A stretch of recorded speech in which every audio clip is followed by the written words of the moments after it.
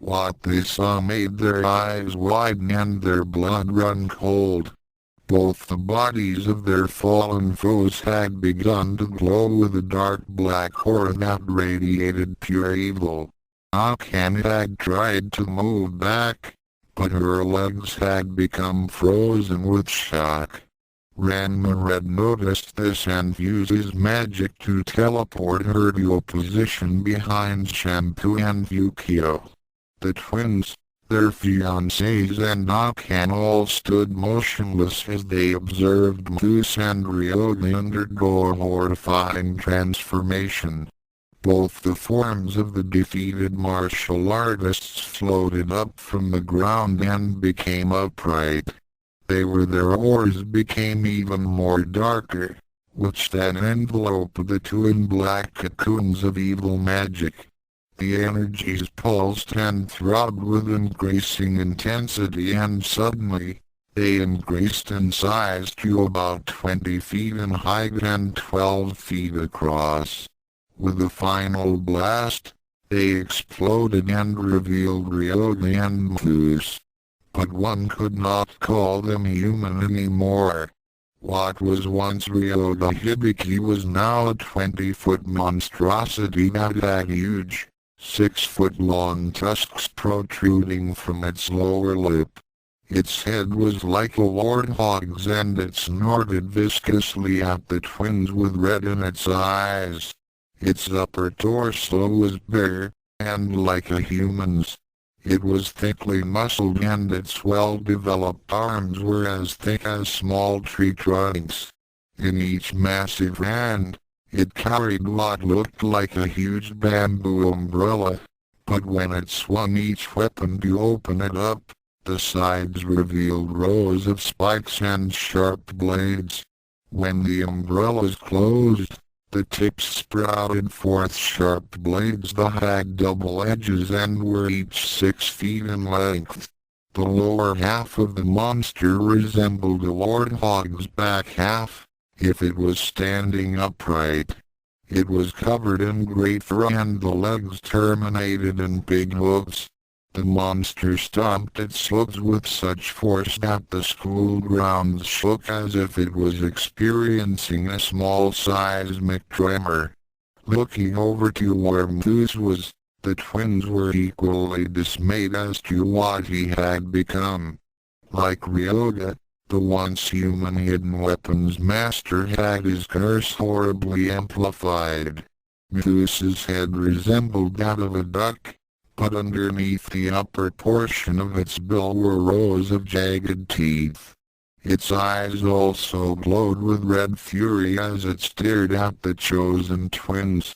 Its upper half was human and bare, but on its back was a set of huge, feathered wings.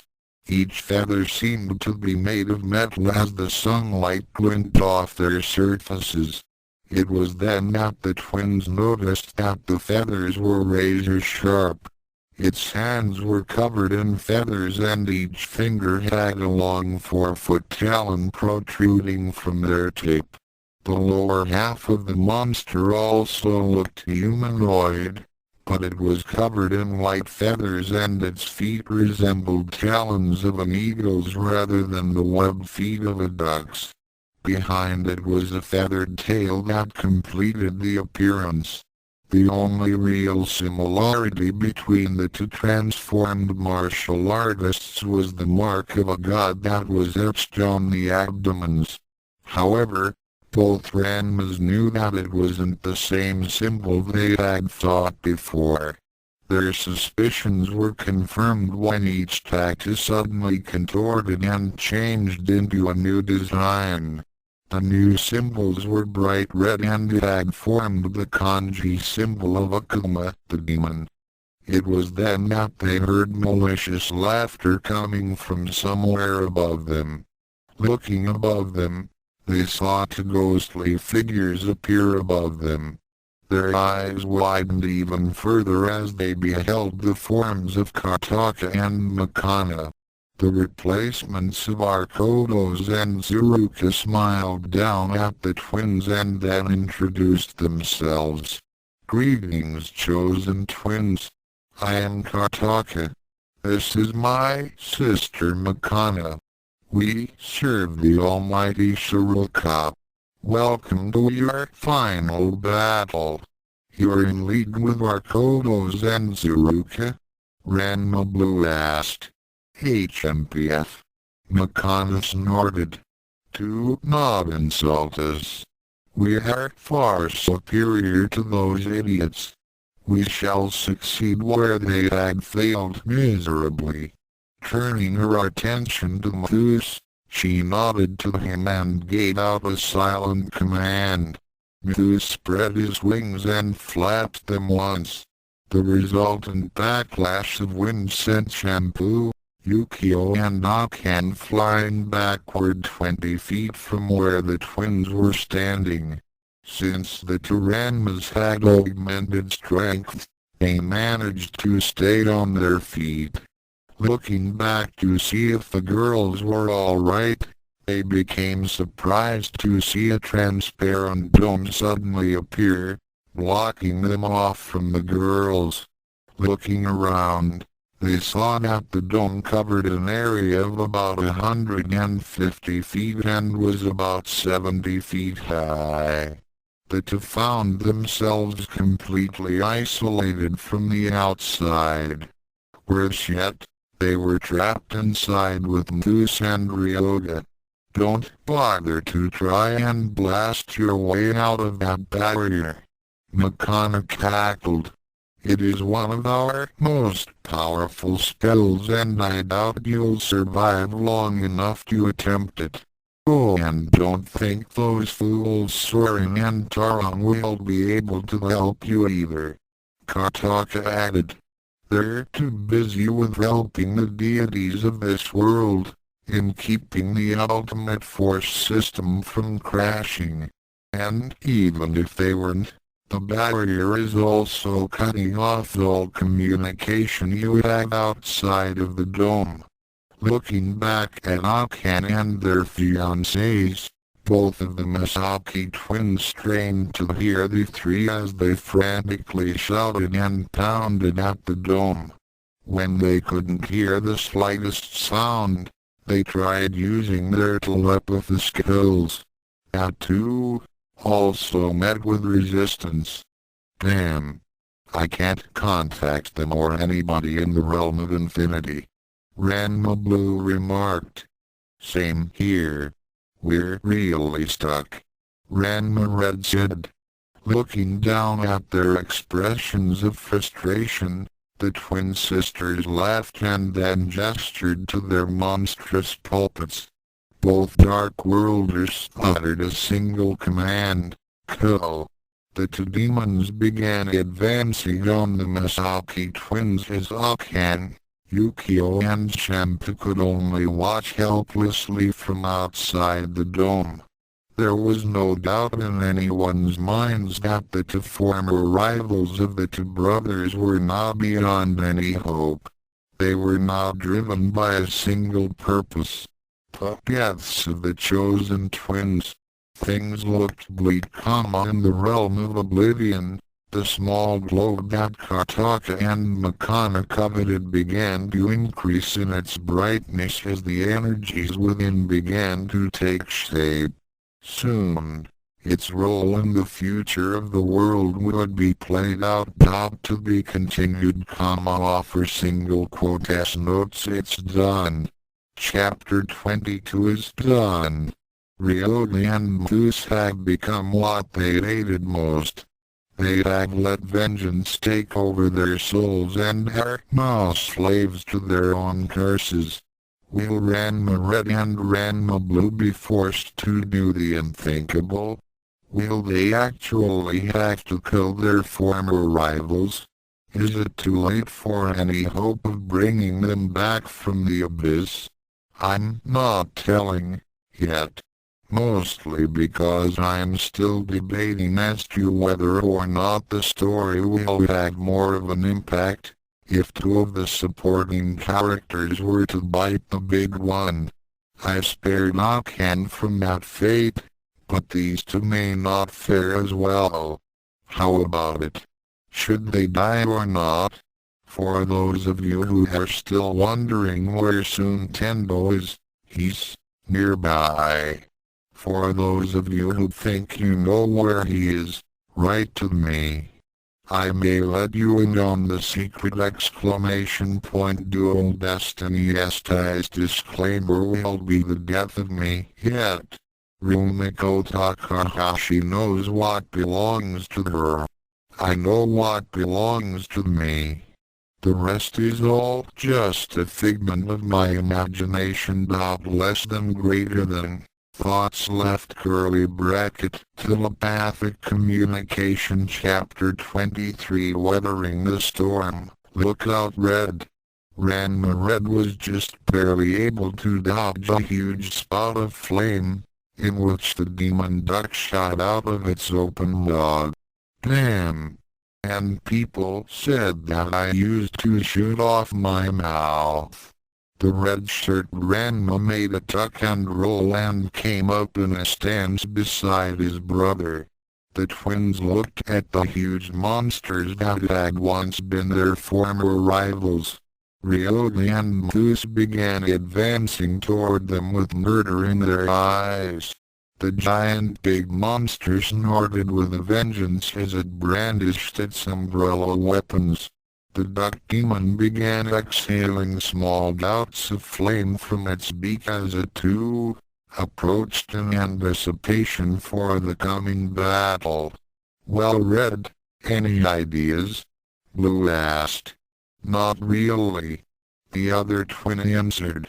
It's not Ryoga and Mousse's fault that they're being controlled by those two demons, even though they were stupid enough to accept the mark of a god. Those weren't the marks of a god. Whatever they were, those symbols did something to them that amplified their Jews and Kyo curses and put them under the control of those demon women. Big problem then. Right. We can't fight them like we did with our Kodos and Zuruka. We can't hurt them. Yeah, but it looks like they don't have any problem with hurting the United States. Just then, Demon Ryoga pointed one of his weapons at the twins and the tip opened up to launch a barrage of wicked-looking spikes. The Ranma twins separated from each other to dodge. The projectiles whizzed by and impacted against the side of the dome, exploding into thousands of slivers of metal that ricocheted around the area like shrapnel. Demon Mousse then followed up the attack by sweeping one of his wings in an arc and launched several of his huge feathers at his prey. The quills flew toward Ranma Blue and his brother points first. Both siblings noticed that every part of each feather was metallic and it had a nasty edge to it. Cupping their hands forward, each initiated a counter move. Gravity Crush. Spirit Ball Shower. Ranma Red released 20 fireballs of mystic energy at the feathers while his brother used another application of his gravity manipulation techniques. Half of Demon Mousse's attack was incinerated, while the remainder were warped and twisted apart into harmless fragments.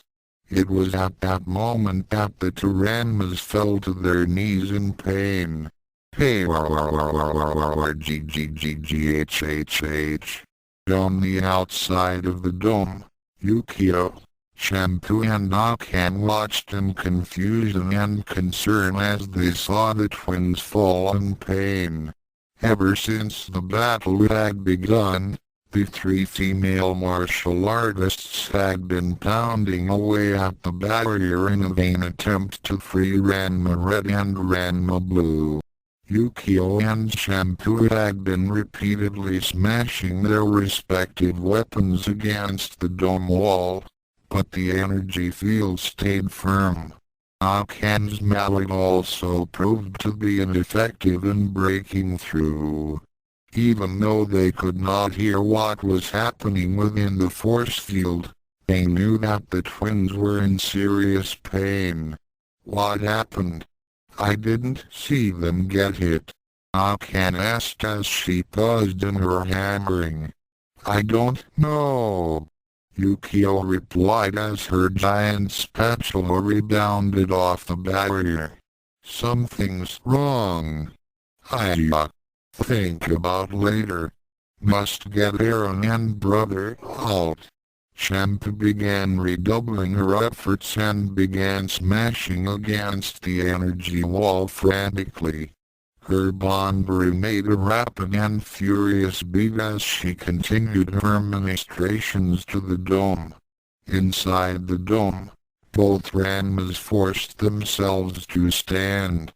Ryoga and Mousse continued advancing, then stopped suddenly. The two monsters looked up at their masters, one of whom was waving her hand in a silent order to stand and do nothing.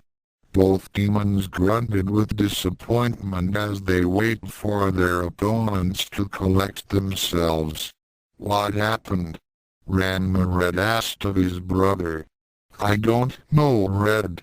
Just after I finished my move, I felt as if I was on fire. I feel weaker now. Looking up at where Kotaka and Makana's astral forms were floating above them, the Dark Worlders gave them evil smiles as the black-robed one spoke. Having a little trouble, chosen ones? Makana sneered. Could it be that you've just experienced what it is like to be fighting in a leech dome? What? Both Ranmas exclaimed. Yes. Kotaka nodded. It is one of our most potent of spells. It is so draining that we can only cast it once every millennium or so. Right now, with the interdimensional barrier still in effect, we couldn't cast it by ourselves from the realm of infinity. That is why we have your rivals to thank for your current situation. Their hatred for the two of you qualified them to wear the demon mark. Demon mark? Ranma Blue repeated. Yes. Those pathetic fools thought they had gotten that silly mark of a god. In actuality, the demon mark amplifies all negative feelings, especially hatred and anger. When mystic, elemental or Kai power is used against it, the mark absorbs it. When the energy levels reach a certain point, the mark uses all that power to trigger the transformation. We also modified the marks so that they would keep on absorbing your energies even after the transformation. Kotaka's smile became even more malicious. The energies you expended while fighting our unwitting servants was enough to cause the transformation, and there was still plenty of power left over for us to utilize to create the dome. You do realize that the dome will drain any and all power that is used within it to strengthen its integrity. That last attack you used had just doubled the strength of the barrier. And just remember, our servants are still siphoning off power from you whether you fight them or not. My sister and I feel that leaving you alone would take far too long to drain you. So, Kotaka gestured to their minions and said, Mousse, Ryoga, I repeat, Ko. The two monsters rushed toward the twins and slashed at them with weapons and claws. Both Ranmas leapt out of the way as they tried to formulate their battle plans. We got problems. I think they're telling us the truth about the Leech Dome and those monsters siphoning off our power. Ranma Blue nodded. Already he could feel his massive stores of elemental and Kai energy starting to ebb. So we can't use our powers too much. Fighting Mousse and Ryoga while they're like that will just drain us even faster. I've also found out something else. What's that? I tried to draw on more mystic energy from the spiritual fields around us and I can't get through the dome. That force field is blocking my every attempt. Ranma Blue decided to experiment as he tried to draw upon nature's power. The air around him had very little to spare since the majority was being drained by the dome. He then tried to draw up power from the ground, but that also met with negligible success.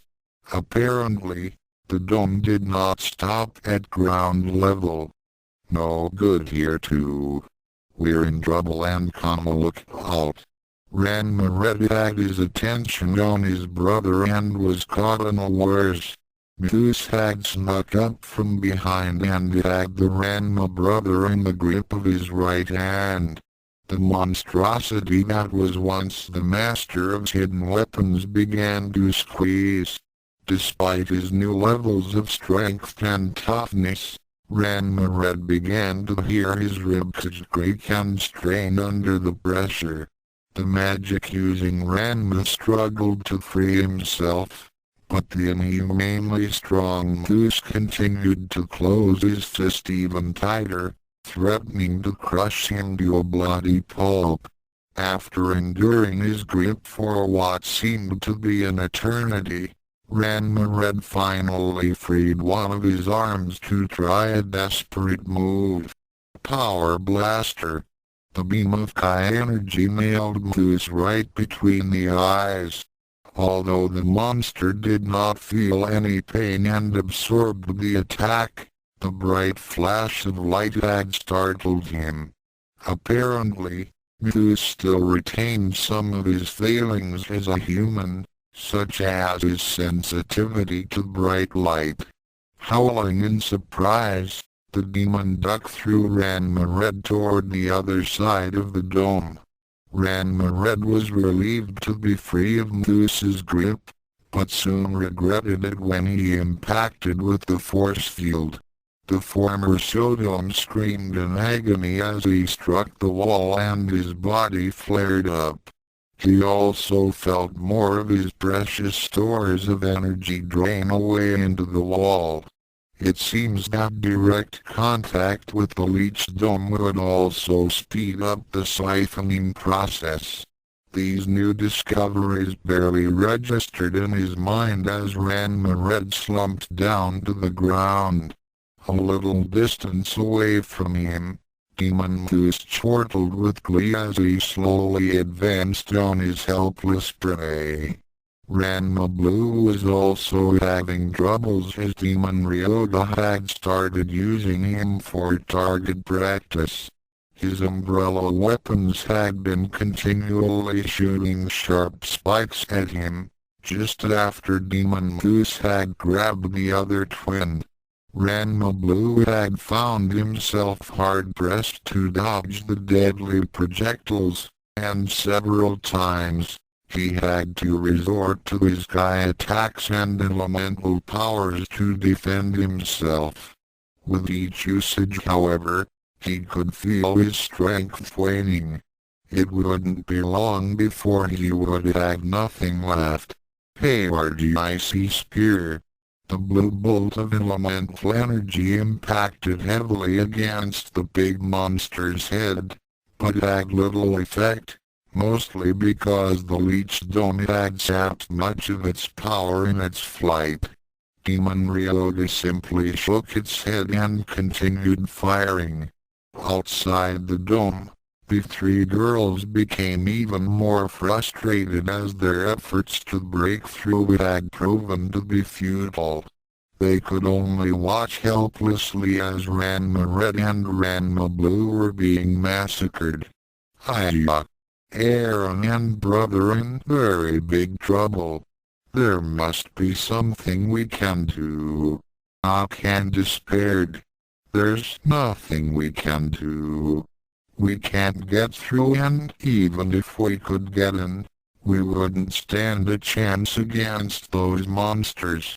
Ukyo gave one final and angered whack at the dome with her spatula before turning her attention back to the battle inside the barrier.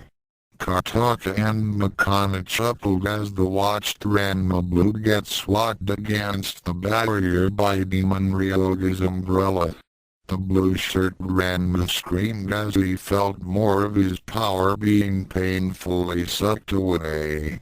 Since the battle had started, both Ranmas had lost nearly 60% of their overall power as the Leech Dome and the demonic martial artists took their toll. Well, it won't be long now. Kotaka chortled as she observed Ranma Red just barely recover in time to avoid Demon Moose's charge. Yes, Makama agreed. Even if our servants are unable to kill them, their constant attacks are causing the chosen twins to use up their energies even faster. I'd say they'd have another 5 minutes. Mumber, I'd wager 1,000 human souls that it will take 6 minutes. It's a bet. Ranma Red had become desperate. He knew that using his powers in Kai and magic was only speeding up the siphoning process, but he had little choice. Demon Moose wasn't letting up for any reason, and the magic-using Ranma found himself being herded back toward his brother. Blue, we can't keep this up forever. I know. Ranma Blue responded as he just barely avoided another barrage of spikes and blades that were launched by his opponent. I can't draw on any power from nature while in this stupid dome. It's cutting me off from any magical sources too. Kai attacks aren't as strong and even they're getting drained. I can't absorb from the ground. The air is too ionized now and there aren't any plants here. It was then that Demon Moose launched another barrage of his razor-sharp feathers. Both twins were unable to evade the attack completely. The keen edges of the quills grazed their sides and their clothes became stained with their blood. Ranma Red was caught near the barrier and was again jolted. Arrgh. I wish these guys would lighten up. Getting smashed against that barrier is painful enough without them adding to it. Ranma Red complained. Light the barrier. That's it. Quickly taking a stance, he then began focusing whatever remaining ki energy he had around him. Bro, do you think you can distract them for a minute? I guess, but what do you have in mind? No time to explain, just distract them any way you can. Just make sure they're close enough the barrier. Why? That won't. Ranma Red smiled as he then realized what his brother was thinking of. I get it. Let's do it. Focusing his remaining stores of magical energies, Ranma Red walked forward, cupped his hands and pulled them back. The two demons paused for a moment as they saw the mystic power build up and wondered what was going on. Kotaka and Makana also looked on in confusion. So did Akan, Shampoo and Ukyo. Then it happened as Ranma Red threw his hands forward. Sunburst explosion. The huge light spell of Ranma Red erupted like a supernova. Everything within the dome was obscured from sight as the light enveloped all in its wake. The three girls had to turn their eyes away from the sight as the brightness of the spell became painful. Demon Moose and Demon Ryoga howled in surprise as they were blinded by the sudden eruption of light. They backed away from the twins in their sudden blindness and right up near the walls of the barrier. When the light faded away, Ranma Red collapsed from utter exhaustion. As he fell face first to the ground, he moaned and said weakly to his sibling, "That's it. Nothing left. It's up to you, bro." He then slumped into unconsciousness. Ranma Blue was a sight to behold. His entire body was now glowing with a yellow light, and tiny pinpricks of gold were floating about his body. Above the dome, Kartaka and Makana watched with interest. At first, they had thought that they were about to win when they saw Ranma Red fall, but then they began to have second thoughts when they saw Ranma Blue empowered with energy that he shouldn't even have.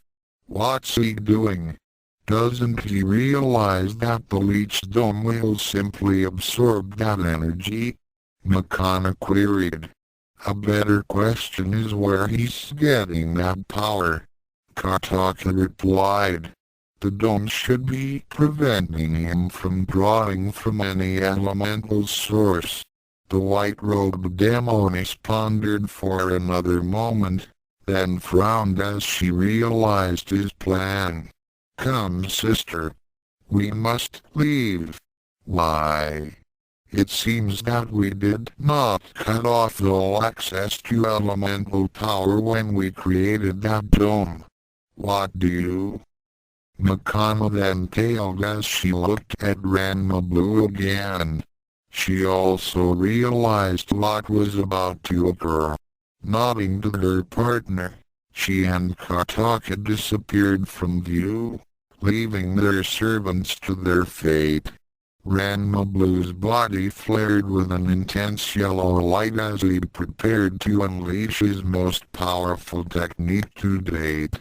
Ranma Red's spell had been a diversion to buy him some time to absorb enough energy to make the move effective.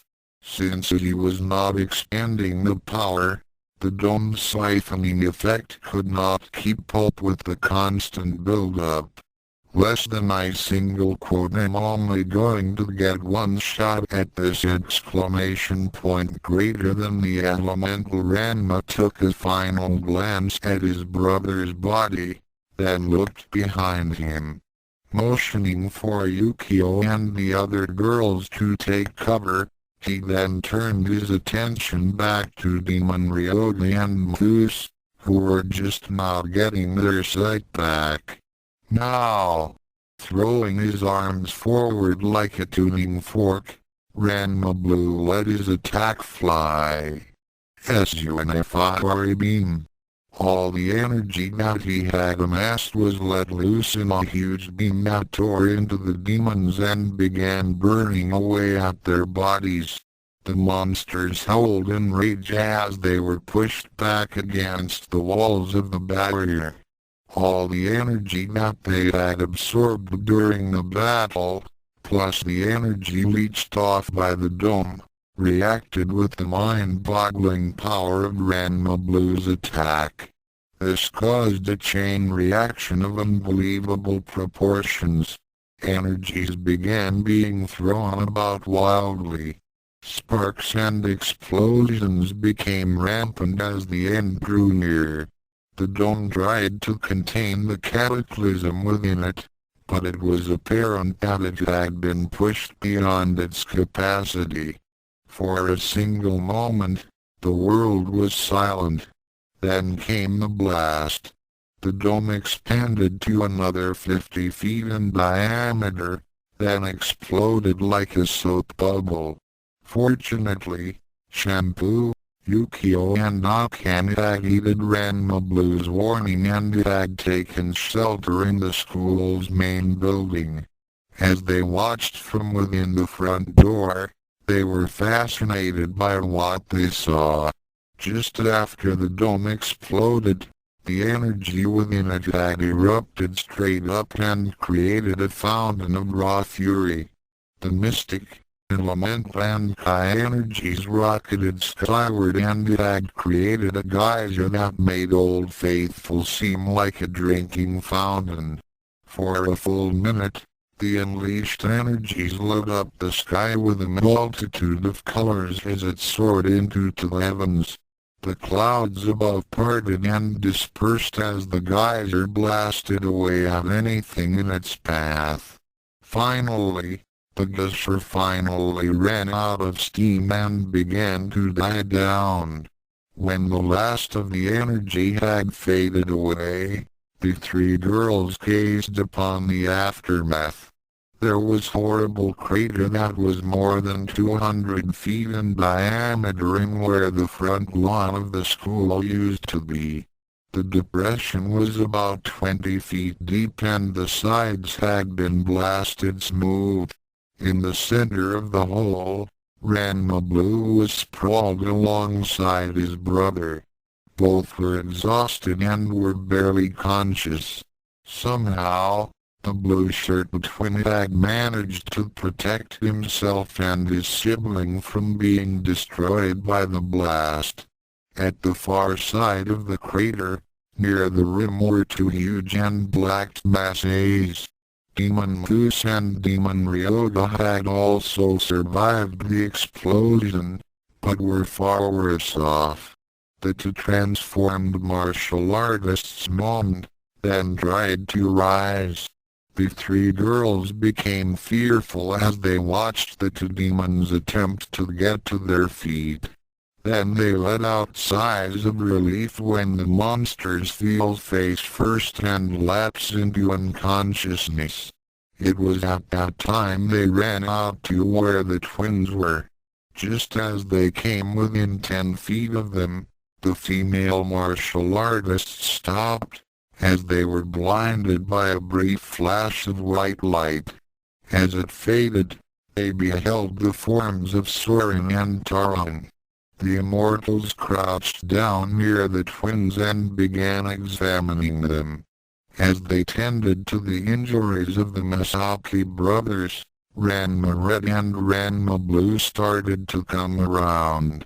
Ranma Red's vision was blurry at first, but he was soon able to focus on the face of his mentor Soren and the look of concern from Shampoo, who was crouched beside him. Did we win? Looking over to Taron, Ukyo and Nakan, who were busily tending to a now alert Ranma Blue, Soren smiled and replied, "No contest." A while later, after introductions were made to Akan, the immortals repaired the worst of the injuries that the twins had gained in their battle. As they continued using healing spells and replenished their energies, the original chosen twins began questioning their pupils. Ranma Blue, how did you defeat the Leech Dome? Taron asked. Yes. I thought that the dome cut off all sources of outside power. Soren added. Ranma Blue smirked as he replied, I remembered Taron telling me that I could manipulate all aspects of the physical universe. The dome stopped sound but not light. It was transparent and let visible light come through, including sunlight. Sunlight is an elemental energy, isn't it? Correct, Taron said with a smile. Although I was about to teach you how to draw power from the sun, it looks like you learned how to do it on your own. What about the dome, Ran-chan? Wouldn't it have absorbed that too? Ranma Blue nodded and said, by itself, yeah. But I also noticed that Ryoga and Mousse were toying with us and draining our power slowly. With that kind of power, they should have been able to suck all our energy away in an instant. I reasoned that they must have an upper limit as to how fast they could siphon our energies. The same thing goes for the dome. If it was really so powerful, then it should have been able to drain us instantly. Instead, Those two demon ladies trapped us in the dome and made Mousse and Ryoga fight us to get us to use up our energies gradually, instead of all at once. When I smashed them against the barrier, the energies inside them plus my sunfire beam must have overloaded the dome and blew it up. You took a very big gamble, Taron said solemnly. Yeah, well, I didn't have any other options. Ryoga and Mousse didn't give me any choice. Speaking of Mousse and Ryoga, Ranma pointed to the still forms of the two demons. Is there any way we can change them back? I mean, we know how to reverse curses now. Looking at the two monsters, Taron and Soren used their senses to scan them. Both immortals frowned and shook their heads as Taron replied in a heavy voice. Mumber, I'm afraid that the transformation was permanent. What? Ranma and the others replied. Soren sighed as he began explaining. When a person receives a curse, it is her unwillingness to accept it that makes it possible for a cure. The cursed individual will readily accept the counterspell or elemental cure to reverse his or her condition.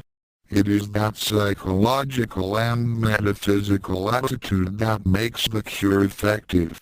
Curses affect a person on a mental and spiritual level, as well as the physical level. So what does that have to do with Ryoga or Mousse? Shampoo inquired.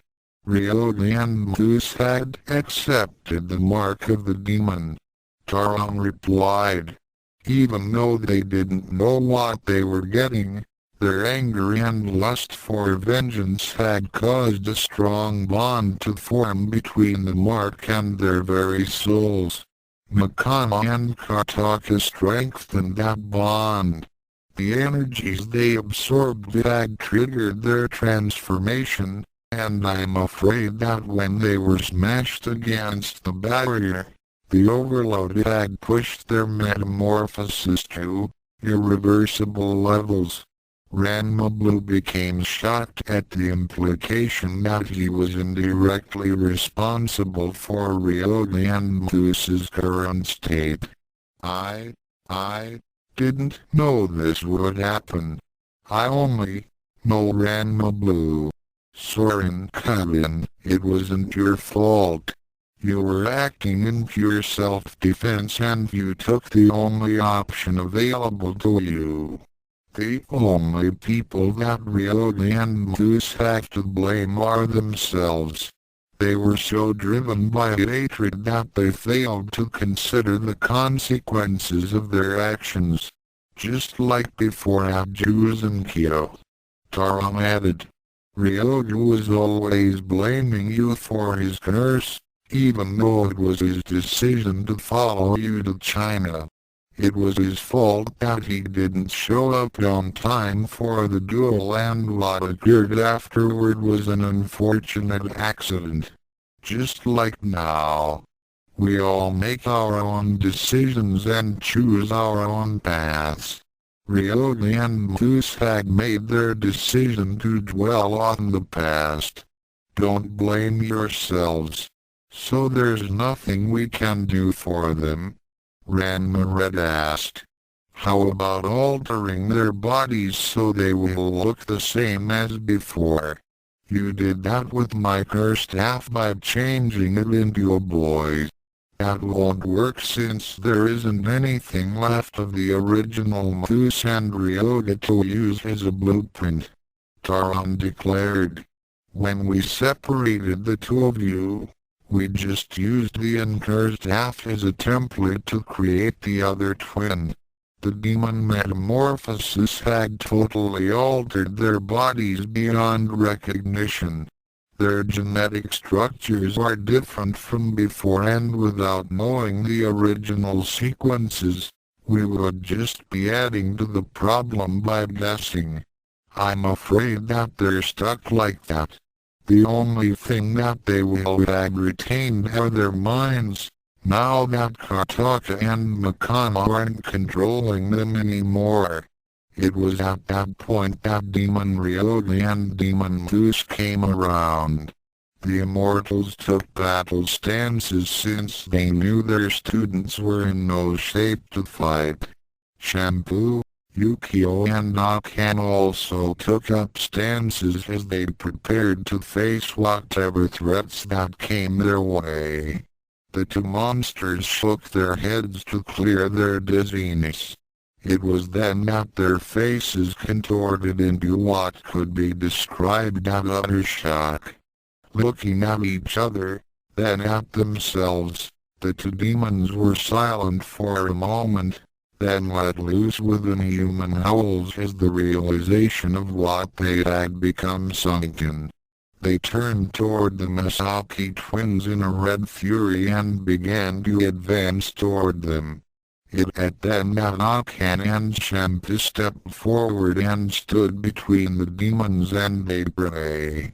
They held out their arms and shouted out, "Mousse, you no kill Ranma. Shampoo no let you. You kill Ranma and Shampoo hate you forever. Shampoo really mean it.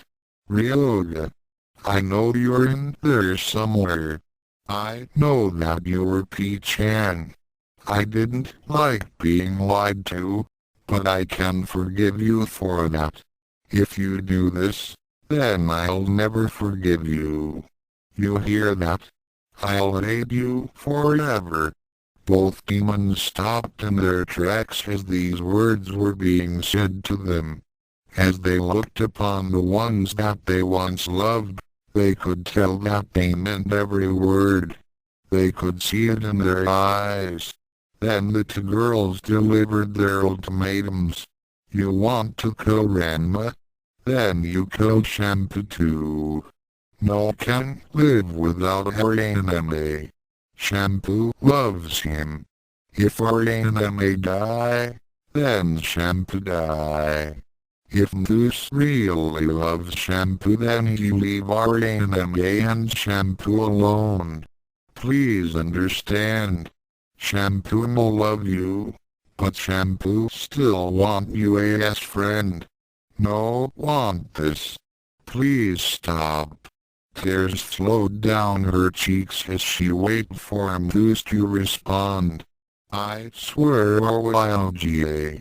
If you want to kill our enemy, then you're going to have to do it over my dead body. If you really cared about me, then you'll let this end now.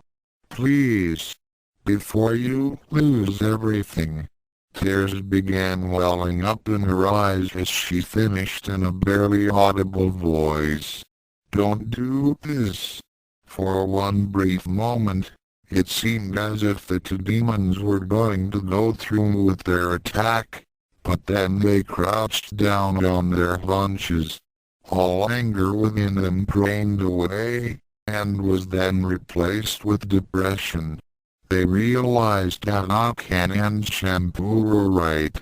Killing the twins would not serve any purpose other than add to the void in their once human hearts.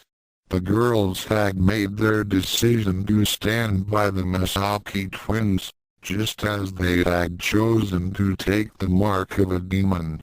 For a long time, no one dared speak or make a noise. Then the unexpected happened. Mousse and Ryoga could never stand to see Nakan and Shampoo cry. If there was anything that caused them the most pain, it was seeing those eyes filled with tears. They knew that they were the reason that Nakan and Shampoo were crying and so decided to no longer be the cause of their tears.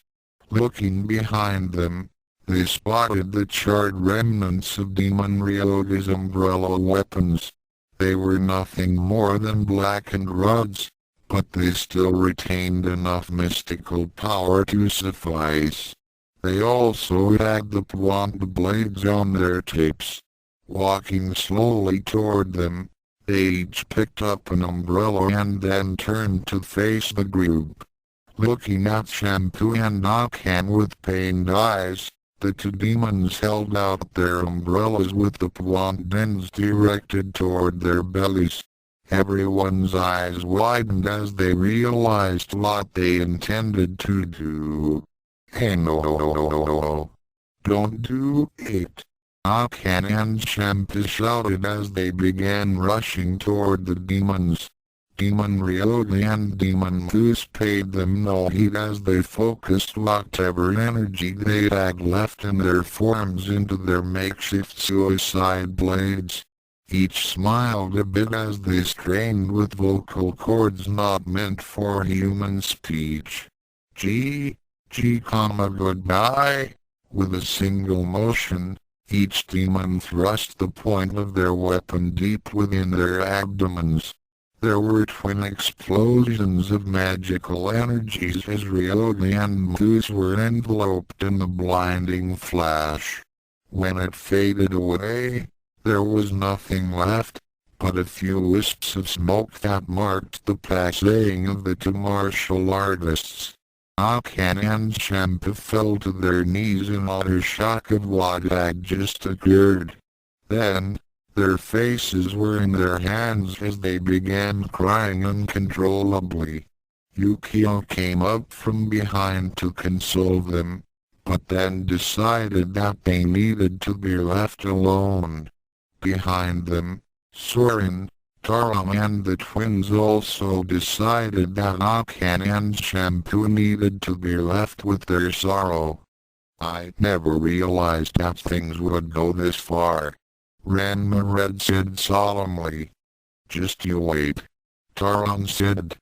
The contract is in today's and what you've experienced now is only a preview. I'm afraid that your trials and tribulations are only beginning.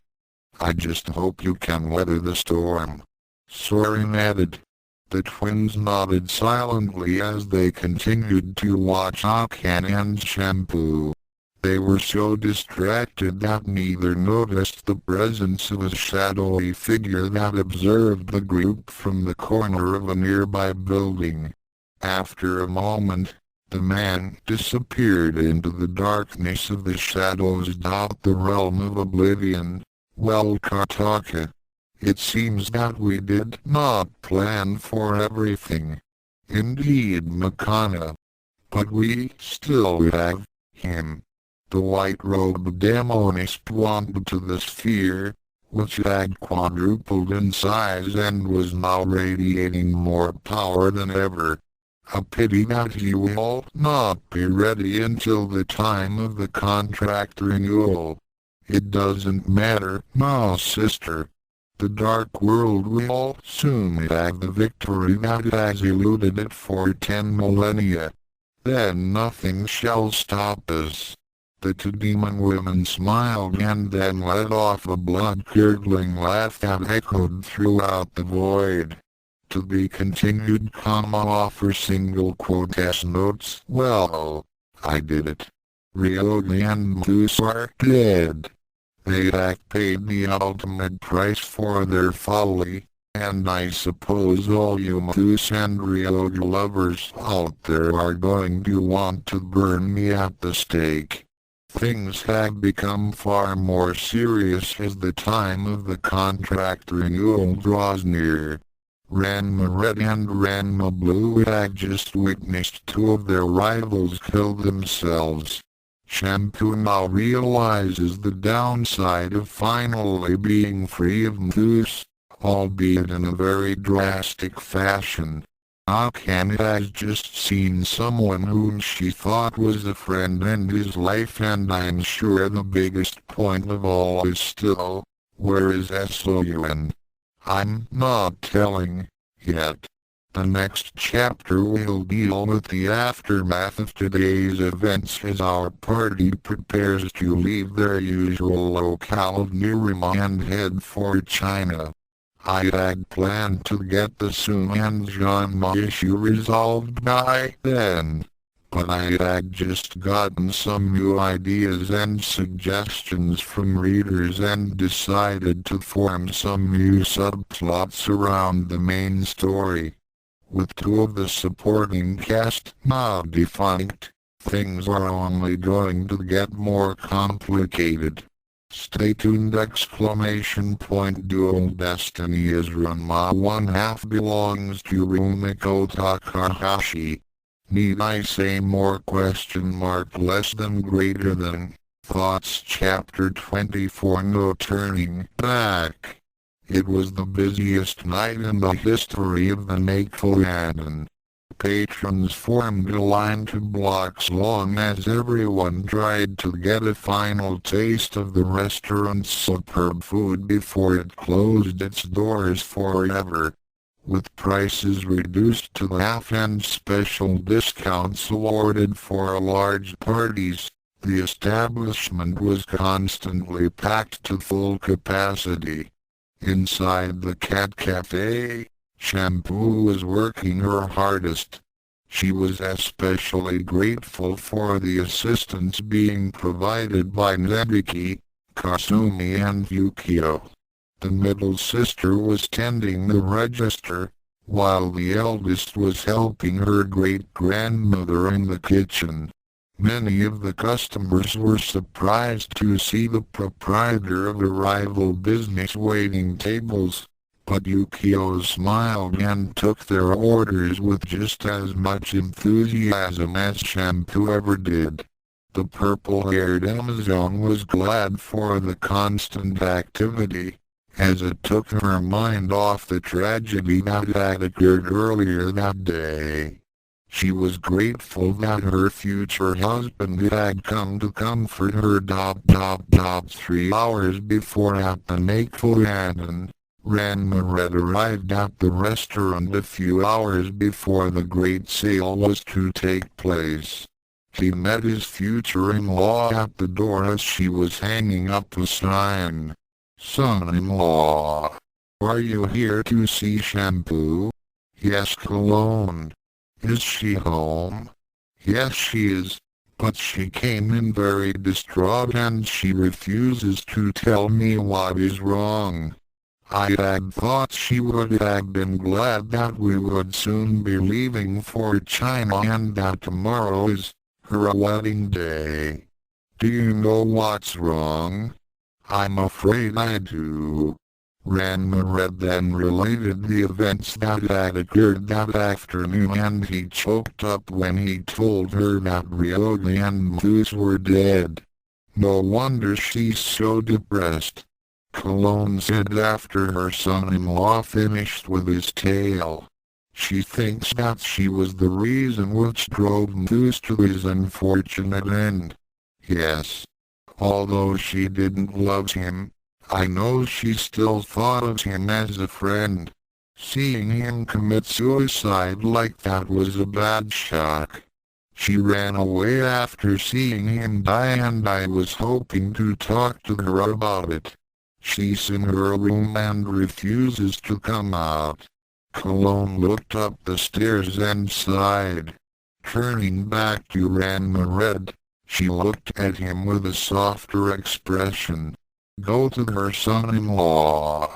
She needs a good shoulder to cry on. Perhaps you can convince her that it wasn't her fault that Mousse refused to accept his defeat.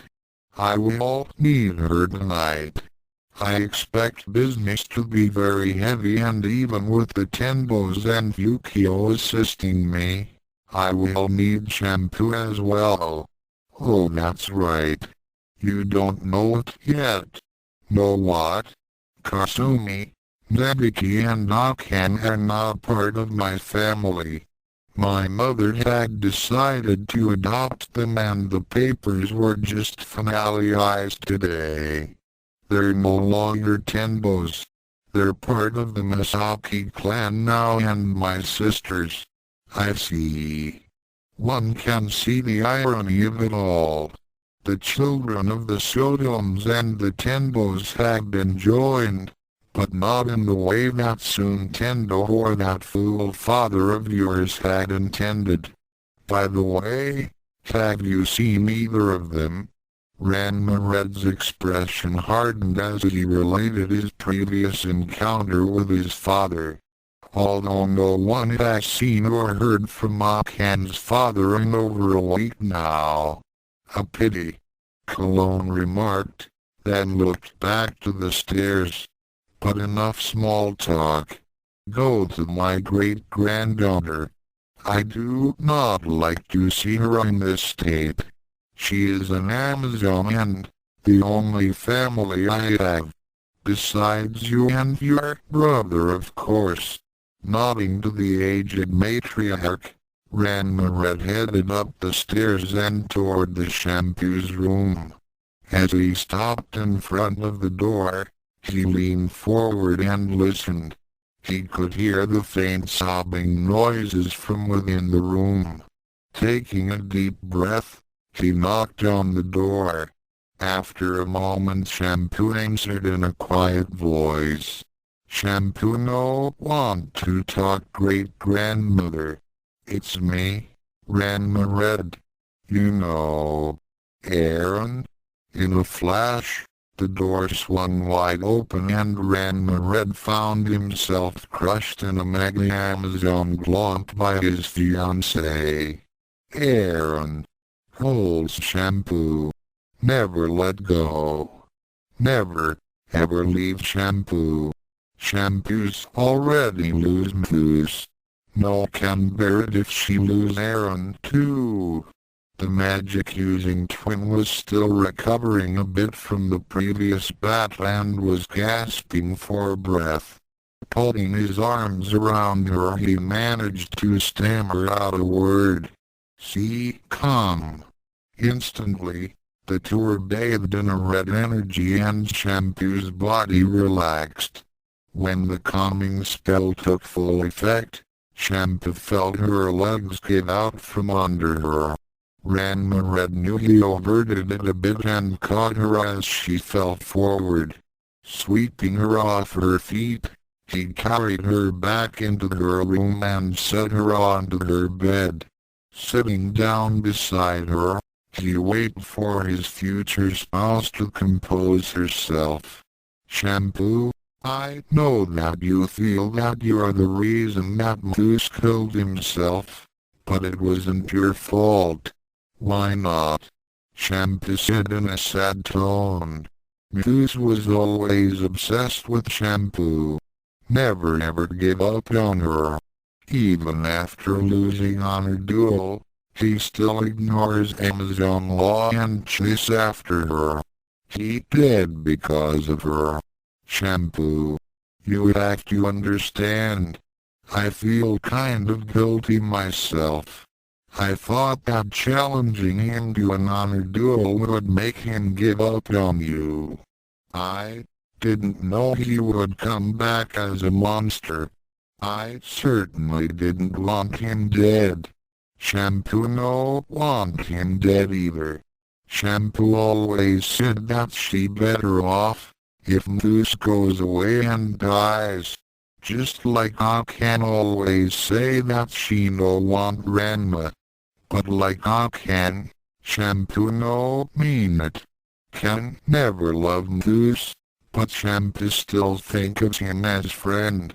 Want to see him find someone and be happy, just like Shampoo is happy when she find Ranma. That's good to know. But you have to realize that what happened today was not your fault, any more than it was anyone else. Mousse made a bad choice and he was controlled by those demons. Everything that happened today was because of them, not just because Mousse couldn't stop dwelling on the past. Shampoo was silent for a moment before nodding slightly. Shampoo know that, but she can't stop thinking that she was reason that Mousse take on life.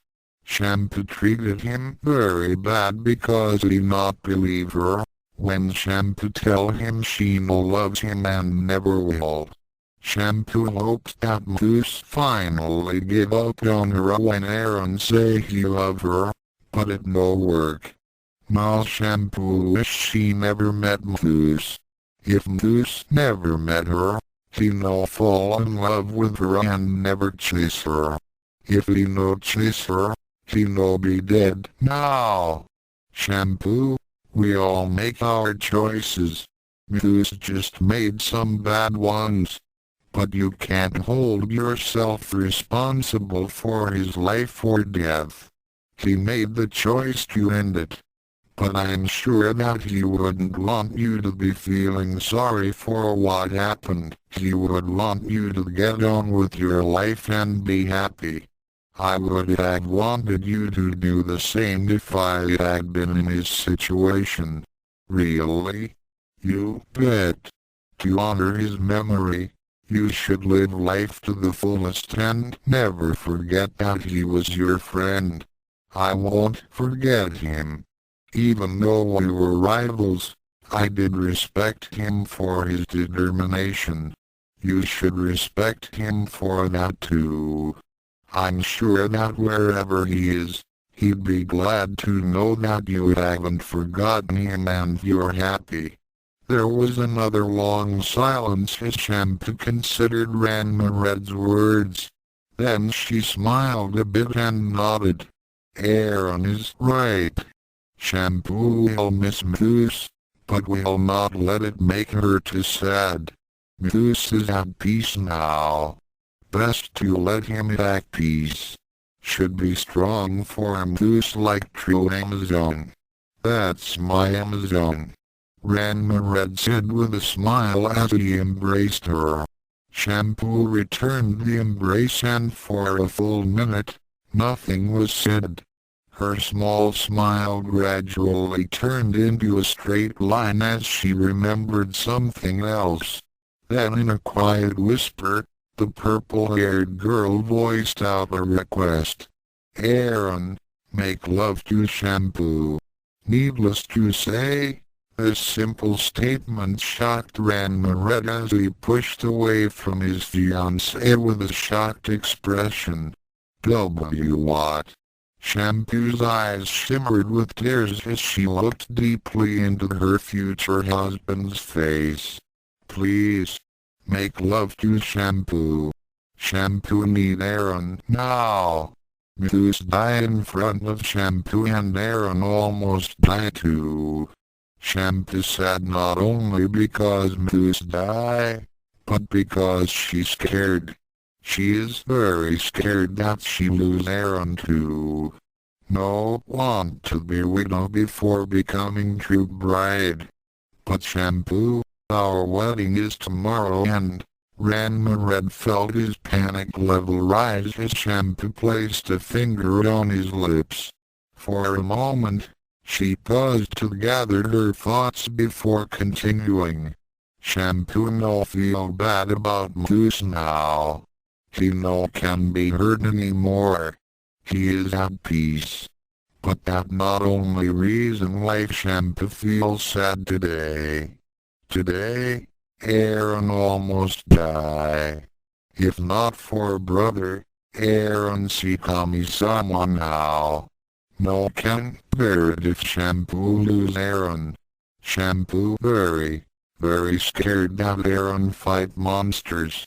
She scared that Aaron be killed before Shampoo can show how much she loves him.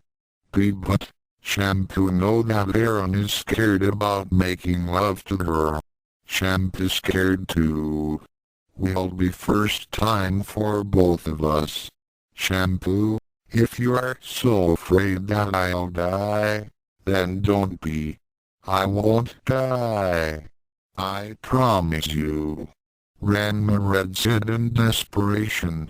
Shampoo not know that. Not no future. Shampoo needs Ranma to show her that everything will be alright. Shampoo needs him now. Shampoo wait so long for Ranma to say he love her. Please, make love to Shampoo. Ranma Red found himself in a bind. He had wanted to wait until this dark world business was over with, before giving himself fully to his wife. But it was clear that Shampoo needed assurance. This was a side of her that he had never seen before. It reminded him of the time she was a prisoner of the ghost cat. She had become absolutely vulnerable, and the pleading look in her eyes seemed to pierce right through him and into his soul. She wanted, no, needed him badly. How could he refuse her? Furthermore, the prospect of making love to his fiancée had crossed his mind several times during the last few days. Just as his brother had started to get intimate thoughts about Ukyo, he too had started thinking about Shampoo in that manner. The way that her firm, yet supple and voluptuous body pressed against him whenever she embraced him had sent him into a series of hot flashes. Several times, he had taken a cold shower to cool his ardor, but lately, they haven't been working very well. But it was too soon for him and he was still quite nervous about becoming so intimate with her, especially with all the stress of his life. There was the training, the battles with the dark world, the addition of the Tendo sisters to the family, and not to mention his upcoming marriage to the beautiful girl before him. He couldn't do it. Seeing her fiancé's reluctance to fulfill her request, Shampoo decided to take the initiative. Leaning forward, she placed her lips against his and kissed him deeply. At the same time, she put one hand behind his head to pull him closer and the other hand directly onto his crow's nest. She began to slowly stroke gently as she opened her mouth and rubbed her tongue against his lips. Ranma Red's eyes widened as he felt his member begin to stiffen underneath her palm. His mind reeled as he tried to break away. Although his mind wanted to, his body did the opposite and moved closer. He had never expected Shampoo to be this forward, and all those other times she had shown him affection seemed tame to what she was doing now. Less than I can't do this. I just can't. But, it feels so good. Greater than Ranma Red felt his body temperature begin to rise and his heart quadrupled its rhythm.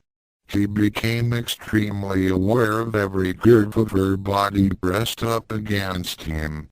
Shampoo could sense that he was losing his resolve and went to push him over the brink. She stopped stroking his privates and then slowly moved her hand to the drawstring, which tied up his pants. With a deft pull, she loosened his pants and then slipped her hand under the waistband. Before Ranma Red could protest, Shampoo grasped him and squeezed. The sensation of her hand applying pressure to his manhood in such an intimate manner made Ranma Red give in to his primal urges. With a low moan, he tightened his embrace on Shampoo and deepened the kiss, literally ravaging her mouth as one hand began undoing the buttons on her blouse. Downstairs in the kitchen, Cologne was a bit surprised to hear a loud moan coming from Shampoo's room. She recognized the voice as Ranma Red's and wondered as to what was going on. She listened in for further sounds, focusing her key to amplify her sense of hearing. Her eyes widened and her mouth turned upwards in a mischievous grin as she heard the rustle of clothes being removed and her son-in-law and her great-granddaughter whispering to each other. "Shampoo, you're so beautiful. Aaron, take Shampoo now." Cologne's grin became even more pronounced as she hopped over to the front door of the restaurant and locked it. She set up the sign, which said that the restaurant would reopen within 2 hours. After all, it would not do for someone to come in at this time. She then hopped up the stairs to her own room. As she passed Shampoo's room, she heard several more moans and sighs. Less than, oh well, I did tell son-in-law to comfort Shampoo. That's one way of doing it. By Amazon law, they're already married. At least I know that they'll have no problem in giving me some great-great-grandchildren! Greater than Cologne sighed happily at the thought of seeing their offspring in the next couple of years. 2 hours later, Ranma came down the stairs with a smile on his face. He met Cologne at the bottom and said, "You don't have to worry about Shampoo. She'll be all right. I'm pretty certain that she's feeling quite satisfied with herself right now." Cologne replied with a grin. Ranma lived up to his name as his cheeks turned a deep crimson. "You know, don't you?" It was rather difficult not to have heard the two of you. For a moment I thought you'd never stop. I wished my husband had possessed your enthusiasm when he was alive. Ooh, let's keep this between the two of us, okay? As you wish, son-in-law. Cologne shuffled out the present. Shampoo sighed happily as she replayed every little detail of her experience. Her husband had lived up to the wild horse definition of his name. With another lovesick sigh, she turned her attention back to her work. While the Neko was hopping with business, Ranma was sitting on the roof of the hook with his brother. They watched the sunset as they discussed the day's events. "It's hard to believe that Mousse and Ryoga are gone," Ranma said sadly. They were a pain in the rear, but I can't help feeling sorry for them. They didn't have to die. Well, even if they didn't kill themselves, the mark of the demon had changed them permanently into monsters. They would have been stuck like that forever. Some choice. Live your life as a monster or die. Speaking of choices, do you have any regrets about the choices we've made over the last 2 weeks? Like what? Do you think we could have done anything better? Like stopping Akan from killing herself, the breakup of the Tendos, or about Mousse and Ryoga? Ranma was silent as he contemplated the past events. He then said, "I'm not sure if we could have done anything different from what we've done before. I couldn't think of any other way to get Mousse off Shampoo besides the honor duel." His sibling nodded as he replied, "Yeah, and Akan would have thrown herself off that building anyway. No matter how we could have told her we're marrying someone else. Mom had to know how Pop used us over the last 10 years. We could have handled Godlike a lot better, instead of hurting her feelings like that. Problem with that was she wouldn't believe anything we said to her, unless we told her straight. Things had really changed for us, haven't they?" Ranma remarked. "Yeah. Akan, Kasumi and Nebiki are our sisters now. We're going to marry tomorrow and going back to China. We're going to face opponents that'll make the others look like warm-up exercises, and the fate of the world rests on our shoulders. I'd say things have definitely changed. By the way, Blue, have you talked with Akan? I mean, she was pretty upset when she saw Ryoga die. I've tried to talk to her about it, but she just wouldn't open up to me. She's tried to hide it from me, but I've seen her cry about Ryoga a couple of times. I guess she really did care about him, despite the fact that he lied to her all this time. We'll never know what would have happened if Akan ever confronted him about it. With everything that's happened to her, she really didn't need this. She's died, gone to the Kami plane, got tortured by those demons, and lost her family name. She was just starting to get her life back on track by telling Kuno off and stopping those morning fights. Now this happens. It's just not fair. Life is seldom fair. Ranma Blue. Taron said as he and his brother appeared behind the chosen twins. Soren. Taron. Is it time for our next training session? Ranma Red asked as he and his brother turned to face their mentors. Soren shook his head as he said, "No, Ranma Red. You and your brother have finished with your training with us." "Really? We're done?" Ranma Blue inquired. "Not quite," Taron replied. "My brother said that your training with the United States is over. The final stage of your training shall take place tomorrow in China, when you retrieve the Mystic Sword and the Elemental Hammer. Fortunately, you'll have an extra week to do this." "What do you mean? I thought the contract expired in 2 days," Ranma Blue declared. "In this case, we have been given an extension. Because of the Dark World's attempt to break down the interdimensional barrier, before the time of the contract renewal, this was seen as a breach of the agreement to wait every 1,000 years. The penalty was a week's extension, and any further hostile movements against the Earth or you will be seen as a forfeit.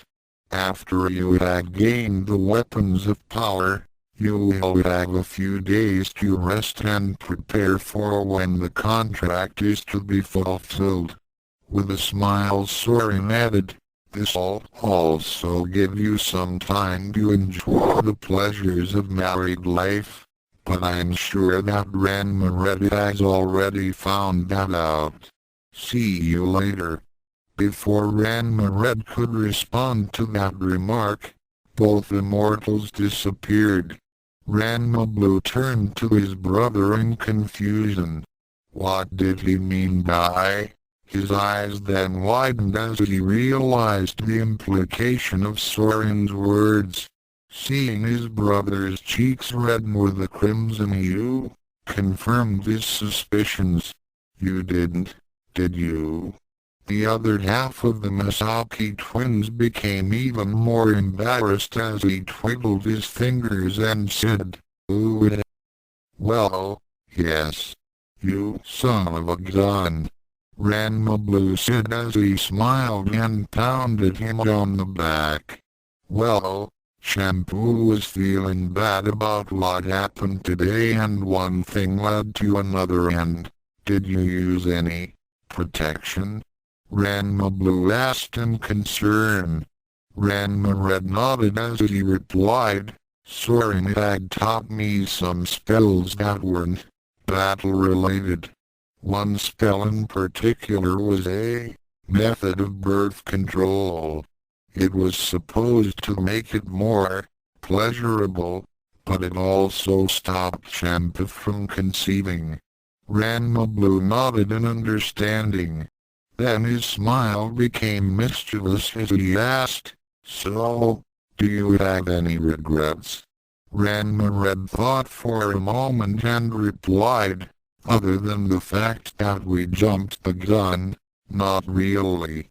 I wanted to wait, but when Shampoo became Kama, I just couldn't say number." Ranma Red's blush returned with a vengeance, coloring his cheeks a darker hue than his shirt. The other Misaki brother chuckled as he was amused by his sibling's embarrassment. He thought about teasing him some more, but decided to relent. "It's okay, Red. You're going to be married to her tomorrow, and I'm sure Mom would love to have some grandchildren someday." Blue. "Okay, Red. I'll stop. But on one condition." "What's that?" "How was she?" "Huh? You tell me every juicy little detail.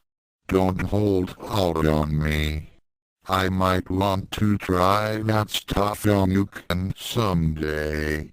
"Well," Ranma Red began, "I tell you one thing.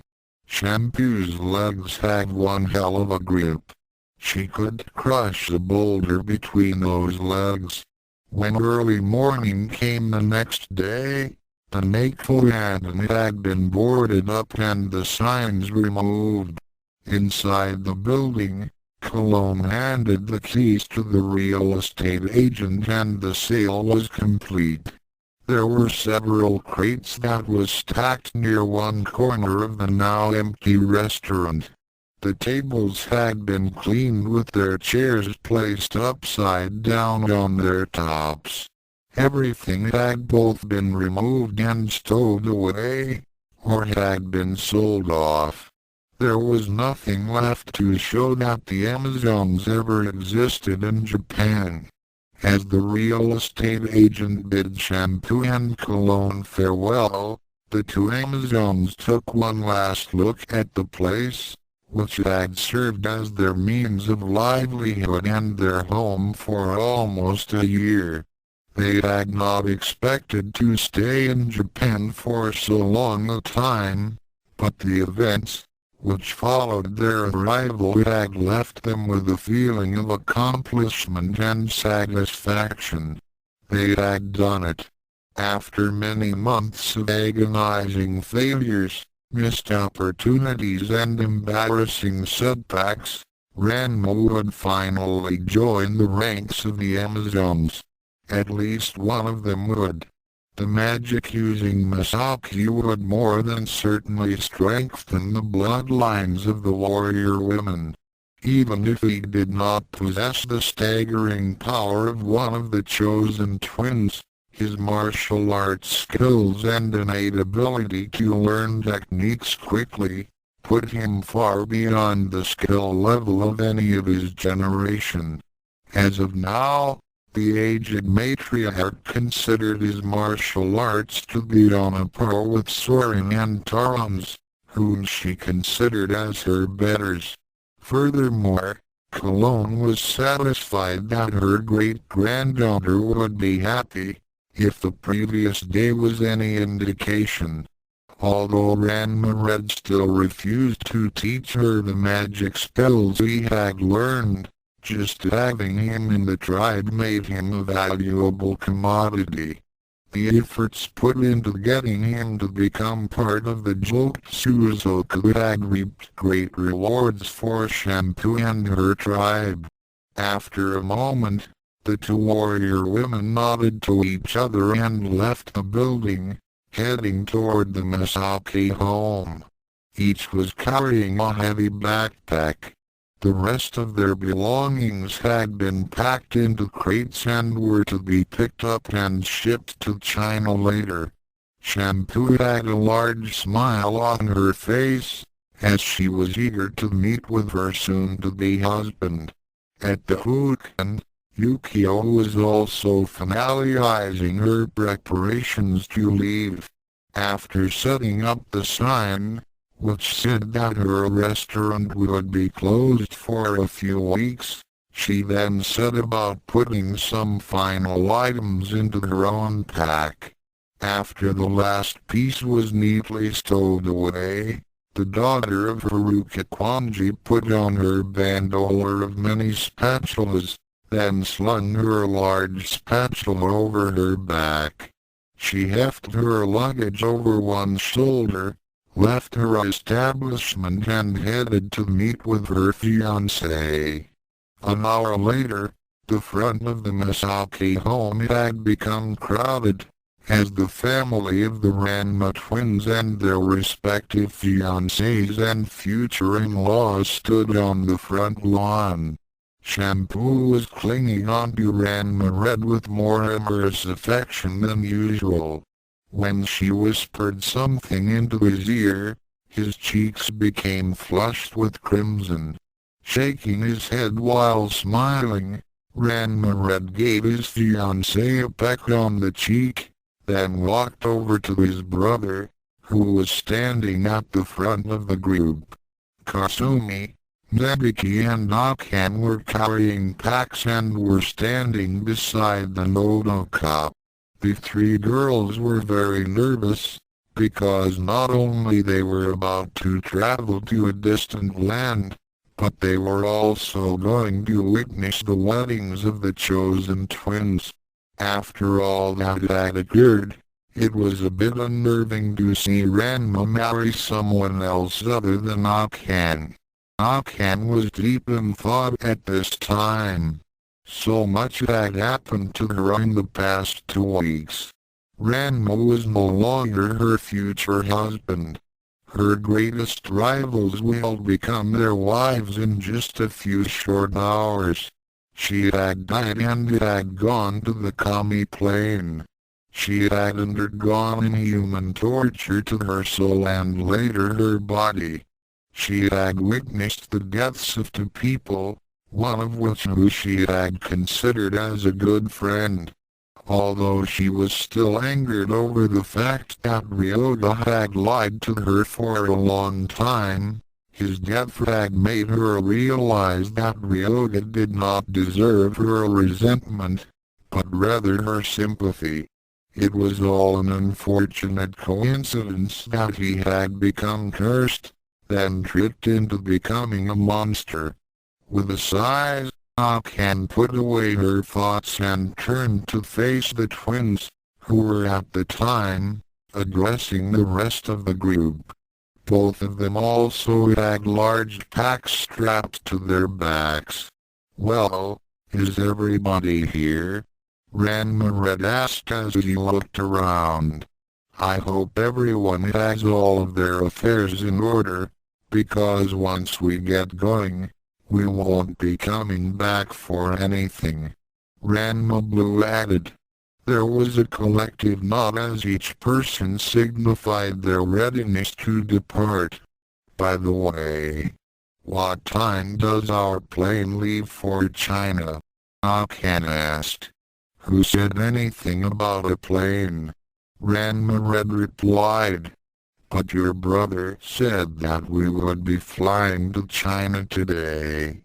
"We will be flying there. But with the fate of the world at stake, planes are too slow." Ranma Blue and his brother began charging up their ki energies. "So how are we?" Akan never got to finish her question as both twins floated off the ground and hovered above the group at a height of 15 feet. Nebiki also stared in amazement. For a minute, she began thinking about the amount of money that could be made with a power like that. Then she remembered that she was not in that kind of business anymore. "Please," Ranma Red called down to the group. "Everyone come a little closer together. And don't worry what is going to happen next. We won't let anything happen to you."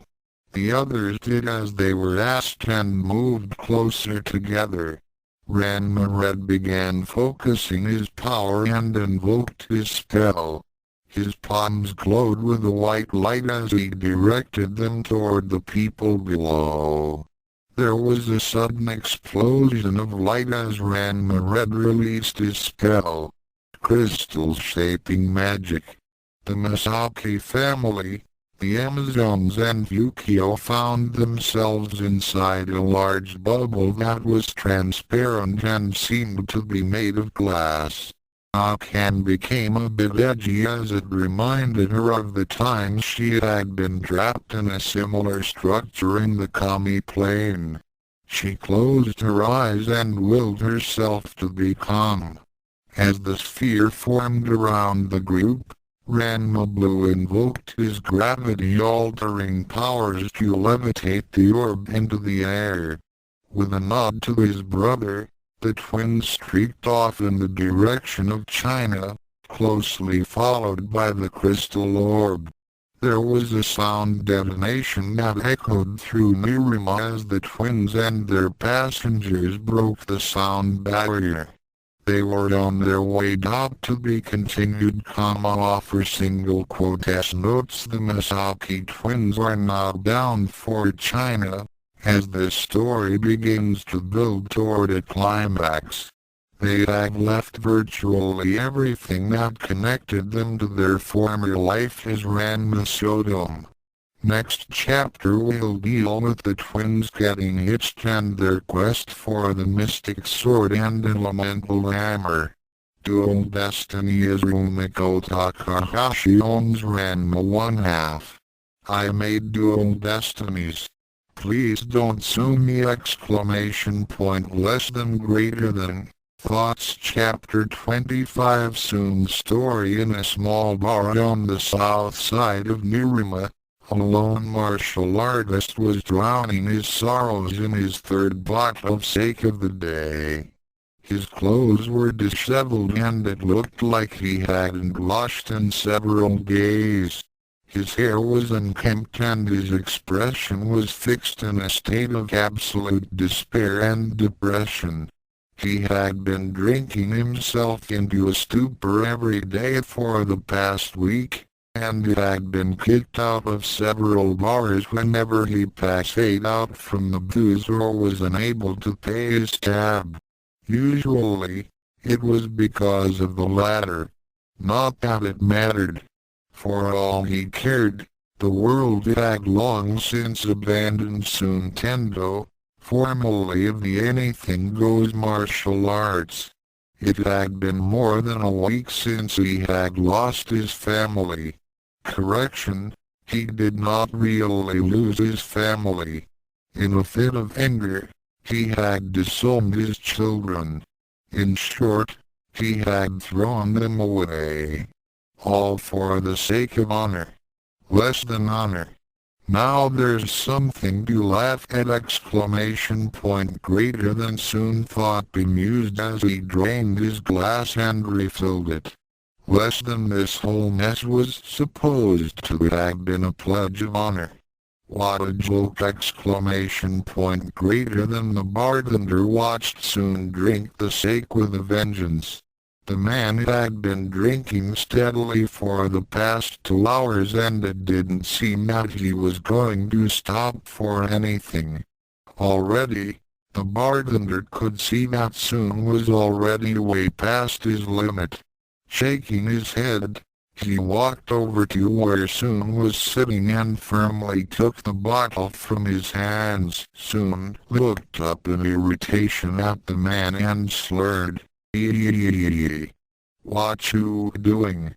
Give me back my bottle."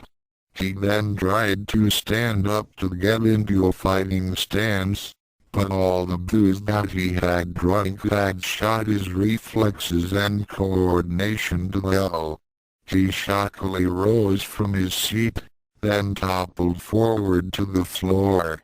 His face made a dull frown as Soon passed out for what was the umpteenth time. Looking down at the fallen form, the bartender sighed and bent down to pick up the drunken martial artist. Soon woke up the next morning with an intense pounding in his head. As he shook his head, He looked around his surroundings. He found himself lying on a cot in a small room in the back of the bar. There was a window on the opposite wall, where the sun's morning light shone through. There was a couple of shelves mounted on the wall to his right and a mirror to his left. Behind him, the door opened to reveal the same bartender, holding a small tray. There was a cup of black coffee and a small bottle of aspirin on the tray as he moved forward and set it down near Soon. "Hey pal, you took a nasty spill there last night. Here, this should help." He pushed the tray forward. Soon looked at the bartender with a dubious eyes. The man was around his mid-50s and had some streaks of gray in his hair. He had a bit of a punch and had a barreled chest. Still, his eyes and expression radiated warmth and understanding. With a nod of thanks, Soon took the cup of coffee and the aspirin. "By the way, the name's Akira Shotaro. Soon Tendo. Thanks for your help." Soon drained the coffee in one gulp and then tried to get up. His head began increasing in its throbbing and he suddenly found himself dizzy. The nausea started to take over as he lurched to one side. "Hey, take it easy," Akira said as he stood up to steady Soon, then set him back down on the cot. "With all the booze you had last night, you're definitely in no shape to start running off." "I can take care of myself," Soon insisted. He tried to get up again. Akira held him down with a firm hand. He was surprisingly strong and soon found his grip to be very impressive. "I tell you, you're in no condition to leave, and I'm sure that you don't want to be picked up by the cops for being publicly intoxicated." Soon struggled for a few minutes more, then relented. Sitting back down on the cot, he sighed and then bent over to put his face into his hands and began to cry. "My life is over." The bartender looked at the man with sadness. Shaking his head, he quietly left the room and closed the door. Soon needed some time alone. An hour later, Soon was sober enough to walk. As he left the room and entered the bar, he saw Akira behind the counter and wiping a glass. "Hey there, Soon," Akira cheerfully said as he saw Soon emerge from the back room and sit down on one of the bar stools in front of the counter. "Feeling any better?" "Much better, thank you," Soon answered as he approached the counter. He reached into a pocket and pulled out a wallet. "So how much do I owe you for last night?" Akira looked at the thin wallet and guessed at its contents. "We'll discuss that later." He then changed the subject.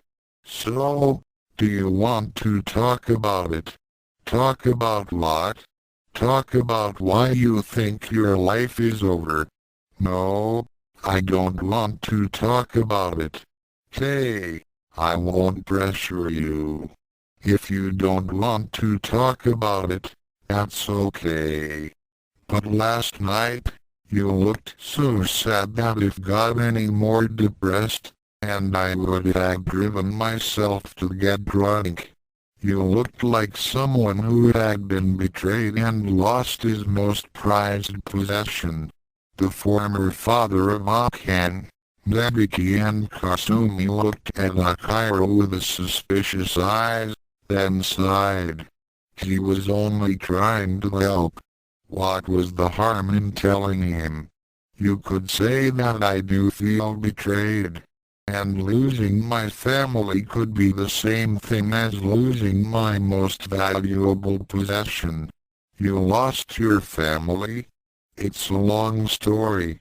I'm not going anywhere. As a matter of fact, neither am I, Soon replied as he began his tale. He first started off with his training trip and when he met his fellow student, Tendo-Saotome. The training sessions with Raposi were described in detail and Akira became alarmed at his teaching techniques. He made you do that? Akira said incredulously. What kind of perverted master is he? Soon had to grin a bit. Calling him a pervert would be complimenting him. He's the greatest evil in all of Japan. Although, one can't deny that he's also one of the greatest martial artists in the world. I'll believe that when I see it. Akira paused, then bid Soon to continue. Soon then went on and told him about his agreement with Ranma to unite the schools of the Anything Goes, and have their offspring run the dojo. Akira frowned at hearing this. Not that I'm judging you or anything, but don't you think arranged marriages are a little, I don't know, old-fashioned? It is for the sake of honor. Soon exploded. Hey, take it easy. I didn't mean anything but... Calm down. Akira waved his hands and waited for Soon to relax. After a minute, he said, I'm sure you are only looking out for your children's welfare, right? Soon settled down at this, yes. And to unite the schools of the Anything Goes. It was imperative that our legacy continue. Well, that may be all and good. But didn't you even consider that your kids and Ranmas would have other ideas about it? What are you saying? Well, you must realize that these are modern times, and choosing a fiancé for your child before he or she was even born doesn't sound very appealing. Most kids have their own ideas of leading their own lives and making their own decisions. My plan to unite the schools would have assured them of their future. Are you certain of that? Akira asked. Marriage is much more than joining two people. You have to consider that once a person ties the knot, he or she will be living with that other person for the rest of his or her life. With an arranged marriage, the kids don't even get the option of divorce, if their relationship doesn't work. By the way, did your child get along with his or her fiancé? Of course she did. Soon insisted. Akira gave Soon a penetrating stare, which made him flinch. Don't lie to me, Soon. I've had a lot of experience with talking to people and I can tell when someone's telling me an untruth. I'm asking you again. Did your child get along with her fiancé? Soon hedged a bit before answering. Well, they did have some disagreements. Akira frowned as he said. In other words, they were at each other's throats a lot. Sun sadly and reluctantly nodded. How often did that happen? A few times. Translation, just about every day. And how often did they stop fighting long enough to actually try to talk things out? Sometimes. Translation, very seldom.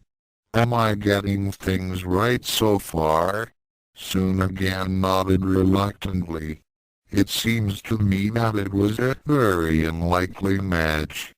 those two sound like they were the perfect enemies instead of the perfect couple. Did you ever try to talk to your little girl and ask how she felt about the entire engagement? I talked to her about it, Soon said uneasily. Translation: you pushed her toward the engagement and very seldom, if ever, considered her feelings about it. Her fiancé's father also pushed him. Who are you to judge? Soon asked angrily. Am I wrong? Akira replied in a firm voice while staring at Soon with that same penetrating stare. Soon wilted after a moment. I thought so. You make good guesses, Soon commented. I had my moments. So, you knew that your daughter was suffering, but you made no attempt to try and help her relationship with her fiancé. That's not true. I tried to help them get together, Soon responded. I'm sure you did. Akira agreed.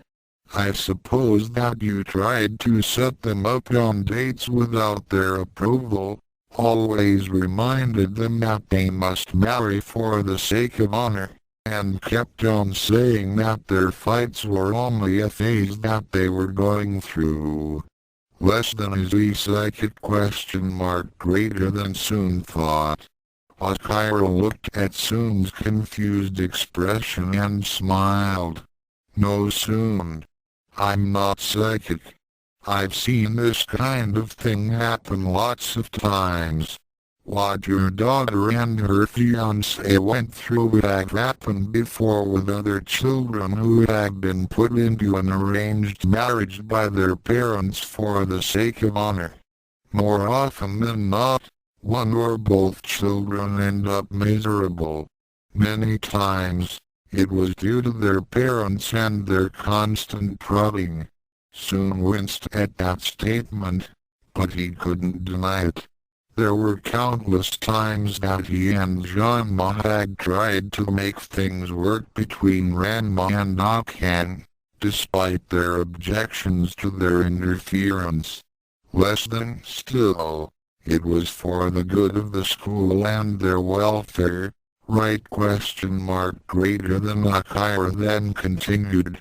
I've seen a lot of arranged marriages go down the sewer, because the parents just don't understand that love doesn't come eventually to all people. They have these silly notions that after the marriage, love will come later. Let me tell you, that's all a crock. Soon's expression became hardened as he said sharply, now wait just a minute.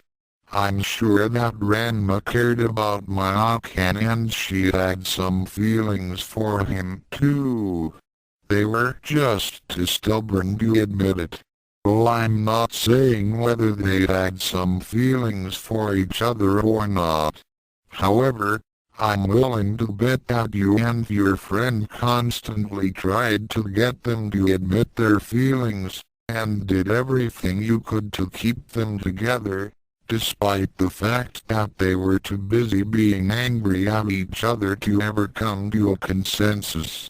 Now I wouldn't say that. And what would you say? They were just going through a phase. And didn't I just say something about you thinking in those terms?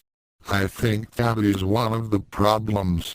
You were so intent on getting them married that you made up excuses to explain their difficulties, instead of actually finding out what the problem was and correcting it. Now see here. It wasn't my fault that those two didn't get along very well. There were a lot of other things which screwed it up. And those things were? Akira asked.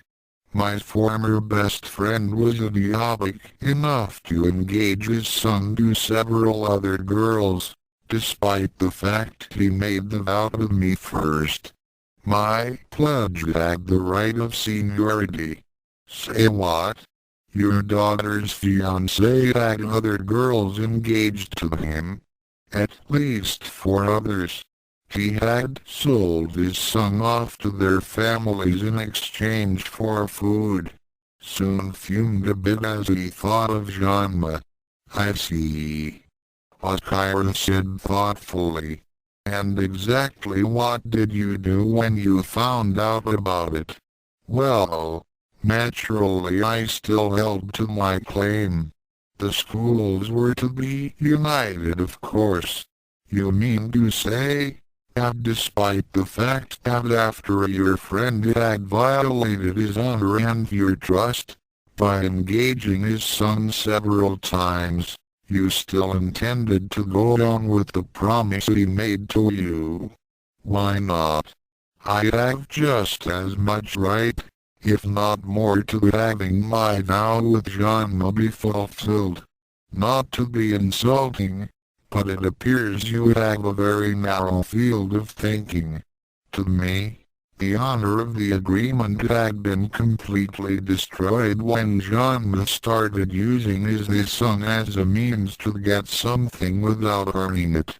In fact, I'd wager that he made that deal with you in order to get something for nothing. What are you talking about? He made the vow for the sake of uniting the schools. There you go again. Making excuses. Tell me soon, when Ranma and his son arrived, did they end up living with you? Well, yes. After all, Ranma was engaged to my daughter and had to be with her. I thought so.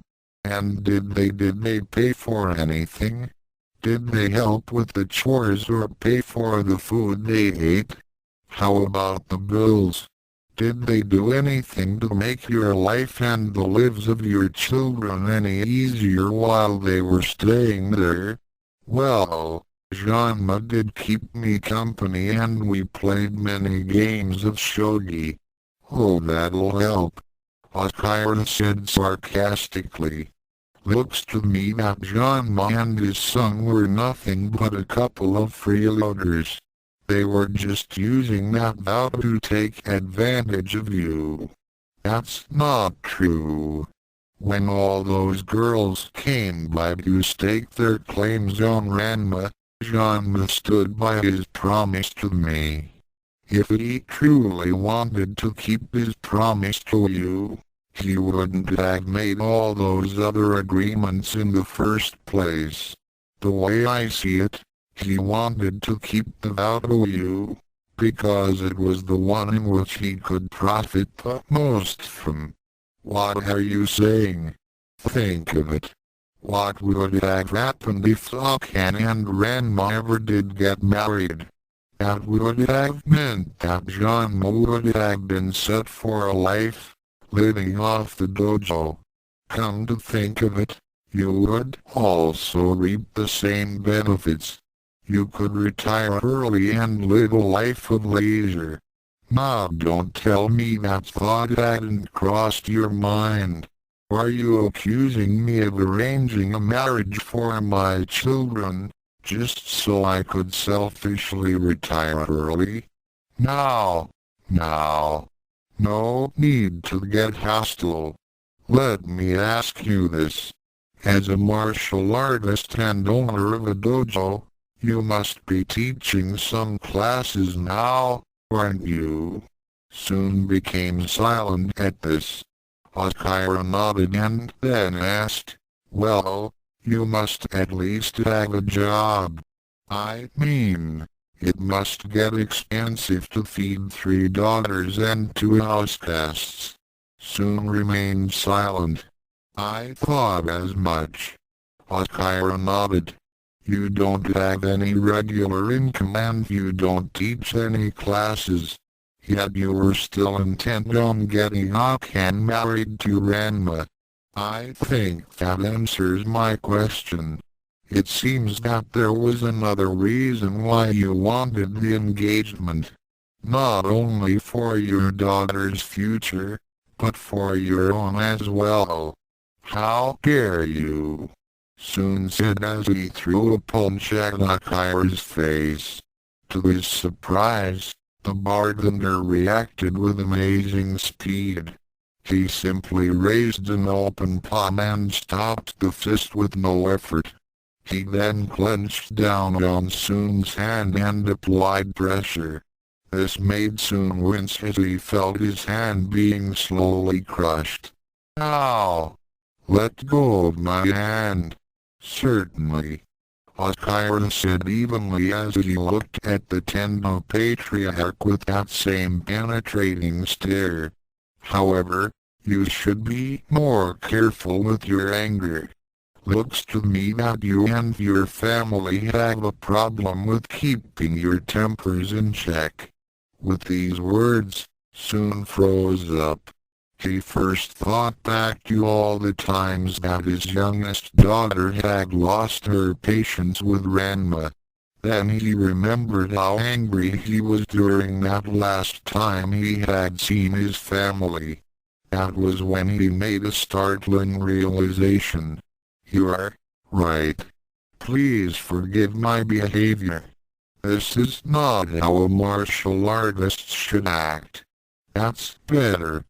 Akira replied as he released Soon's hand. As lowered his hand, Akira's expression became softer. I can see another problem though. Judging from your reaction, and from what I had been hearing from your story, controlling one's anger is not a strong point in your household, is it? Soon frowned at his insinuations, but he really couldn't deny it. Finally, he sighed and said, I suppose that it's a skill that Akane had failed to master. She was easily angered and Ranma's constant teasing of her personality and domestic skills did not help matters. There were also those other girls who had a claim to Ranma. They all had better levels of skill in the martial arts and in the domestic areas than she did.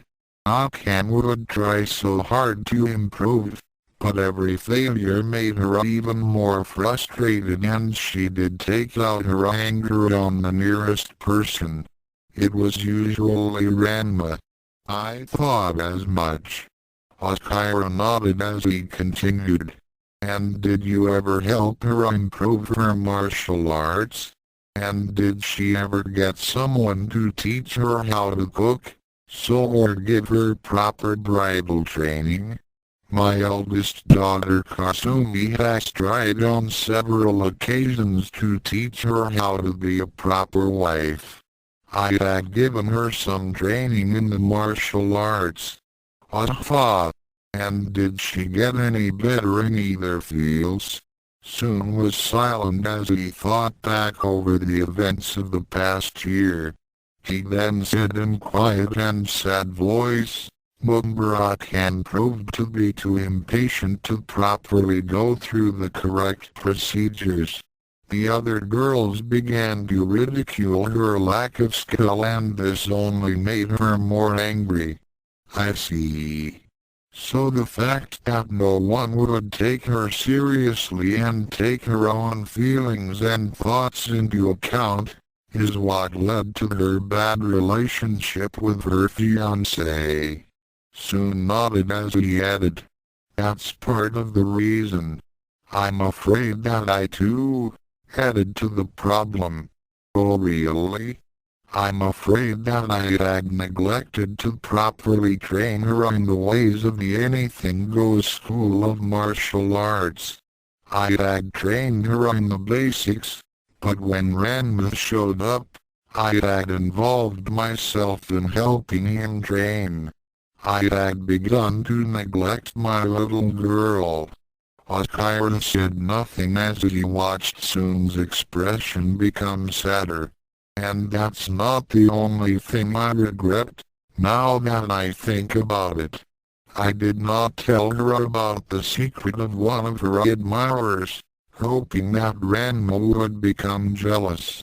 That plan really backfired when Akan somehow found out about it. What was this secret? I'd rather not say. Besides, it's too complicated to explain. Okay. So what else do you regret?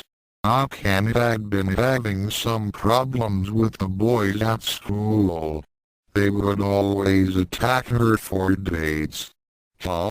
That's another complicated story, but suffice to say, she really didn't have much respect for boys because of that.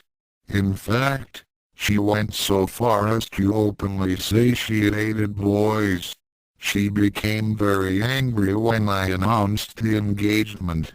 She didn't take it too well. That's putting it mildly. That first encounter with Ranma was a disaster, and ever since then, they had been constantly fighting. Neither one of them wanted to admit any feelings for the other. You regret that your daughter had been subjected to all these hardships, while you stood by and did nothing, but constantly remind her of her obligations to fulfill the pact, right? Soon looked up and said, "You really do have good insight. It's taken a week for me to realize that the engagement was one of the main reasons why we were having all these problems. It looks like the engagement was hurting the family, not helping it." Soon's eyes widened slightly. "Funny you should say that. My daughter Kasumi said the same thing when she and my other daughter Nebiki refused to take Akan's place as the fiancé." "And what did you say to that?" Soon took a long and tired sigh as he replied, "That was when I made the biggest mistake of my life. I was so consumed by anger and a feeling of betrayal from my daughter's disobedience, that I disowned them." Soon crossed his arms over the counter and lowered his head on top of them. He then began to cry. "I'm sorry to hear that.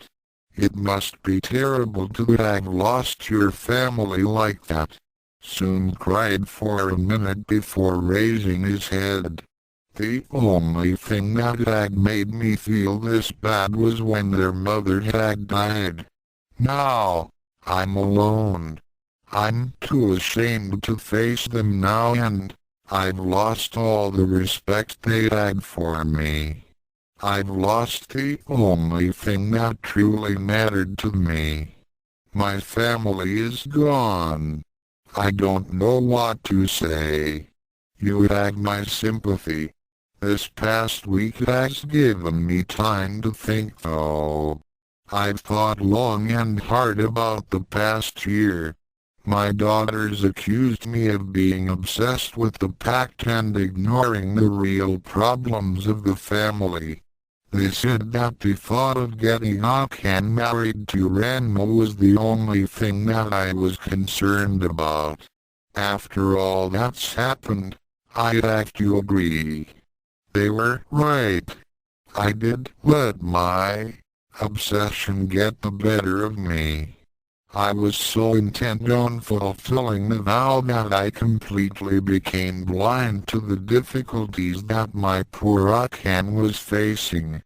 Why didn't I help her out more with the martial arts? Why couldn't I have been more understanding of her feelings toward Ranma and the engagement? I can't answer that for you soon. I don't expect you to. I also should have been more compassionate to the feelings of my other children as well. When Akan had declared that she was not going to marry Ranma for any reason, not even for honor, I simply tried to transfer the engagement to Kasumi and Nebiki. I suppose I did appear cold and heartless. I never asked Akan whether or not she wanted the engagement, And here I was trying to push that burden onto my other children. What kind of father am I? I am not fit to be in their presence. Now don't say that, Akira said as he put a hand on Soon's shoulder. Being a parent is one of the greatest joys in life. We all make mistakes during this time, since an instruction book was never provided for us to deal with raising a child. You made some very bad errors in judgment, but it seems you have learned a few lessons from them. You may have learned them too late, but that is better than not learning them at all. Now it's time for you to pick up the pieces and get on with your life. Without my family, I don't see any reason to keep on living. Well then, that's the first thing on the agenda. You must make your peace with them. By making peace with them, you will be taking the first steps in making peace with your inner self. You are starting to sound like a fortune cookie, Soon remarked, the smile coming back to his face. Hey, I'm a bartender. We're supposed to be good listeners and give out advice. You could call us counter-toxicologists. Instead of couches, we use bar stools. Soon and Akira shared a good-natured laugh. The feeling in the room became more lighter as Soon's attitude began to show new life. After another minute or so, Soon made his decision and stood up to head toward the door. Hey Soon, where are you going? Akira called back. Before exiting the bar, Soon turned back to his friend and replied, I'm going home. Akira smiled as he watched Soon disappear down the streets. Soon was about a block away when he realized that he had not paid his tab at the bar. Not wanting to incur any debts, he ran back the way he came. When he got back to the spot where the bar was supposed to be, he halted and stood there in open-mouthed shock. There was nothing there but an empty lot. There was no trace of the establishment anywhere. Soon puzzled for a few minutes. Less than where single quotes the bar. Where's Akira? What happened? Greater than Soon could swear that he was sober when he spoke to Akira. His hand was still a little sore from when the bartender had squeezed it. He couldn't have dreamed it all, could he? It was at that time, he remembered the advice that Akira had given him.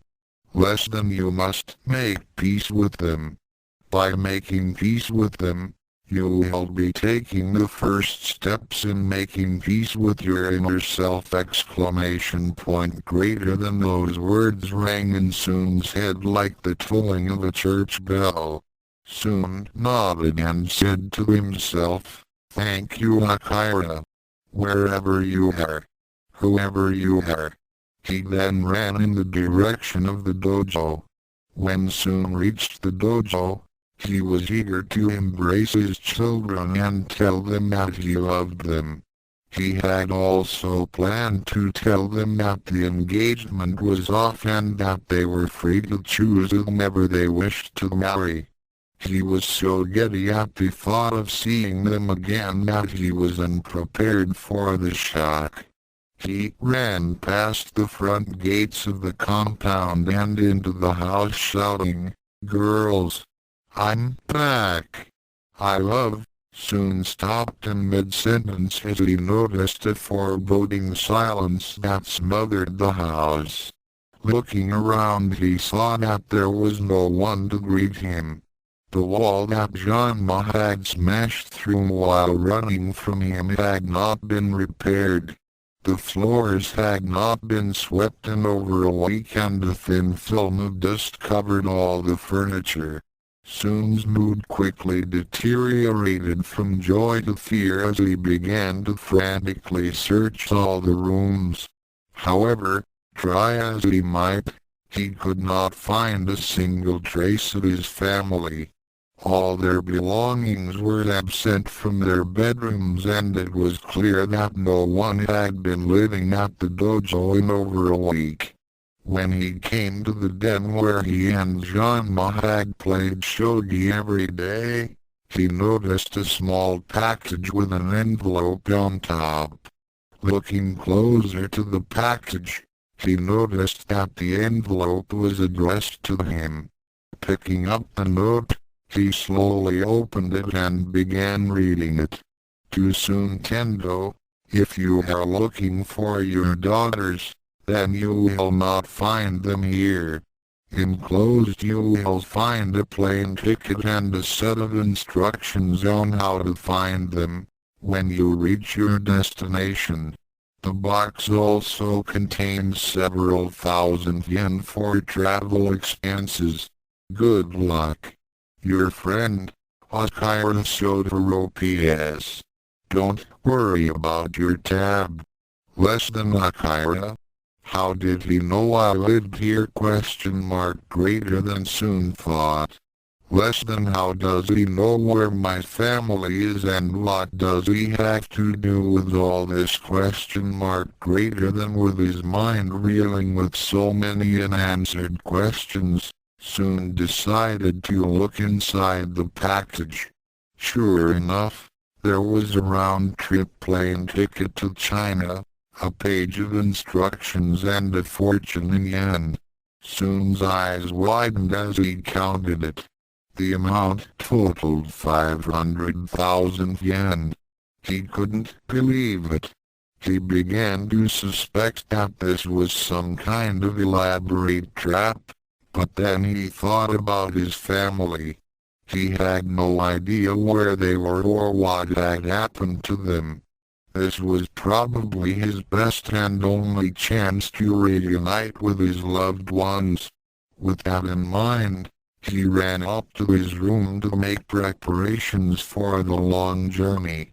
An hour later, Soon was boarding the plane that was bound for China. As he was stepping onto the boarding ramp, he looked up and saw 3 streaks of light flash overhead in the distance.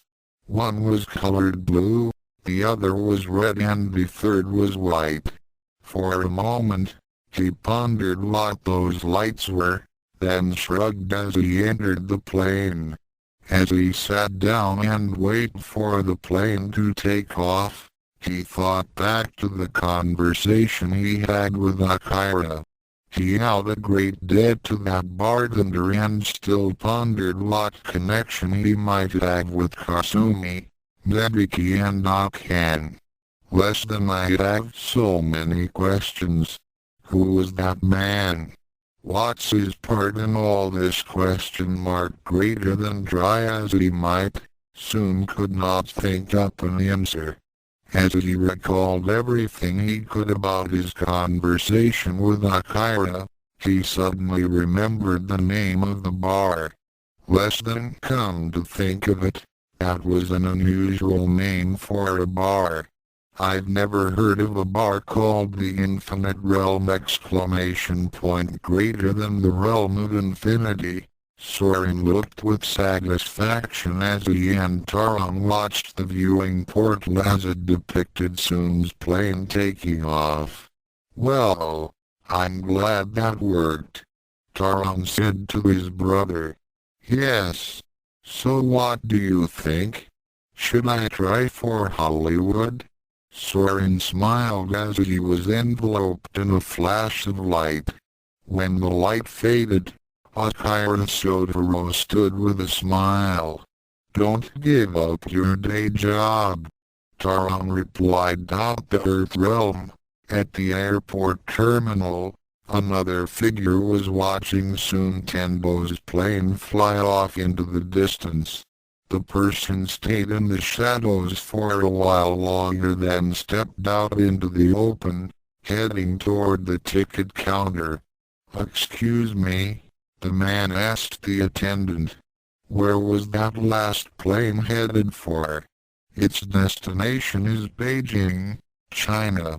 Would you like to book a flight there? Yes, I would. Name, sir. Jean-Massodome. Double quote to be continued, comma, offer single quote s notes. Now everyone knows where Soon has been for the last week. Did I fool you? Did you guess right? Did this chapter answer all your questions? Probably not, but I wanted to show people that even Soon could see the pain that the engagement had caused, given the right circumstances. The loss of his family had shocked him into thinking clearly for a change. It's about time. How do you think he's going to handle it when he learns that his daughters no longer have the Tendo name? What will he do? What will be the end result? Although I have the remainder of the story already worked out and on paper, I'm afraid that you're all going to have to wait. With finals coming up and my clinical work, I'm afraid that I'm going to have to put this story on hold for a while. Don't worry though. I expect to be back on the word processor within the next month or so. If you have any questions or comments, please contact me at onimediacton@hotmail.com. Dual Destiny is Rumiko Takashi owns Ranma 1/2. Dual Destinies is mine. Need I say more? Chapter 26 Return to China.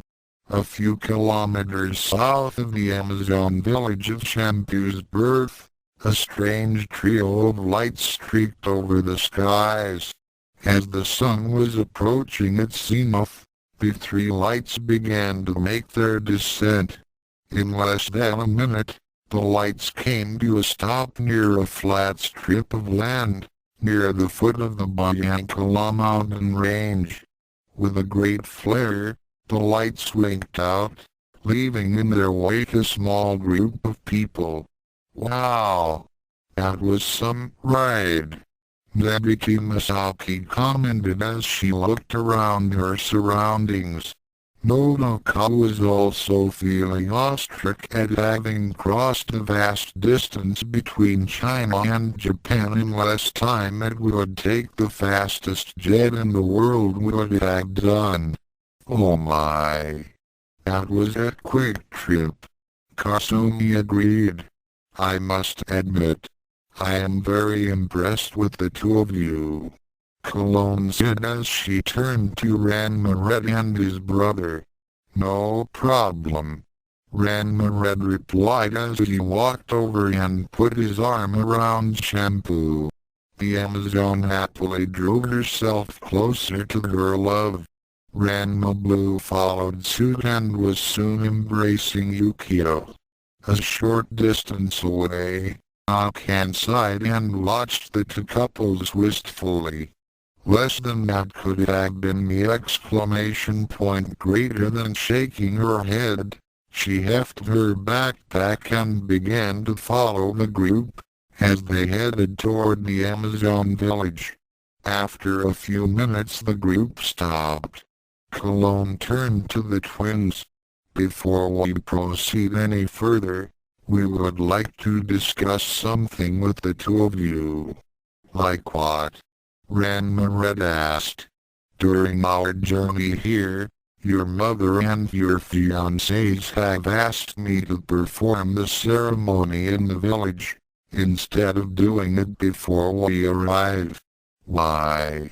Not that either of us minds, but I thought the plan was to have the ceremony before we got there. Ranma Blue said. Initially, that was the plan. Cologne agreed. However, that was because the deadline for the contract renewal was supposed to be today. You did need to get a hold of those weapons.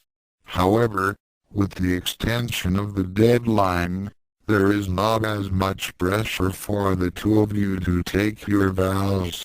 Plus, the girls agreed that having a ceremony in the village would make a greater impression. No one would dispute that your marriages are real. Shampoo and Ukyo's membership into the tribe would be assured. Do you agree to this? The twins looked at each other for a long time. Afterwards, the two smiled and Ranma replied, "This is our wedding day.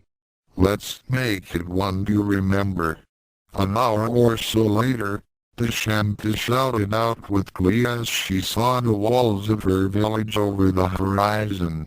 Grabbing her future spouse's arm, she sprinted the last few hundred meters with Ranma in tow. The Masaki twin smiled and let himself be led toward the village. Some distance away, Ranma blew and the others began to slow their pace as they neared the entrance. Cologne hopped out in front and soon began to close the distance between herself and her great-granddaughter. Shampoo. Slow down. Wait for the others. The village will still be there when we arrive, Ranma said. The purple-haired Amazon was about 100 meters away from the front gates when she finally relented and waited with her iron for the others to catch up. 15 minutes later, they all stood with the couple. Shampoo-chan, we all know how much you wanted to get back home, but you could have at least wait for us, Nodoka said with a smile. So sorry, mother-in-law. Shampoo just so happy to be back home. Cannot wait to show off new husband. No can wait for wedding. Everyone except Akan laughed a bit at her eagerness. The youngest sister managed a small smile, but inside, she was feeling envious of both Shampoo and Ukyo. Now, child. Patience. The first thing we must do is have you reinstated back into the tribe, Cologne said as she began to approach the guards at the gate. Please wait here, everyone. I'll only be a few minutes. The group stood and watched the elderly Amazon approach the gate. The two warrior women who were standing near the entrance suddenly snapped to attention. One of them had blue hair that was done up in a long and elaborate braid, while the other sported straight, mud-brown hair tied in a loose ponytail. Less than double quote greetings honored elder Cologne exclamation point double quote greater than the blue-haired one said as she presented her spear. Less than double quote it has been a long time exclamation point double quote greater than Cologne nodded. Less than double quote greetings Spice. I had returned with my great-granddaughter and her husband double quote greater than less than double quote husband question mark double quote greater than the brown-haired one repeated. Less than double quote then sister Shampoo has succeeded question mark double quote greater than she then looked over to where Shampoo and Ranma were standing and smiled. She noted his fine musculature and handsome features. Less than double quote I must admit. He is a fine catch exclamation point double quote greater than less than double quote a far better catch than you would ever suspect, Sugar. He is one of the chosen twins exclamation point double quote greater than Sugar's eyes bulged out when she heard of this. Less than double quote C hyphen chapter hyphen chosen twins question mark exclamation point double quote greater than she and her sister both looked over the rest of the group. They caught sight of Ranma Blue and nodded. Less than double quote then. The legend is true question mark double quote greater than less than double quote it is. Please go and inform Powder that we had returned double quote greater than Sugar nodded as she and Spice ran into the village and toward the main lodge. A while later, the Misaki twins and their group were inside the council chambers of the main lodge. Before them, sitting on simple thrones were the leaders of the tribe, the matriarchs. Powder, the eldest, was about the same height as Cologne. In fact, aside from a different color of robes and a more elaborate-looking walking staff that was inlaid with gold, she looked almost identical to Cologne. However, she had been alive for more than 345 years. On her left side was her third-in-command Mascara. She wasn't quite as short as Cologne and Powder, being approximately a foot taller. One would gauge her age to be around 250. On the right side was Lotion. She was about the same age and height as Mascara. Each carried a staff that had a bird of prey figure etched on the tops. After introductions and explanations were made, Powder stood up and announced in a voice that was strong and commanding, despite her extreme age. She spoke in flawless Japanese so that all those present could understand, as she addressed Shampoo. Sister Shampoo. Many months ago, you had returned in disgrace, by not making this one your husband. Powder used her staff to gesture toward Ranma Red. However, now that he will become your life mate, I hereby restore your status as a member of our tribe. Powder then turned to the other elders. Is there any who oppose my decision to her reinstatement? No one spoke up. Powder nodded as she turned back to the group. So be it. Welcome back, Sister Shampoo. There was a loud cheer as Shampoo was congratulated by surrounding Amazons and Ranma Red. The rest of her group also applauded. After another minute or two, Powder tapped her staff on the floor, getting everyone's attention. The crowd immediately quieted down. It is also come to my attention that with the wedding of Shampoo to her husband, we shall also be gaining another member.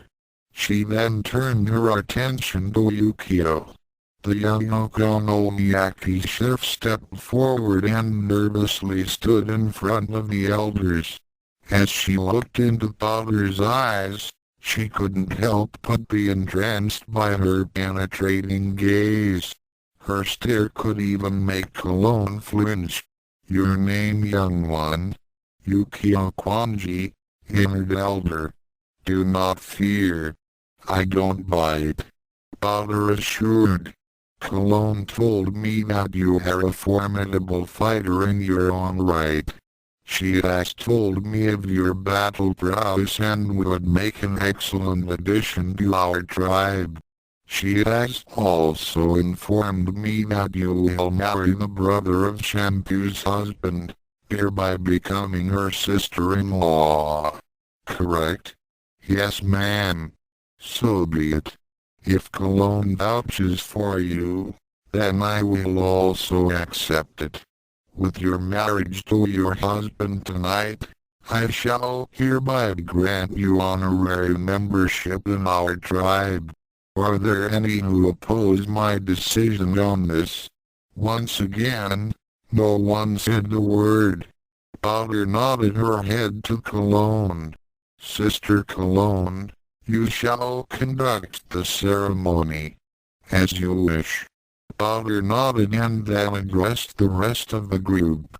As for the rest of you, please enjoy our Amazon hospitality. The preparations for the double weddings began almost immediately. Ukyo and Shampoo were ushered off into a separate house to be fitted for their wedding gowns by the village tailors, satin and silk. Wedding gowns? Doesn't that take a long time? Ranma asked Cologne. The aged Amazon smiled as she replied, not really. Satin and silk are renowned for their ability to weave clothes in a short period of time. Their work is also of the highest quality. I've seen them churn out a beautiful gown 1 hour after an Amazon had been defeated by an outsider. Whoa! Ranma replied. He then saw that tables were being set up around the 2 pillars which had a large log suspended between them. Hey Red! Look over there! Ranma gazed over to where his brother was indicating and smirked. Now that brings back memories. It was the place where he had defeated Shampoo for the first time. Of course at that time, he had been cursed and was given the kiss of death. However, things seemed to have come full circle. The wedding was to take place on the challenge log.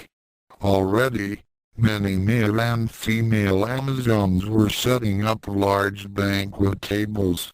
Hey bro. I just thought of something. Why is it red? Through this whole thing, we've never gotten any rings for Shampoo and Ukyo. Ranma slapped his forehead and said, "Aw shoot. You're right. The least we could have done was get them some wedding rings. That's not a problem, son-in-law," Cologne assured. "I can have our resident jeweler Sparkle fashion some rings for you. No comma, it's single quote, has got to be something special. I mean we're going to be together for a life." Ranma said. "Hey, maybe we can get them something." Ranma exclaimed. "What do you mean?" Ranma asked. The magic-using Masaki turned to his future-in-law. "Cologne, where does your tribe mine gold and gems?" Cologne looked at her great-granddaughter's soon-to-be husband with a confused look, then gestured to a nearby mountain area. "Over there. There's a mine entrance near the foot of that mountain. We don't go there that often, but it is a rich source of gold and diamonds, as well as iron, copper and silver. We have very little use for money in our village, but we sometimes dig out some metals for the forge." "Great. We'll be back in an hour," Ranma said as he and his brother began to lift off the ground. In another instant, the twins streaked off across the sky. Nodoka approached the aged matriarch as she watched her sons depart. "Where are they going?" The boys said that they wanted to give their wives proper wedding rings. "They said they will return within the hour," Cologne replied. "Oh. While they are gone, I'm afraid I have another duty to perform before the weddings tonight. I am not looking forward to this one." "What must you do?" "I must inform Aloe that her son Zeus is dead." "Oh, I see." Cologne sighed as she began hopping toward a distant hut that was situated near the village's outer wall. A minute later, she was greeted by a middle-aged woman with large spectacles. The woman bid Cologne to enter the hut. For 20 minutes, all was quiet. Then a loud wailing echoed from the domicile. An hour later, Ranma and his brother made the trip back to the village and landed beside the main lodge. Both twins carried a smile on their faces and were eager to see their brides. Suddenly, they sensed danger. Acting on instinct, they quickly dodged out of the way as a barrage of chains and sharp daggers came hurtling toward them. Looking to one side, they took a stance at their attacker. For one brief moment, they thought it was Mousse.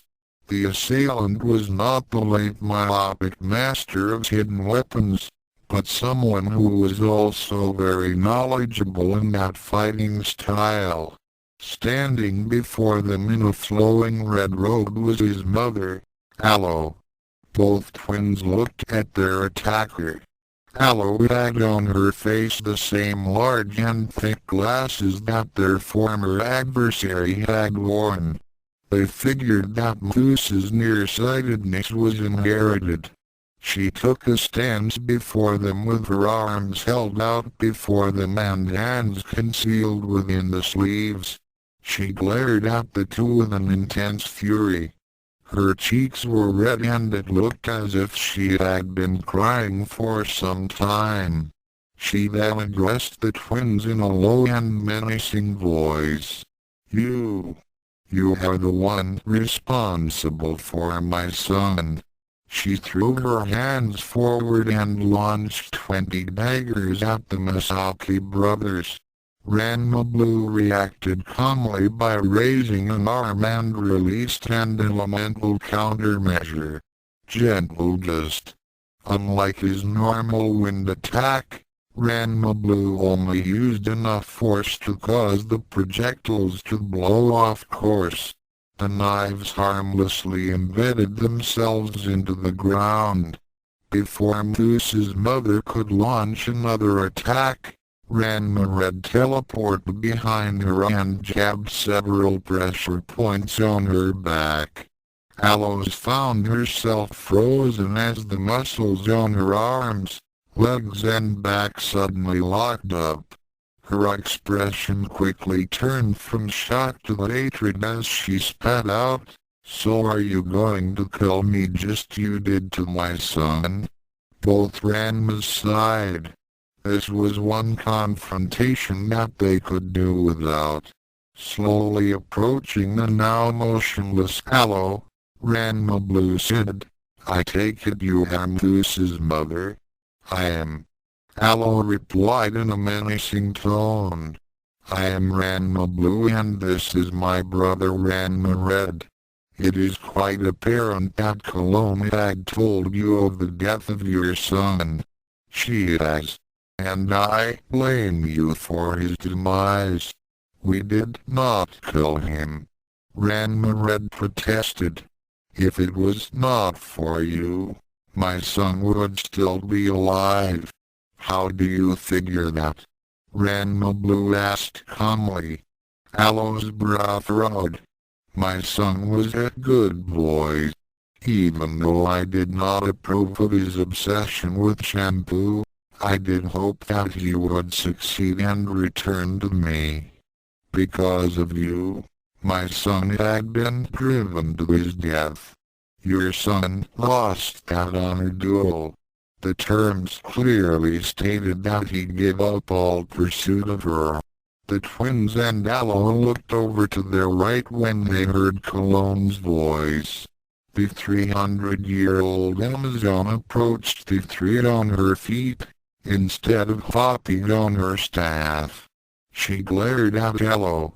"Aloe, I'm most displeased with you. How dare you attack my son-in-law and his brother?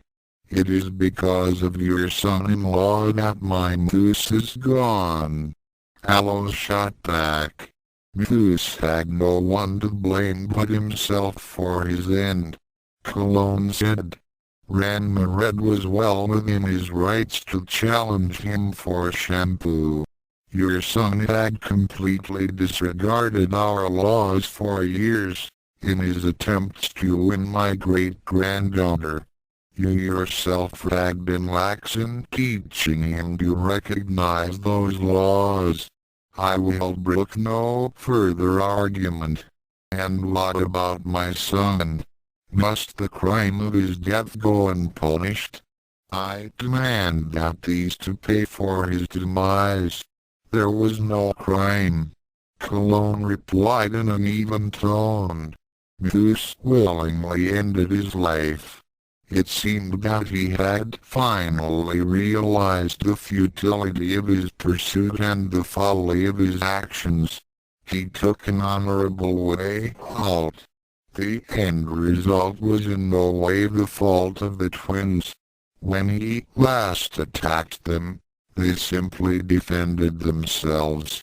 Mousse then learned the consequences of dealing with demons to get revenge. Had he simply returned to the village, he would have only been disgraced for a short while. He certainly would still have been alive and human. He could have gone on with his life, but he refused to let go of the past and my great-granddaughter. No, hello, the way I see it, Mousse had chosen the wrong path. But Cologne's expression softened and her tone became lighter. Hello, as his mother, I can understand your pain and anger.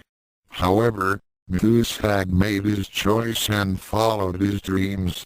There is no one to blame for the unfortunate turn of events that occurred. Ranma nodded as he addressed Mousse's mother. Hello, please believe me. I had no idea that your son would become a monster or would kill himself.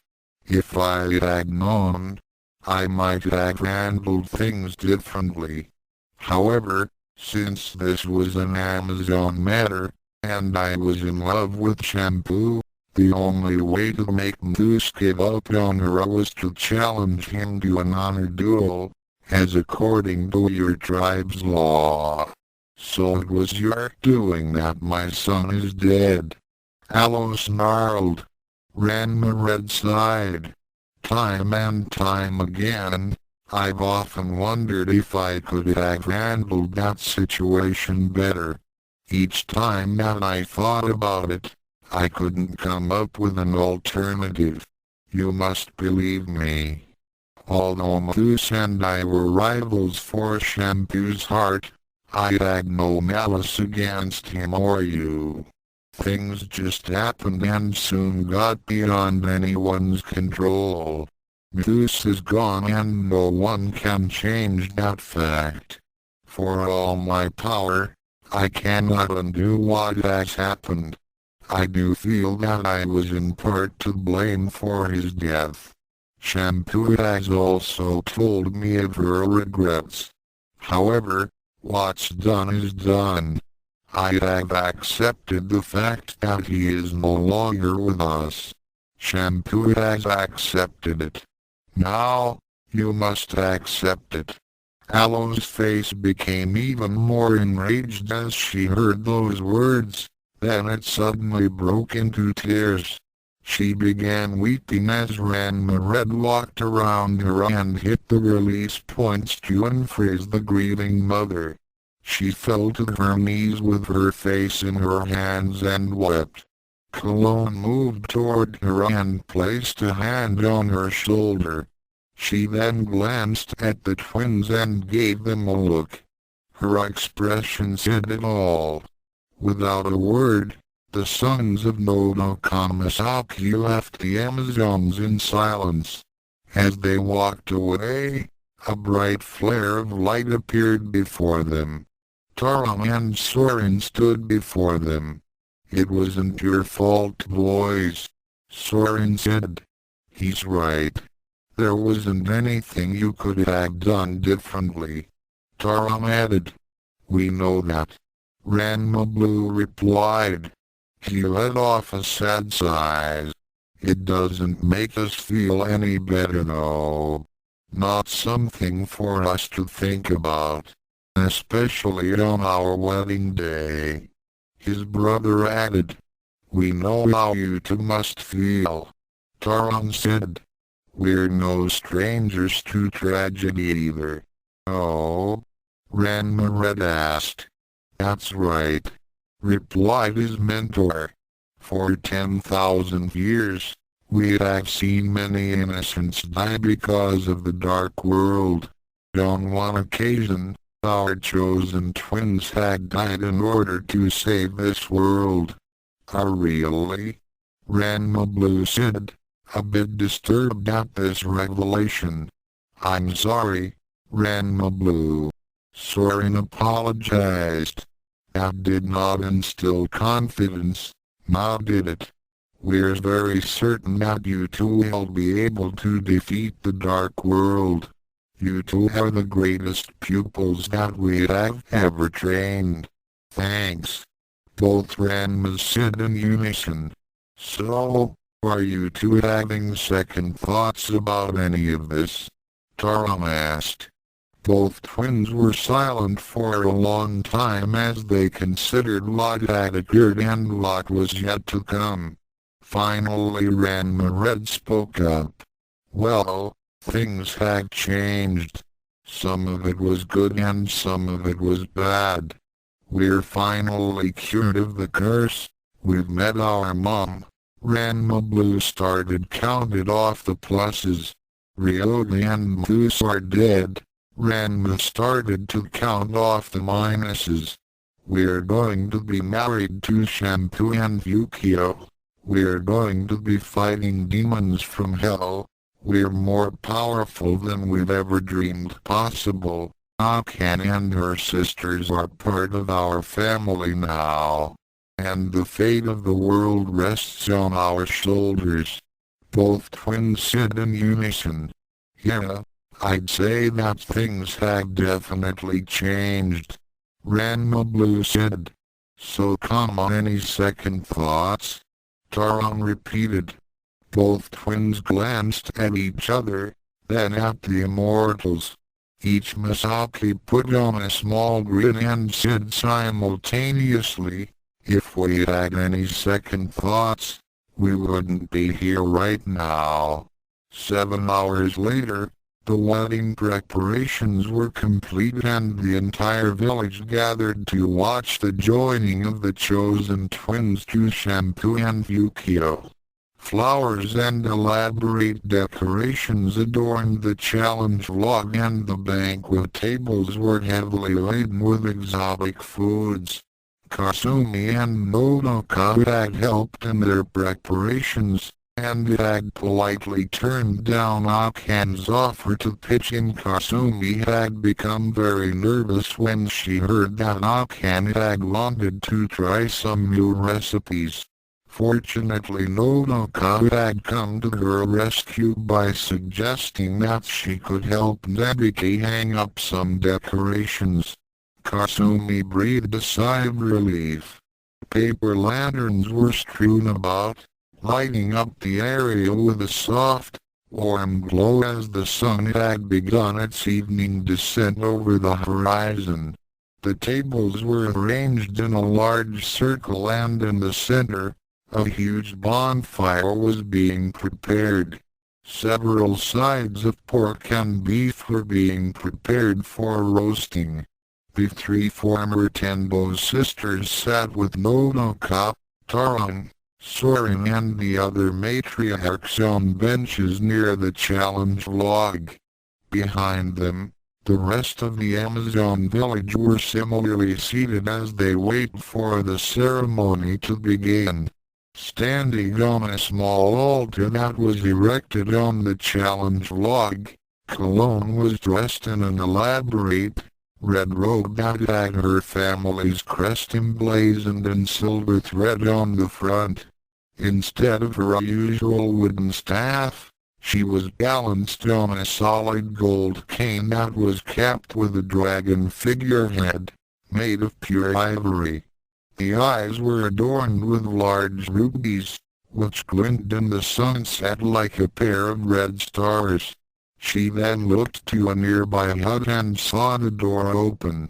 She nodded toward a nearby band. The band started a gentle thumping of drums, joined by a light melody of pipes and stringed instruments. The music wafted gently in the air, setting the mood for the appearance of the brides.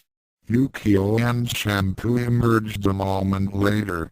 Shampoo was dressed in a beautiful white gown that showed off her figure. Akan instantly recognized the dress. It was the same gown that she had worn during that red thread debacle. It was just as stunning now as it was then. Her long purple hair flowed behind her and it had a couple of elaborate, gold hairpins that were in the shape of butterflies. She smiled serenely as she held a small bouquet of white lilies. With a smooth and graceful leap, she was atop the challenge log and stood in front of Cologne. Ukyo was dressed in a white short dress that resembled her okonomiyaki outfit, but was accentuated by some ruffles and lace and was made of the purest silk.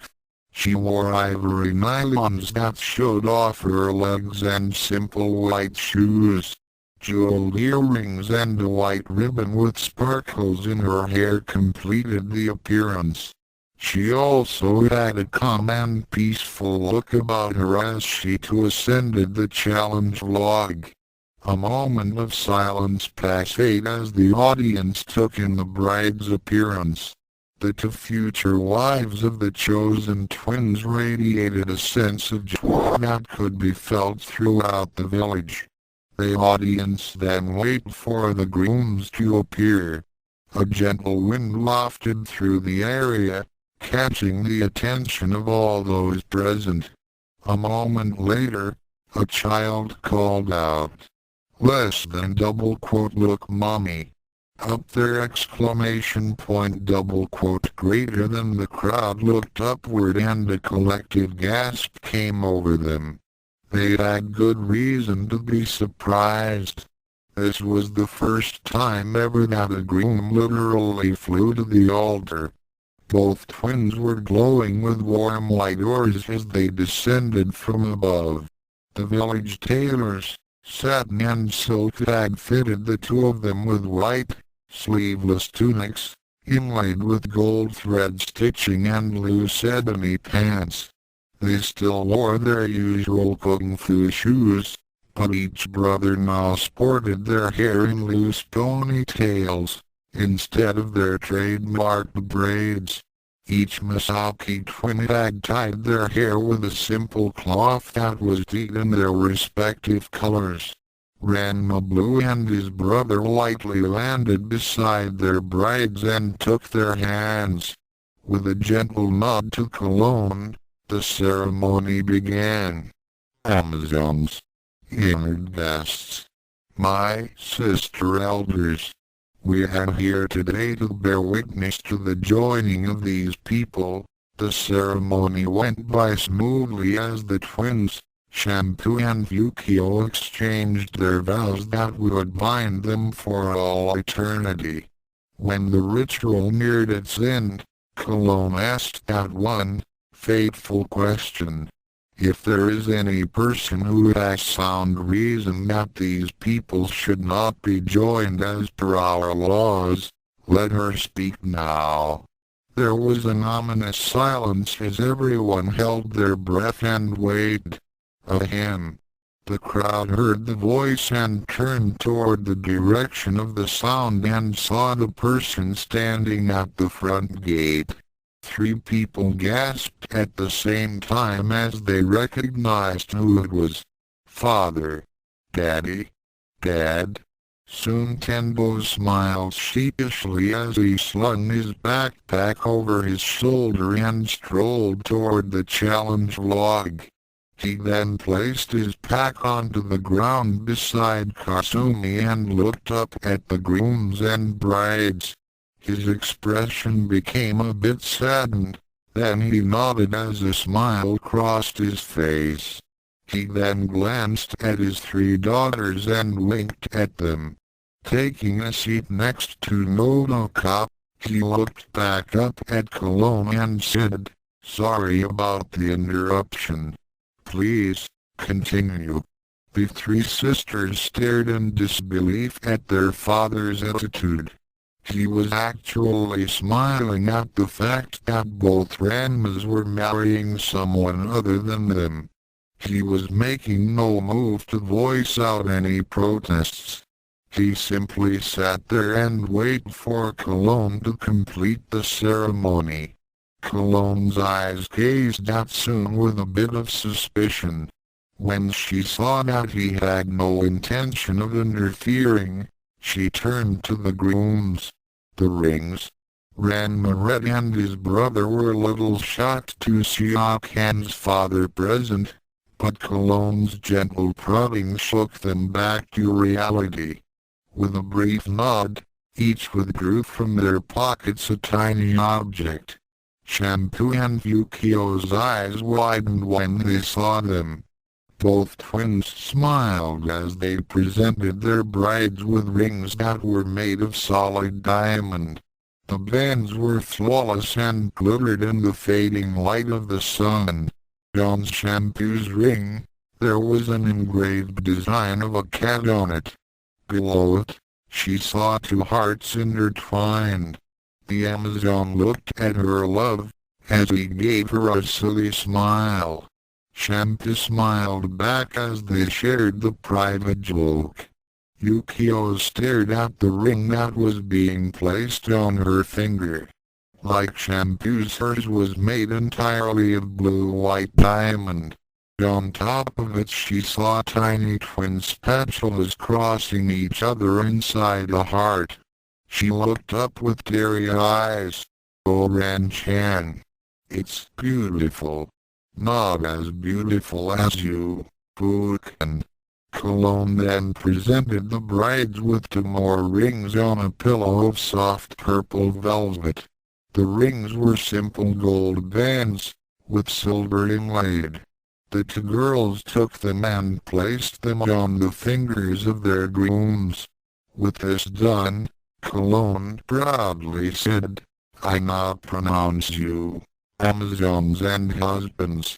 The crowd let off a cheer as the twins and their new wives kissed. To be continued, offer single quotes notes. Wow! It's been a while since I decided to continue writing this.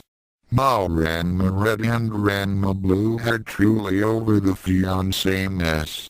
They're hitched. What does this mean to the rest of the Nirima crew? What does Soon's arrival mean to the three sisters? Well, stay tuned for Chapter 27! Dual Destiny is Rumiko Takahashi's Ranma 1/2 series is what inspired this series. All other stuff belongs to their respective owners. I think that says it all. Chapter 27 Ranma and Ranma. To the NDH power, Ranma Red and his brother watched from the sidelines of the challenge area as Ukyo slammed her battle spatula on top of the head of her Amazon opponent. The warrior woman went down as Ukyo smiled triumphantly and held her weapon aloft. She waved to her new husband Ranma Blue, who was applauding her victory. "She's still got it," Ranma Blue replied as he watched his new bride jump off the challenge log. "No doubt about that," Ranma Red replied as he watched Ukyo approach. "Way to go, Fuken."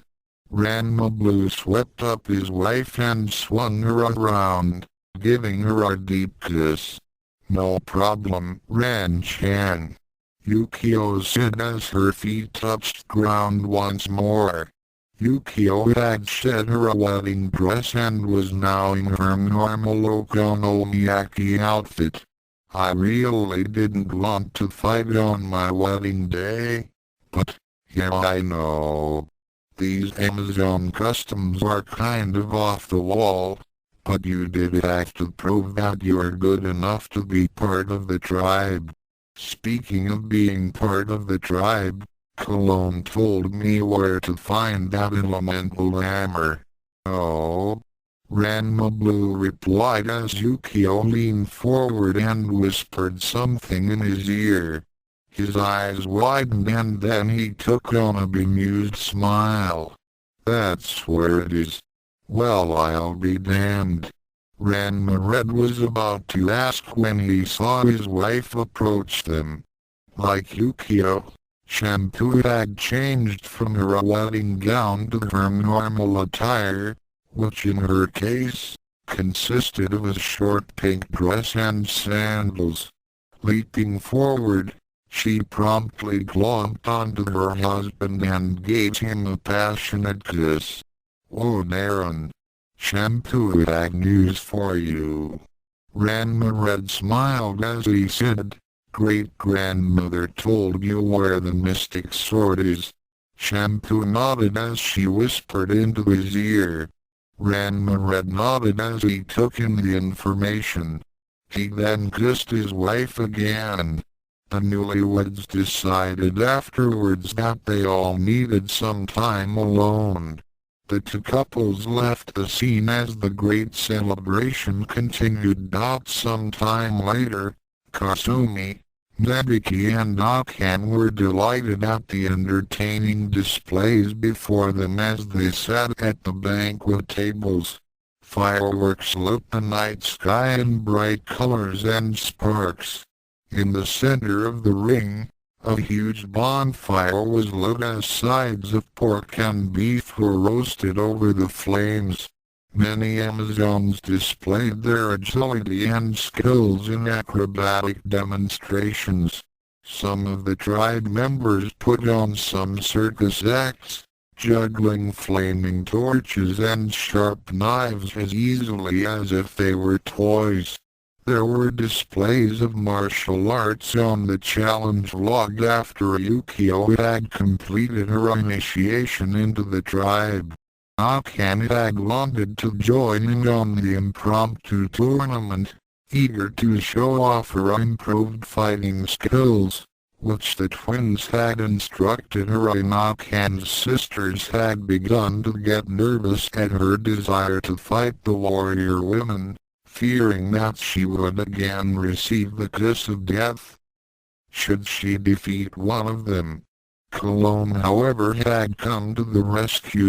Some time ago. "They're good," Nebiki remarked as she watched two Amazons battle it out on the challenge log. "I guess they are," Akan admitted. "Wonder if I could get into this demonstration. I'd like to see how much I've improved since the twins started to train me." "I'm not so sure that's a good idea," Nebiki said slowly. "Why? I mean, I've gotten a lot better since then." Nebiki may have a point, Kasumi said as she walked up to the two. "We don't want what?" Akan asked. "I think they are referring to that law about the kiss of death," Cologne said as she also approached the challenge log. Both sisters nodded as Akan started to get annoyed. The elder noted this and said, "Do not worry. Since Nodoka has adopted you, you are technically part of son-in-law's family. That makes you related to the tribe. However, I would advise that you do not try your skills against these girls. They have a far greater skill and power level than you do." Akan. "I've gotten better," Akan protested. "True, son-in-law has informed me that he and his brother had been training you. But you are still below level of these girls. Mind you, I can sense that you have gained enough experience and potential for me to start instructing you." "What?" Akan stammered. She couldn't believe what she was hearing. "Why you want to teach me?" Cologne nodded. "The twins will have their hands full when the contract renewal begins. Ranma had asked me to continue your training. I think that with the proper guidance, you'd make a fine Amazon." "Why you mean it? You'll teach me how to be as good as a fighter as the twins?" "Well, I'm afraid that their skill level far exceeds my own. There's nothing that I could teach them that would compare to what they've already learned. However, the twins want you to achieve your full potential and they wish for me to teach you. I have always liked your spirit and you do certainly need the training. So how about it?"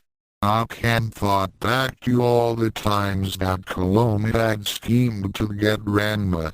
In many cases, she had seen Akan as an obstacle. However, she seemed sincere about what she was offering now. Akan then thought back to all the times she had trained Ranma and how much better he had become.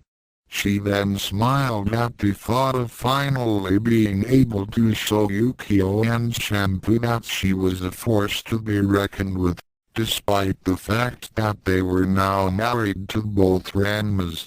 Looking down at the diminutive Amazon, she nodded and said, "I can't wait to get started!" Double quote the present time. Akan and her sisters continued celebrating with the other villagers. The feasting, the background music and the other displays were very entertaining, and helped keep the three of them occupied. Their minds were kept off the fact that their father, soon Tendo, was also in the village. As of now, he was having a conversation with Nodoka as he sat and ate at the table. When the former friend of Tendo-Saotome had arrived, the girls had been put in shock. How had their father found them? Where had he been for the past week? What was he going to say now that their names had changed from Tendo to Masaki? What were they going to say? After the ceremony, Sun had greeted his daughters with a four-way hug and said that he loved them. The three sisters could not help but cry their eyes out as they returned the embrace. Many words were said between them in a jumble, as they poured out their feelings toward their father and he to them. When the waterworks finally stopped, he broke away and told them that he needed to speak with Nodoka on matters of the utmost importance. The three sisters were confused and a bit more than nervous at this announcement. They were told that they should enjoy themselves and that they would speak in the morning. As of now, they had been sparing quick glances to where Sun had been conversing with their adopted mother for the past 2 hours. Every time one of the former Tendo daughters would come near them, Nodoka or Sun would simply stop talking and wait for her to leave. The three soon found out that whatever they were saying to each other would not be revealed to them until the following morning. Near a small waterfall, on the outskirts of the village boundaries, Ranma Blue and his new bride sat on a cliff ledge that overlooked the village. They were closely holding each other as they gazed up at the stars. "It's so beautiful out tonight, Ran-chan." "It's your island," Ranma Blue agreed as he pulled Ukyo closer. He inhaled deeply, and then let off a sigh. His expression turned from a serene look to one of a serious nature as he lowered his gaze and looked off in another direction. His line of vision soon came across a small valley that was enveloped in the dark shadows of the mountains that surrounded it. Ukyo noticed that her new husband had become quiet. "Ran-chan? What's wrong? What are you looking at?" Ranma Blue raised an arm and pointed off in the direction of the valley. "In that direction is Juzenkyo, where it all started a year ago. I got knocked into the spring of drowned girl and Ryoga got knocked into the spring of drowned pig," Ukyo finished. She then became saddened as she remembered Ryoga and Moose's tragic ends 3 days ago. "You're still thinking about them, aren't you? It was my fault that Ryoga got cursed in the first place. It was also because of my sunfire beam that Moose and Ryoga were trapped as monsters. A day doesn't go by that I don't think about how I could have prevented that from happening. I am responsible for that, Ran-chan. If you don't stop talking like that, then you're sleeping on the couch tonight." "Huh?" Ranma Blue said in surprise as he turned to face his wife. "Ran-chan, what happened to Moose and Ryoga was sad, but I don't want you to beat your head over it for the rest of your life. Especially now. Padukan." "No, Ran-chan. The way I see it, you did what you thought would solve your problems with Ryoga, just as Ranma Red tried to settle things with Moose. You challenged Ryoga to a duel, and so did your brother with Moose. You both won. It wasn't your fault that those two would be sore losers and wouldn't uphold the terms of the duels. When they attacked, you and your brother tried not to hurt them, but they had no problems with hurting you. They were about to kill the both of you and you did what you had to do to defend yourselves.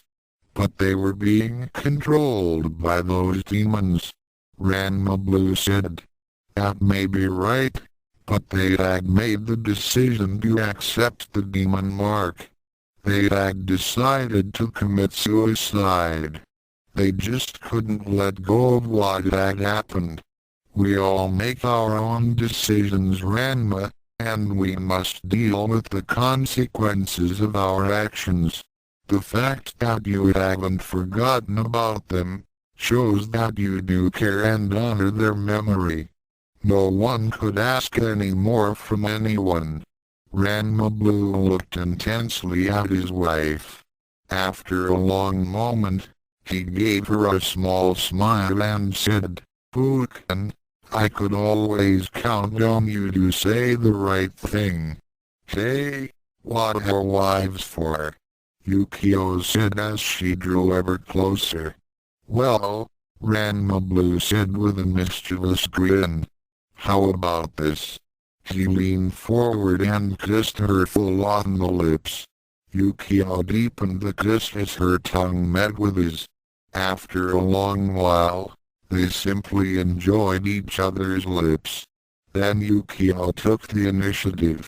Reaching forward, she placed her right palm on Ranma Blue's chest and then pulled up the shirt out of the waistband of his pants. Before he had a chance to say anything, Ukyo began undoing the tie that held his pants.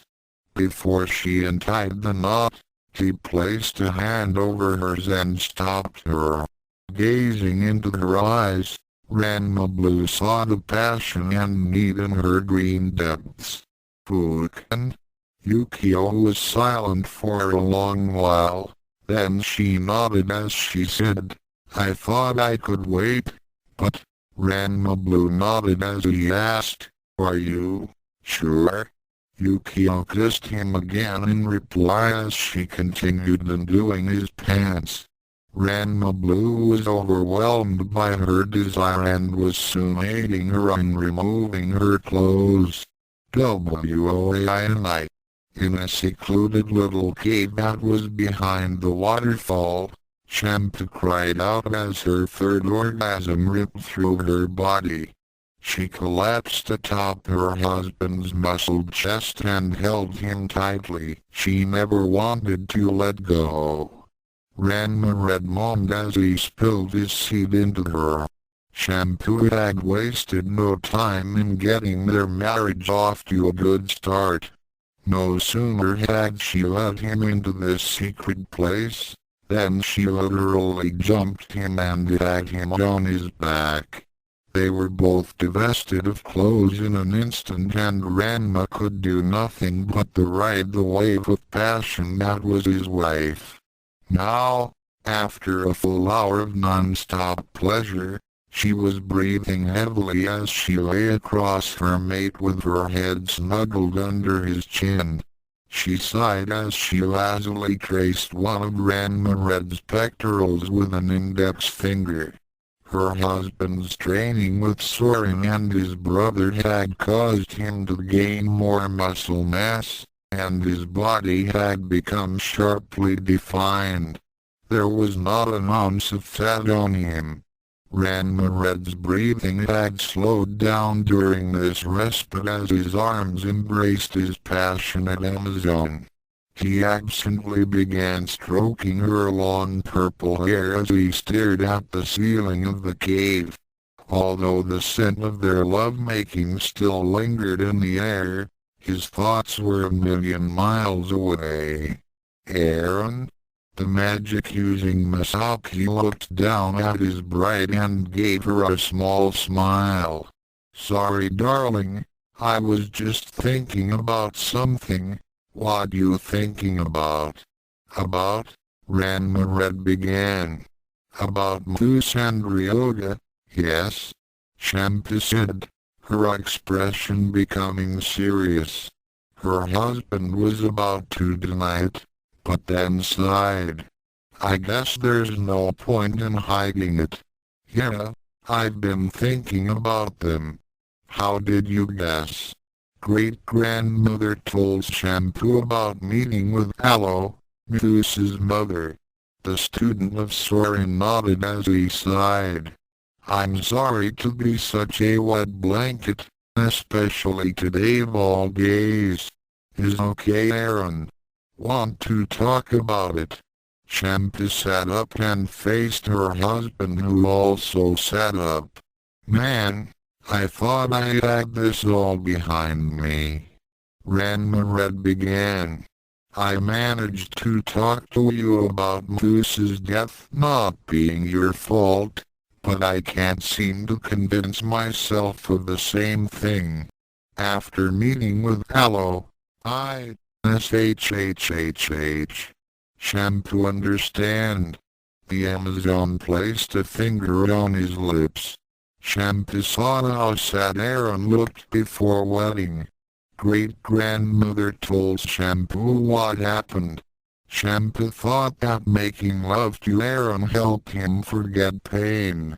It no work. Shampoo blushed a little at this confession, and also became saddened. Ranma Red noted his wife's downcast expression and then placed a finger under her chin. He gently lifted her head and gazed into her eyes, which was misted with tears. He gave her a small smile, then proceeded to kiss her tears away. At the same time he pushed her onto her back. Aaron, no have to do this if no feel like it. But I do feel like it. Ranma assured as he began kissing her neck. I appreciate your efforts to cheer me up. This is something that I have to deal with on my own, but I am glad that you're here with me. Shampoo will always be with you. I love you, Shampoo. The two soon merged and letting the mating ritual take over. The morning sun cast a bright glow over the village as morning came. However, due to the activities of the previous night, Nearly 3/4 of the Amazons were still asleep. There were a few exceptions. Akan was up bright and early as she went through a few katas as Cologne watched her. Every now and then, she would correct Akan's stance and inform her of some improvements that were to be made. Akan would nod each time the aged matriarch gave her advice. In the guest house, Nodoka and Akan's sisters were still sound asleep, but soon was already awake and was watching his youngest daughter train under Cologne's tutelage. He gave a long and wistful sigh as his memories of happier days came to mind. He could recall a 10-year-old Akan following his movements as she learned how to use the anything-goes martial arts. He could see his dear departed wife Kimiko standing at the doorway to the dojo, smiling as she watched her family. Soon's expression then saddened as he remembered the pain of losing Akan's mother to cancer, and how his girls had retreated into their own private worlds. Kasumi had replaced their mother as the family caretaker. Nebiki had become the breadwinner and Akan did not just train in the art, she had become the art. And was he all this time?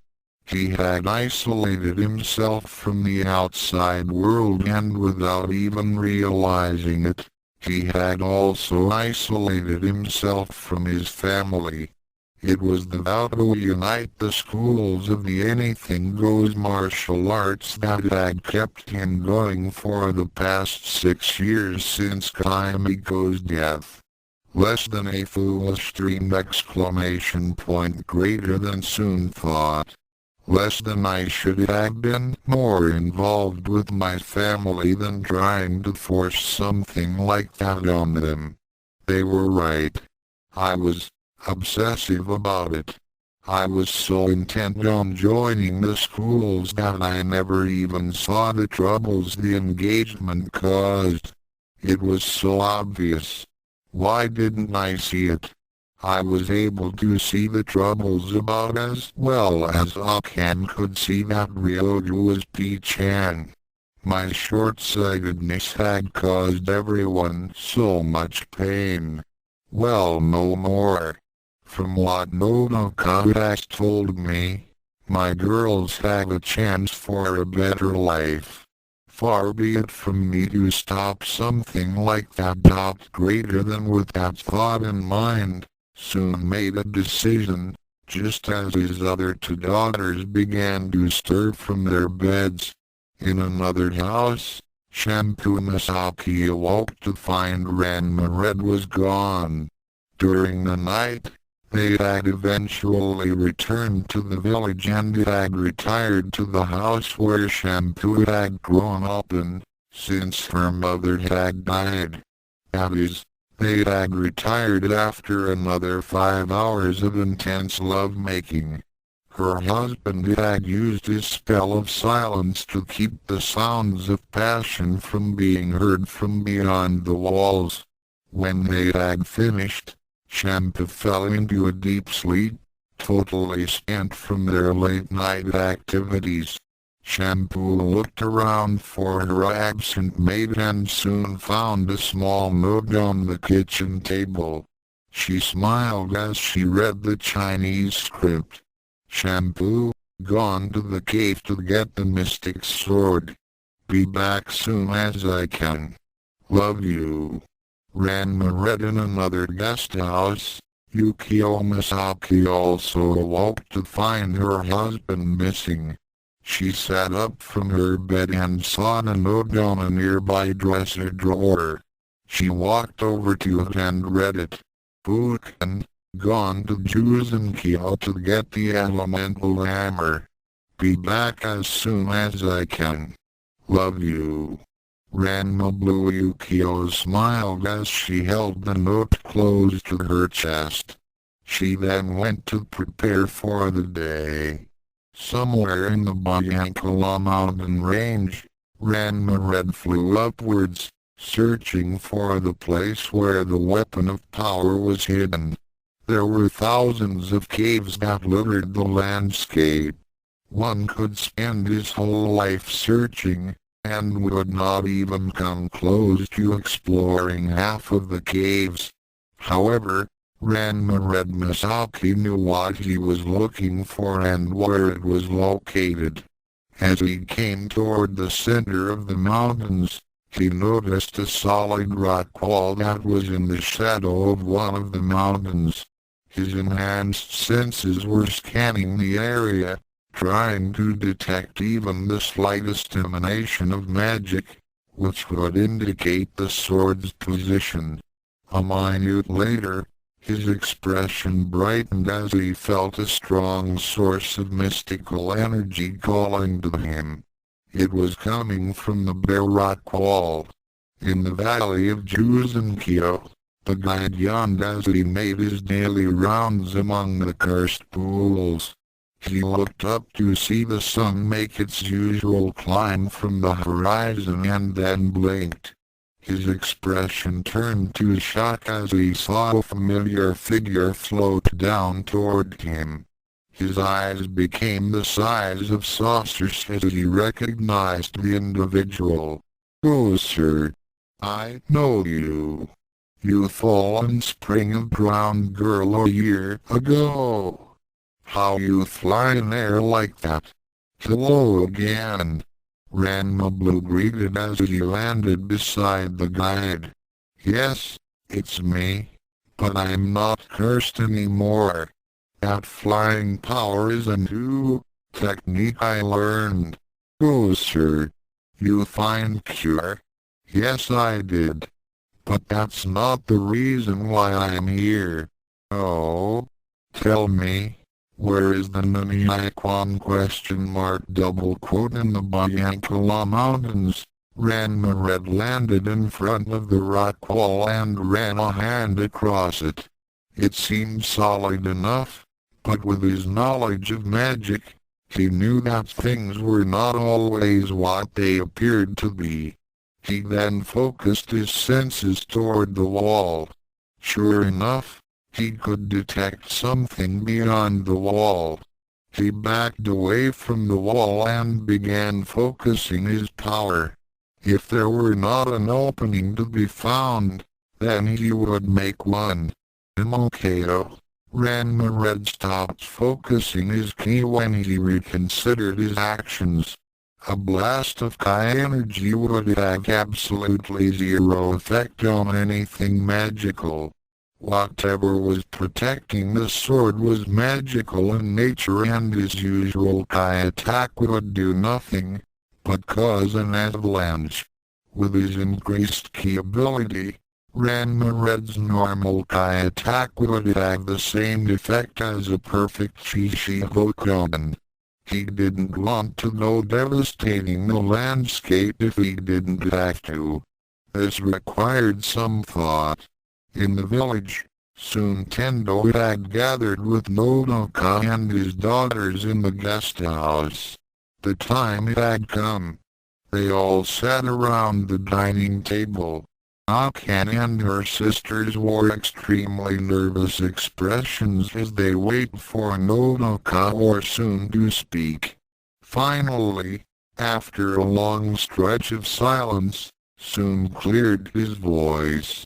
"Girls, I have an announcement to make. Ukyo. Oh, so sorry, sir.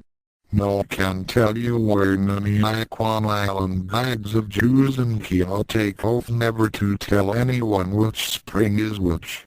That is, until unlucky customer fall into it. Not know why you want it now. You cured. I see. So I'd have to guess which one it is," Ranma Blue said with disappointment. "That way it is," the guide replied. Ranma Blue sighed as he looked over the many pools. He began thinking back to that day when he and his father Ranma first arrived at Ukyo. Thanks to Taron's meditation techniques, The elemental Misaki saw the image in his mind with crystal clarity. He then looked over to one of the pools and thwommed. That was the one I kicked my father into, so that has to be Shanmon Miyakwan, right? Yes, sir. The guide answered. Ranma Blue's eyes then looked over and thwommed to a pool that was directly left to the first pool. I fell into that one, so that has to be the Nyami Icon. Correct? That right. The Misaki twin then focused his concentration harder, trying to recall every detail. He saw himself chasing after his father after receiving his curse. He had felt something strike his outstretched knee, but had paid no mind to it at the time. Looking up, he saw a cliff that was overhanging above a section of pools. Less than that must have been where I knocked Ryoga into the spring of ground big dot greater than he then thwommed to a pool that seemed to be closest to where Ryoga would have fallen from the angle of the ledge, and the trajectory he would have taken. Would that one be the Hitoni Icon? The one that turned a guy into a pig? Yes, sir. Very good guess. Almost made very bad mistake that day. Almost make boy into sweet and sour pork. Ranma Blue became a bit green at the thought, then tried to remember more about the springs. He then thought about Moose's story and how he fell into the spring of ground duck on the very first step. Looking toward the valley, he noticed another pathway, which was in the direction of the Amazon village. Assuming that the path was the one that Moose would have taken after returning from his first defeat, Ranma Blue then asked the guide. That spring that's nearest to that path over there. He pointed at the pool. That's the Yaznechan, right? Very good guess. Yes, that is spring of ground duck. Still no can believe last person to fall on that one. Took one step forward and fell in. Ranma Blue nodded. Less than, well, I've eliminated 4 springs, but without any more clues, I can't logically locate the one I'm looking for. All the magic and elemental power emanating from the pools is hiding the hammer's presence. Greater than Bayankala Mountains. Ranma Red's expression became brighter as he figured that the best way to enter the cave was to simply walk through the wall. Taking a deep breath and clearing his mind of any doubt, he closed his eyes and took a step forward. Then another and then another. After taking several more steps, he decided to open his eyes. He found himself inside a huge cavern that had a series of burned-out torches mounted on the sides of the wall. Waving his hands, he sent out a small flame, which danced and floated above each torch, illuminating it. When the entire cavern was lit up, Ranma Red looked back to where he had been. Sure enough, there was an entrance and he could clearly see the outside. The brother of Ranma Blue smiled. He had guessed right. The illusion that had made the entrance seem to be a solid wall had not only fooled his eyes, but his other senses as well. Somehow, the spell had made his sense of touch believe that it was touching rock, rather than open air, causing doubt. It was also a kind of force field that pushed back, whenever he pushed forward. It made sense that the spell would keep out any hostile intruders and repel any force used against it. However, if the intruder were someone who had no doubts and had entered with the knowledge of such a spell, then the person would be seen as one of the chosen twins. Simple really. Ranma had noticed that the pathway of torches led toward a tunnel and began following the lights. Juice and Kyo. Ranma Blue was getting frustrated. He did not know where to begin. He had walked over to the place where he had been cursed, hoping to sense anything that could be connected with the spring of ground man. However, this proved to be futile. The springs were emanating too much energy at once and their signals were intermeshed. There was just too much static to sort through. Looking back over the guide, he decided to try a different approach. Tell me about the legend of the spring of ground man. The guide looked at him for a moment, then shrugged. Very tragic legend of young man who drowned here 2600 years ago. Now whoever fallen spring take body of young man. Less than okay. Now I know how old it is. Greater than. He started scanning each pool, mentally ticking off his list when the pool's energy emanations were gauged as too young or too old. By the time he was finished, half the pools had been identified as over or less than 2600 years of age. However, that still left more than 50 pools that were still unknown. The cavern, back at the cave, Ranma had run into a little difficulty. Specifically, he had run into a ghost. The specter had almost caught him off guard, but he had managed to get a defensive shield up. Now the ghost was pounding at his shield with mystical blasts of energy. After a minute, Ranma prepared to counterattack. It was then that he noticed dust and small pieces of rock dropping from the ceiling. Looking up, he saw that the stalactites were quivering and some were starting to fall apart. Less than. Oh, not good. Those stalactites are already starting to weaken from all those energy blasts. If I try to fight back, I might cause the whole place to cave in. There has to be another way out of this! Greater than. Ranma looked at his opponent. The wraith was streaking around the area like a dancing shadow. He was unable to get a good look at what he was battling.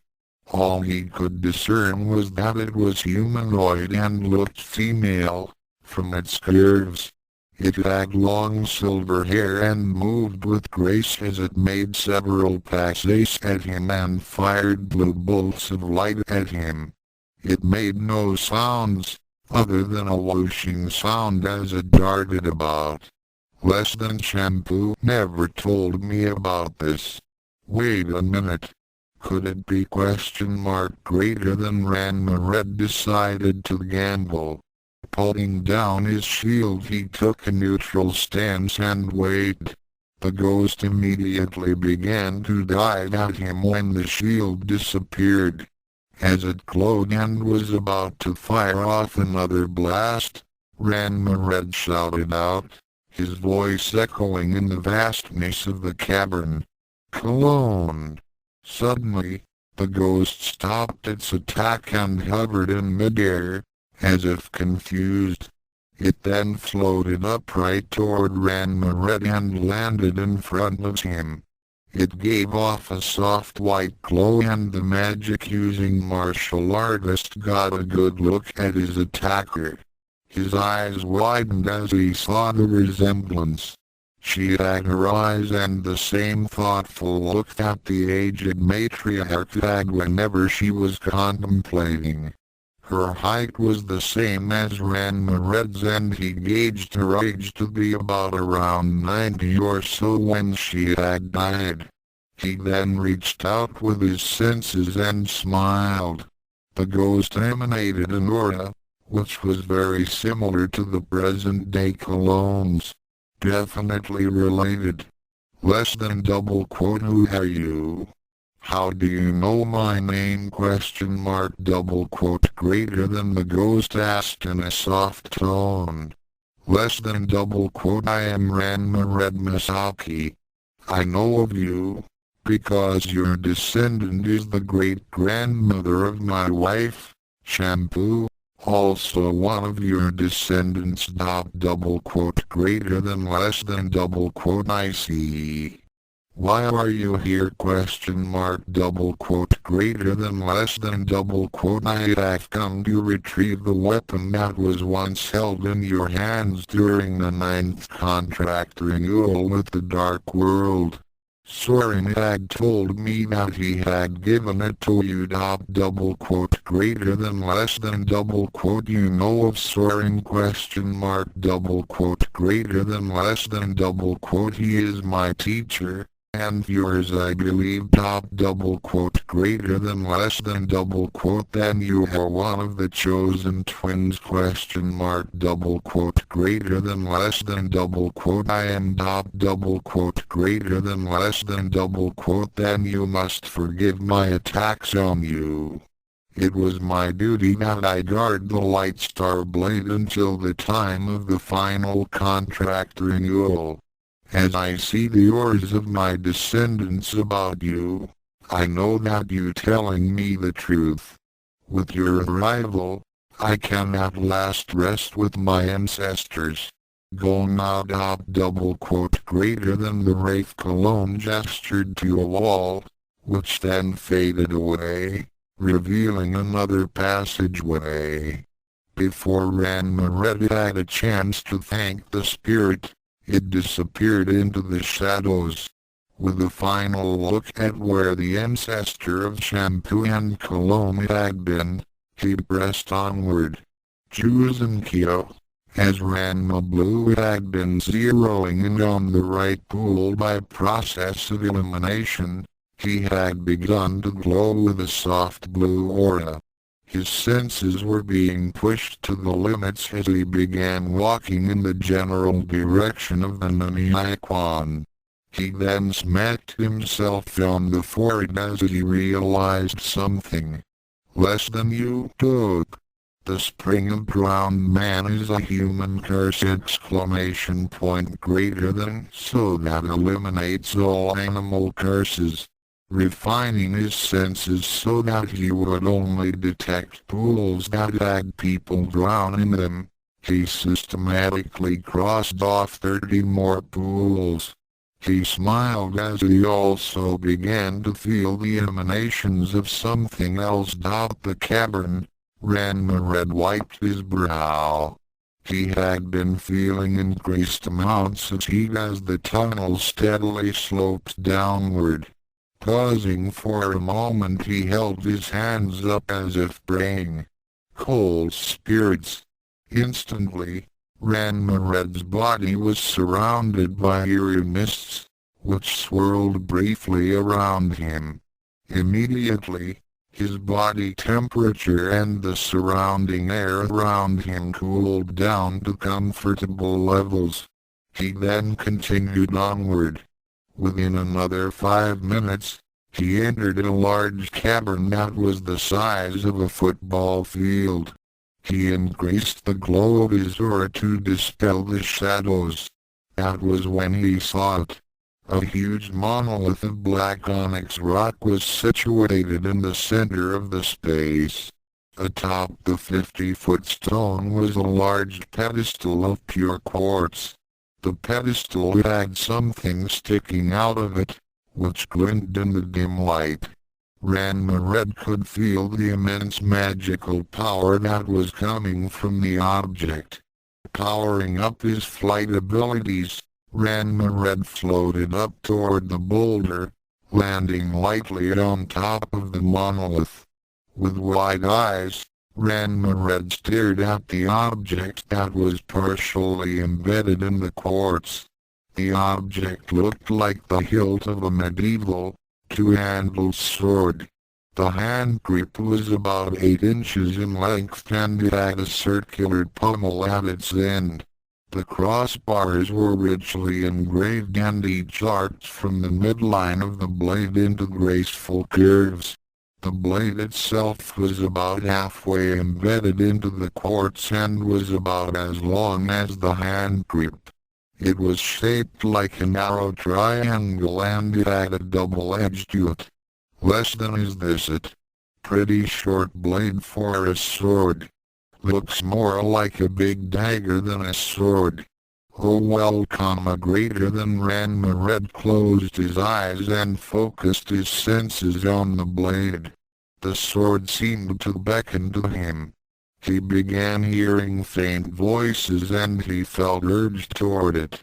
Taking a deep breath and closing his eyes, he reached out and grabbed hold of the hilt.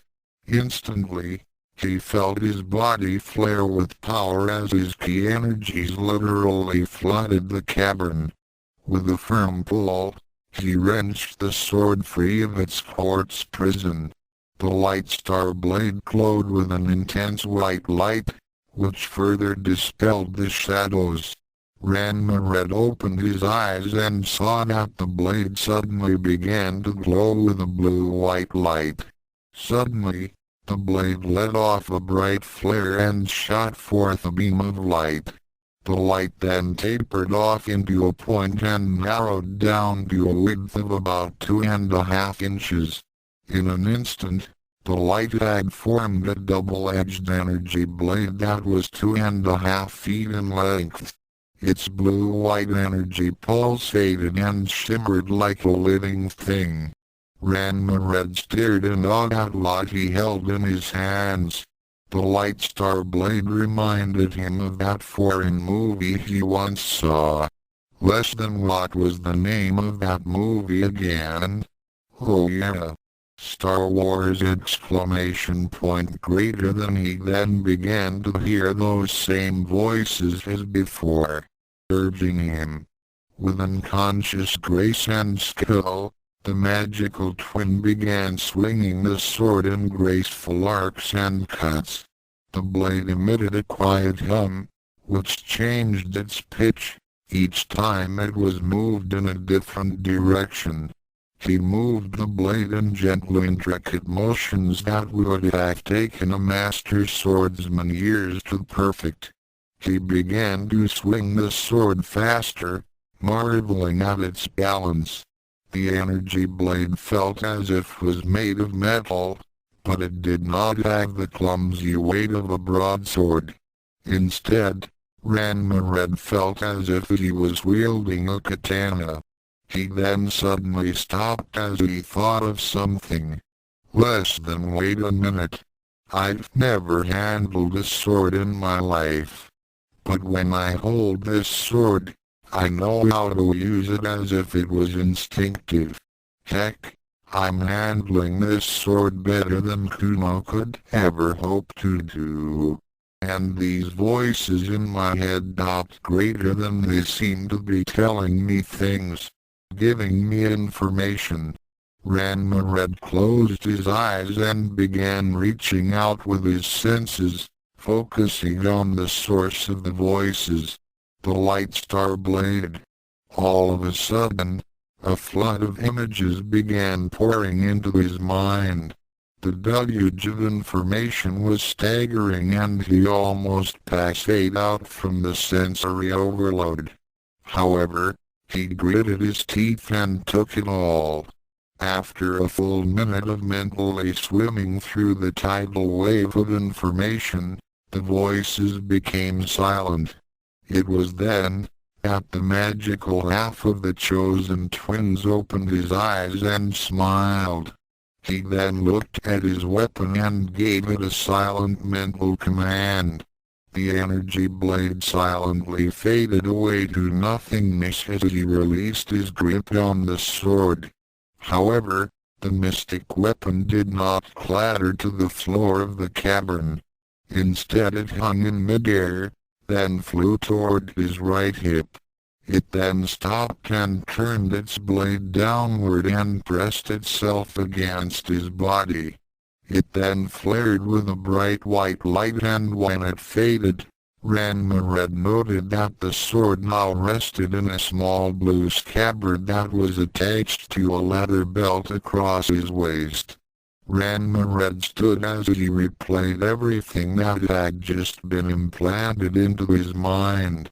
The secrets of long-forgotten spells were now available to him. New Kai techniques and battle skills were his to command. He now knew martial arts that were so powerful, they made the anything-goes style and Amazonian kung fu seem like child's play. His previous abilities had also made a huge jump in power levels. He could feel his body almost exploding with energy. Less than what the hell happened ? Greater than he thought for a moment, then realized what had just occurred. The experiences of the past champions of Earth must have transferred to him. Everything that they had learned in the past 10 millennia was now his. All the knowledge, all their powers and their memories were now a part of him. He also understood that the sword was some kind of magical key, which granted him access to spells that were not only created on Earth, but on other worlds as well. Ranma had achieved a level that was near godlike. At this time, Ranma was so enthralled at what he had become, that he didn't notice a huge shadow that moved toward the entrance to the cavern. A moment later, a thunderous roar was heard.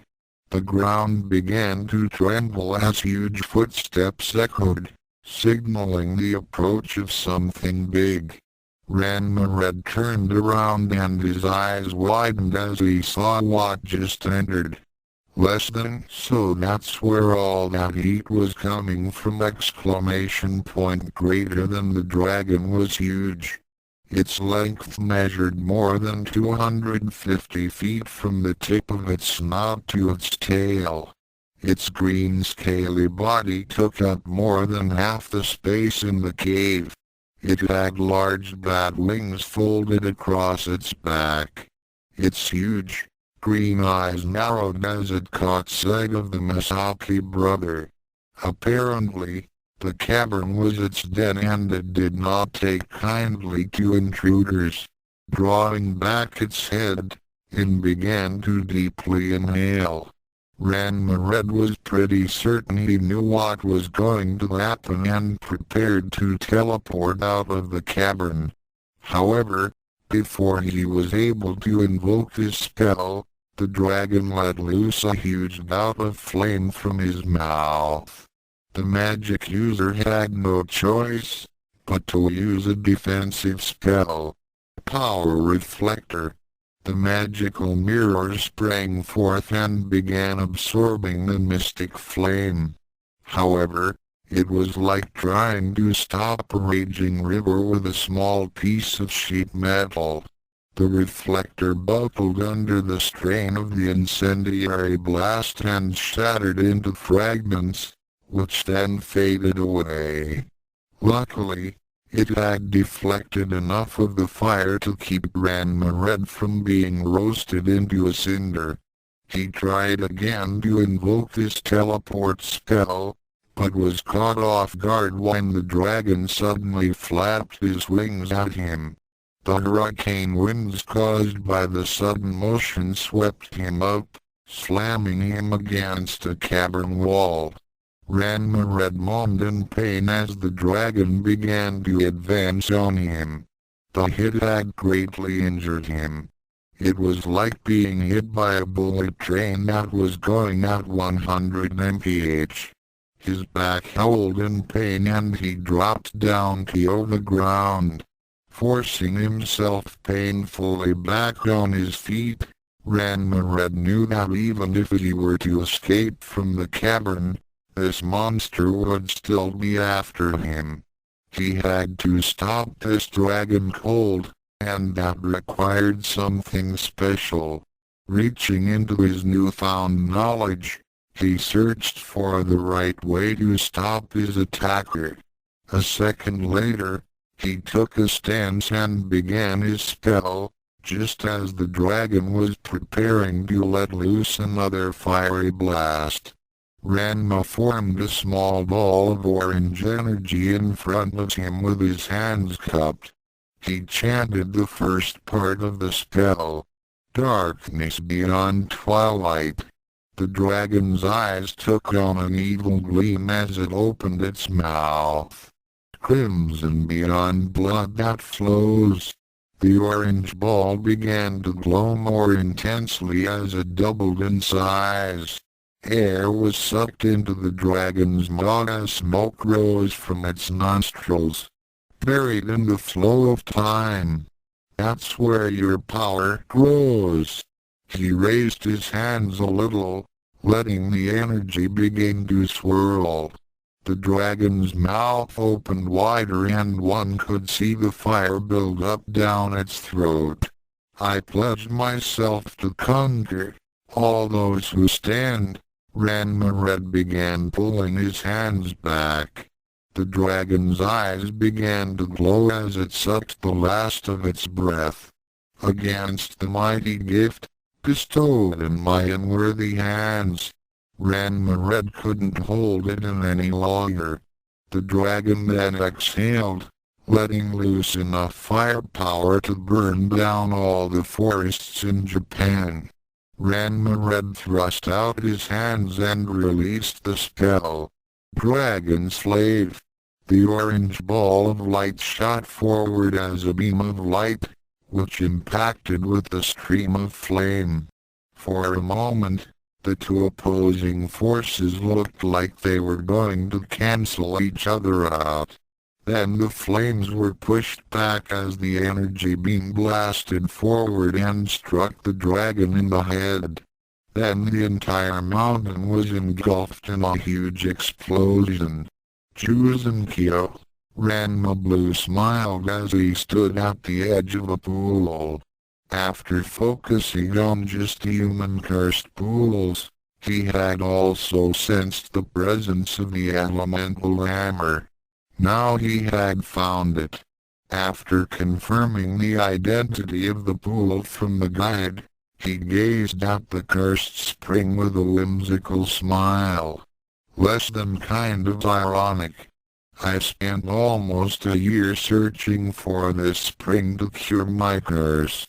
After Taron and Soren cured me, I thought that I'd never need to come back to Duels and Ukyo.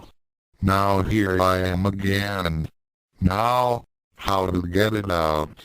I suppose I could just jump into the spring and just get it, but I don't think I want to get my clothes wet. Greater than Ranma Blue continued to gaze at the spring while considering the best way to tackle the problem. He began reaching out with his senses. Sure enough, he could feel high amounts of elemental power emanating from the bottom of the pool. Its location was determined to be at the pool's center and was buried beneath at least 3 feet of mud. He was then inspired to try something new. Kneeling down at the edge of the pool, he placed his palms on the ground and began focusing his power into the earth. Pinpricks of energy began to emerge around him. They floated about him, then descended into the ground. Ranma Blue glowed with an eerie white light as he continued to feed his ki into the spring before him. With each passing minute, his aura continued to grow in strength and brightness. Suddenly, the waters of the Naniakwan began to glow and swirl. The guide looked on with fascination as the waters began steaming. Then the Masaki twin did what only Moses was able to do. The waters of the spring of drowned man parted and revealed dry earth. Ranma Blue smiled as he then used his powers on the newly revealed ground. The surface began to tremble and crack. Suddenly, an object burst free and shot upward from the ground. The elemental twin looked up and released his hold on the spring. The waters simply poured themselves back into the depression and all was silent. He then slowly stood up and looked at the object hovering above the spring. The elemental hammer had a square head like a sledgehammer's and seemed to be made of gold. The head glinted in the sunlight and looked very heavy. The handle was about 2 feet in length and seemed to be made of metal. The end of the handle terminated in a leather thong. Ranma Blue stared in awe at the raw power that emanated from the weapon. He then reached out with his hand and grasped the handle. Instantly, clouds began to form above the valley of Ukyo. The guide hurried into his hut, expecting rain. Ranma Blue, however, did not move. Like his brother, he too had been receiving voices in his head. As soon as he touched the hammer, his body froze up as thousands upon thousands of images began washing over his consciousness, threatening to drive him insane. After a moment, the images stopped and Ranma Blue collapsed to his knees. His head was bowed low as he tried to make sense of what had just occurred.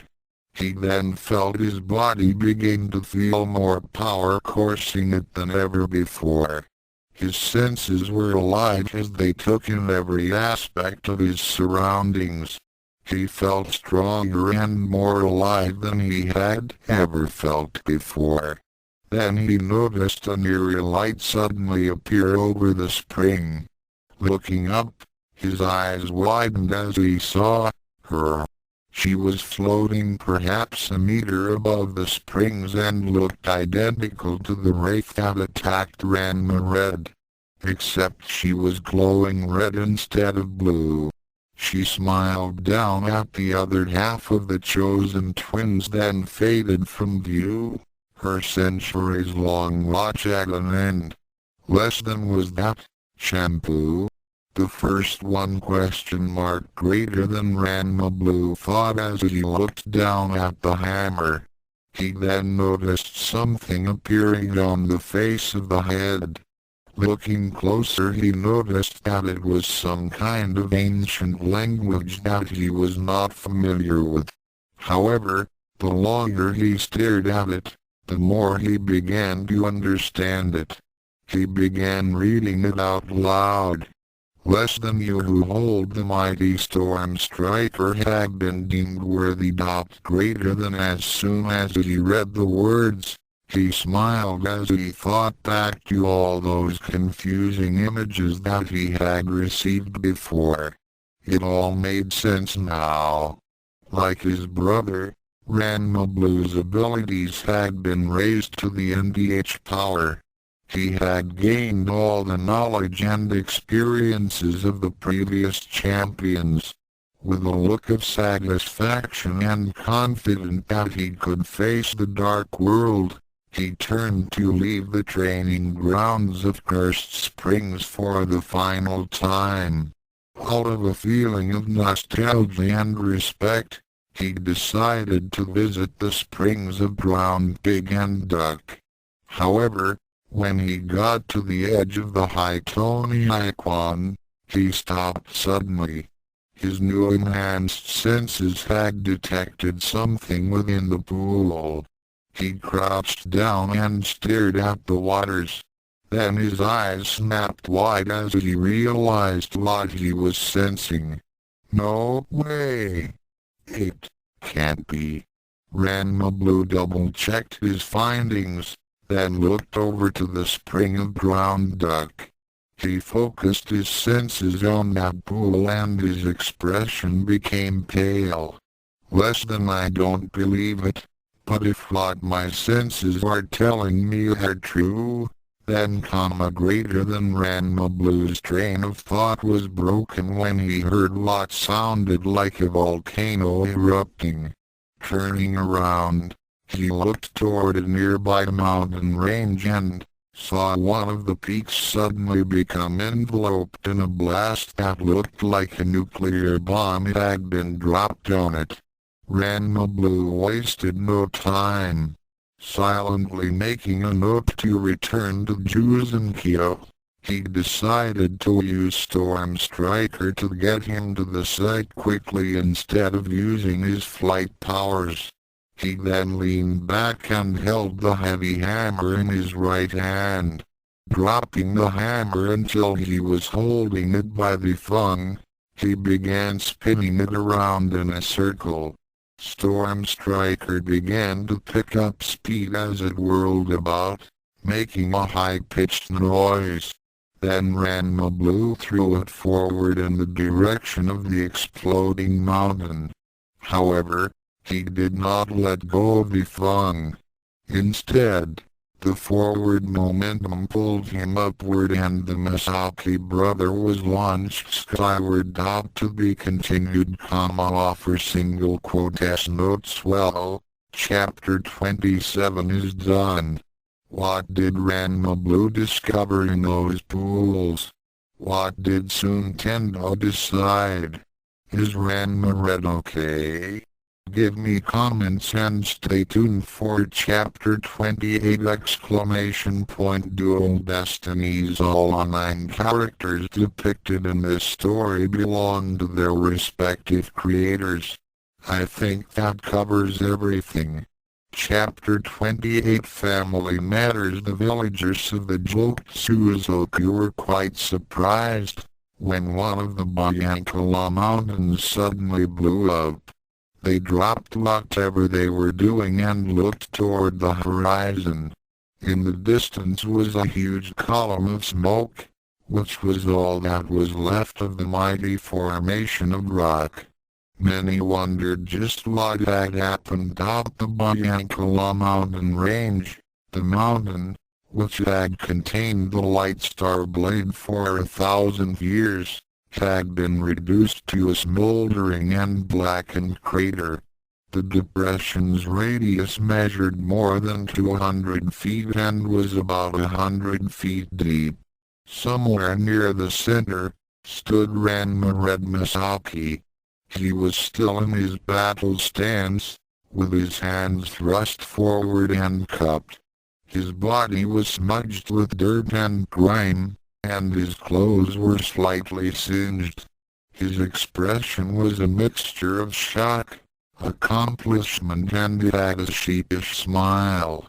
Aside from a few rocks tumbling down the sides of the crater and some small fires crackling and dying down, there were no other sounds. Then, Ranma Red said in a quiet and embarrassed voice, "I think I may have overted that spell a bit." He then fell flat on his face, as his body began registering the pain caused by being too close to the blast, due to the dragon slave spell. It was then that he heard a frantic voice above him. "Whoa! Hold it! Stop! Hit the brakes! Boom!" Ranma Red lifted his head to see what had just happened. In front of him, on the face of an adjacent mountain, he saw that something had just impacted with it at great speed. The collision had caused the rock wall to crumble as a huge depression was formed. In the center of the point of impact, he saw a familiar figure with his front side buried into the mountainside and was spread-eagled. In his right hand he was clutching a heavy-looking hammer. The magic-using Masaki brother was struck speechless as he recognized whom it was. Ranma Blue could only say one thing to sum up his condition. Ouch! Some time later, The Masaki twins were sitting in an undamaged area near the crater, discussing their experiences and healing their injuries. "So let me get this straight," Ranma Blue said. "You are now able to cast all the spells from all places of reality?" "That's about the size of it," Ranma Red replied. "That dragon slave spell I used didn't come from our world. The Light Star Blade is some kind of magical knowledge repository, and it's linked to the common forces which powers all forms of magic, not just in our plane of existence, but in other realities as well. As soon as I touched the sword, it not only transferred all the memories and experiences of the previous champions, but it also gave me the knowledge of every spell that was ever created in existence. Not to mention, it increased my old powers to new levels. Don't you think that dragon slave was overdoing it? Sorry. I sort of underestimated the full power of that spell. I was so excited at my new skills that I just couldn't wait to try them out. It's going to take some time for me to test my new spells and stuff. Am I glad we have that extra week? So that's the sword, huh? The elemental twin pointed to the sword on his belt. Ranma Red nodded as he took out the weapon and ignited the blade. The blue-white energy shimmered in the sunlight. He then paused as he stared intently at the sword. "What's the matter? Sword. It's speaking to me, telling me its origins," his brother responded, not taking his eyes off the blade. 10,000 years ago, a visitor from another world came to Earth during the time of the first contract renewal. He was a master weapons maker and hired from a world that possessed great power. Kami-sama had commissioned this person to create a weapon for Soren. When the task was completed, Kami-sama himself infused the already powerful sword with even more magic, causing it to be linked to the mystical forces of existence. The sword, now called the Light Star Blade in honor of its maker, was then given to Soren to use against the Dark World. Since that time, only the chosen twins have been permitted to wield the mystic sword. There have been many attempts to duplicate the Light Star Blade over the millennia. Excalibur, Stormbringer, Musashi's Bookin, and many others. None have succeeded. Ranma Red then deactivated the blade and replaced it back into its scabbard. "And that's the elemental hammer?"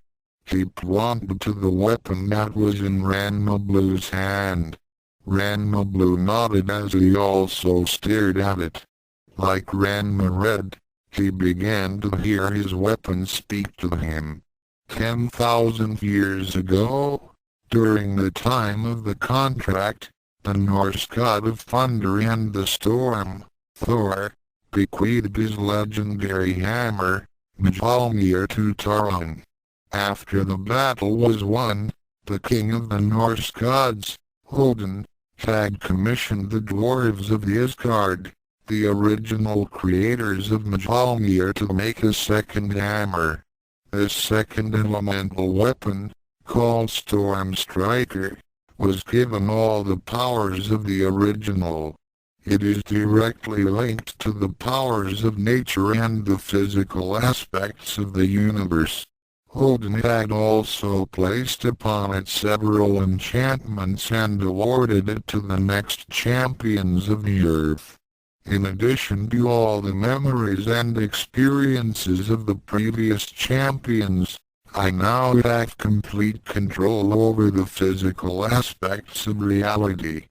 All the properties of the physical universes, fire, wind, water, earth, electricity, gravity, metal, you name it, I can manipulate.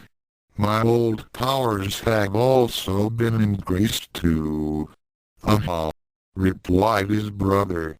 And how does that explain you smashing into that mountain?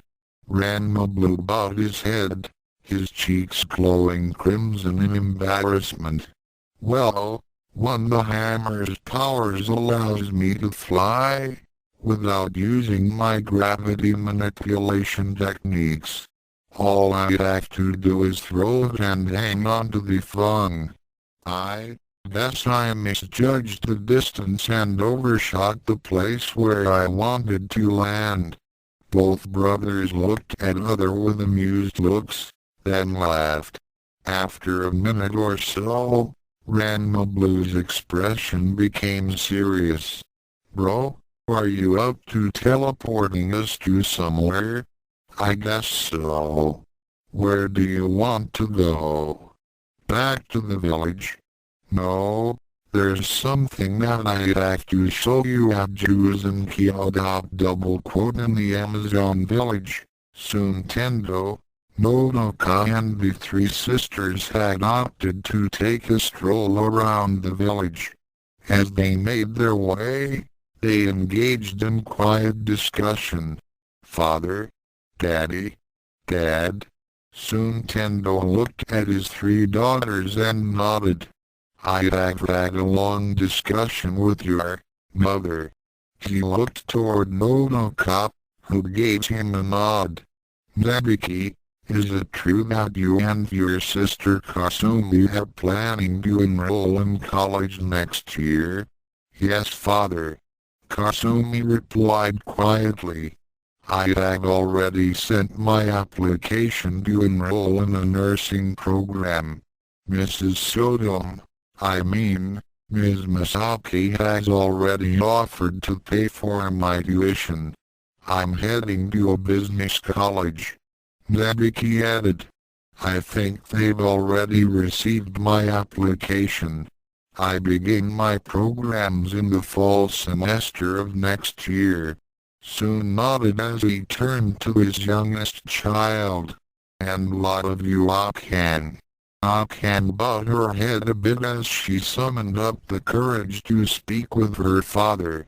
Well, Dad, I kind of hoped I'd finish high school and maybe go to a college for a degree in physical fitness. Maybe become an instructor for a gym or dojo. I see. It seems much has happened since I last saw the three of you. You all wish to lead a different life than what I envisioned you to. And what is wrong with letting your daughters live their own lives? Nodoka asked with a slightly displeased tone. Soon nodded and said in a tired voice.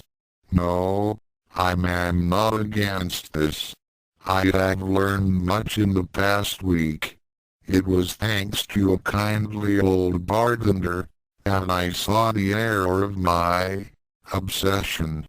A bartender? Akan asked. Soon gave her a knowing smile and chuckled. Oh yes. I haven't told you what happened to me since that day. Anyway, after Ranma had eluded me, I didn't have the courage to face the three of you. I spent a week drowning my sorrows in cheap liquor, getting kicked out of several bars when I couldn't pay my tabs. Oh my. Soon nodded to Kasumi. It's true. I had sunk to an all-time low. After Kami-sama knows how many bottles of sake, I found myself at some bar called the Infinite Realm. The Infinite Realm? Akan asked. Less than that single quote, that's weird. It almost sounds like that place where Soren and Taron come from. Greater than, that was the name of the place. Soon confirmed.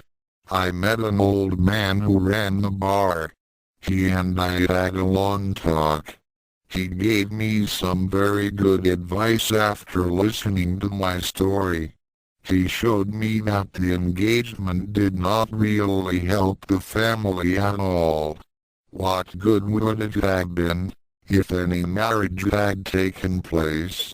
The owner of the bar, Akira Shotaro, asked me what was more important, my family, or some promise made between myself and that idiot Ranma. Ranma had already proven himself as a false friend. I must admit, he did use my friendship as a means to get something for nothing. He lived off the dojo for a year and used my obsession to push you and Ranma towards something that was just not meant to be. Oh Dad, it wasn't all your fault, I can assured. Perhaps, but the fact of the matter is, we all had been ignoring the problem, hoping that it would go away. But Akira showed me, that kind of attitude doesn't work. I should have been more considerate of your feelings and tried to solve the problem, not make excuses for it. It was my blind ambition to unite the schools that I never even saw the plain truth. You and Ranma being forced against your wills. Ranma and myself were always pushing you. The constant arguing, the fighting, the multiple fiancés and such. The situations in which your sisters were trapped in, everything was chaos because of that engagement. Nodoka, the best way for any of us to attain peace, was to terminate that agreement. You mean? All three girls asked. The Tendo patriarch nodded. As of now, the agreement to unite the schools of the anything-goes martial arts by marriage is hereby null and void. I couldn't care less if it meant losing those whom I love. All three girls were stunned to hear these words from their father. For a year, soon Tendo had been adamant in the ambition to carry on the school. Now, he had released the three of them. Tears began to well up in their eyes as they suddenly embraced their father in a group hug that threatened to crush the emotional martial artist. Soon was also bawling his eyes out as he returned the hug. Behind them, Nodoka smiled. At the pools of Juice and Ukyo, the guide was startled as the twins appeared in a flash of light in front of him. The fat Chinese man let out a yelp and fell backward. Luckily for him, Ranma Blue grabbed him by the front of his shirt and prevented him from falling into a cursed spring. Oh, thank you, sir.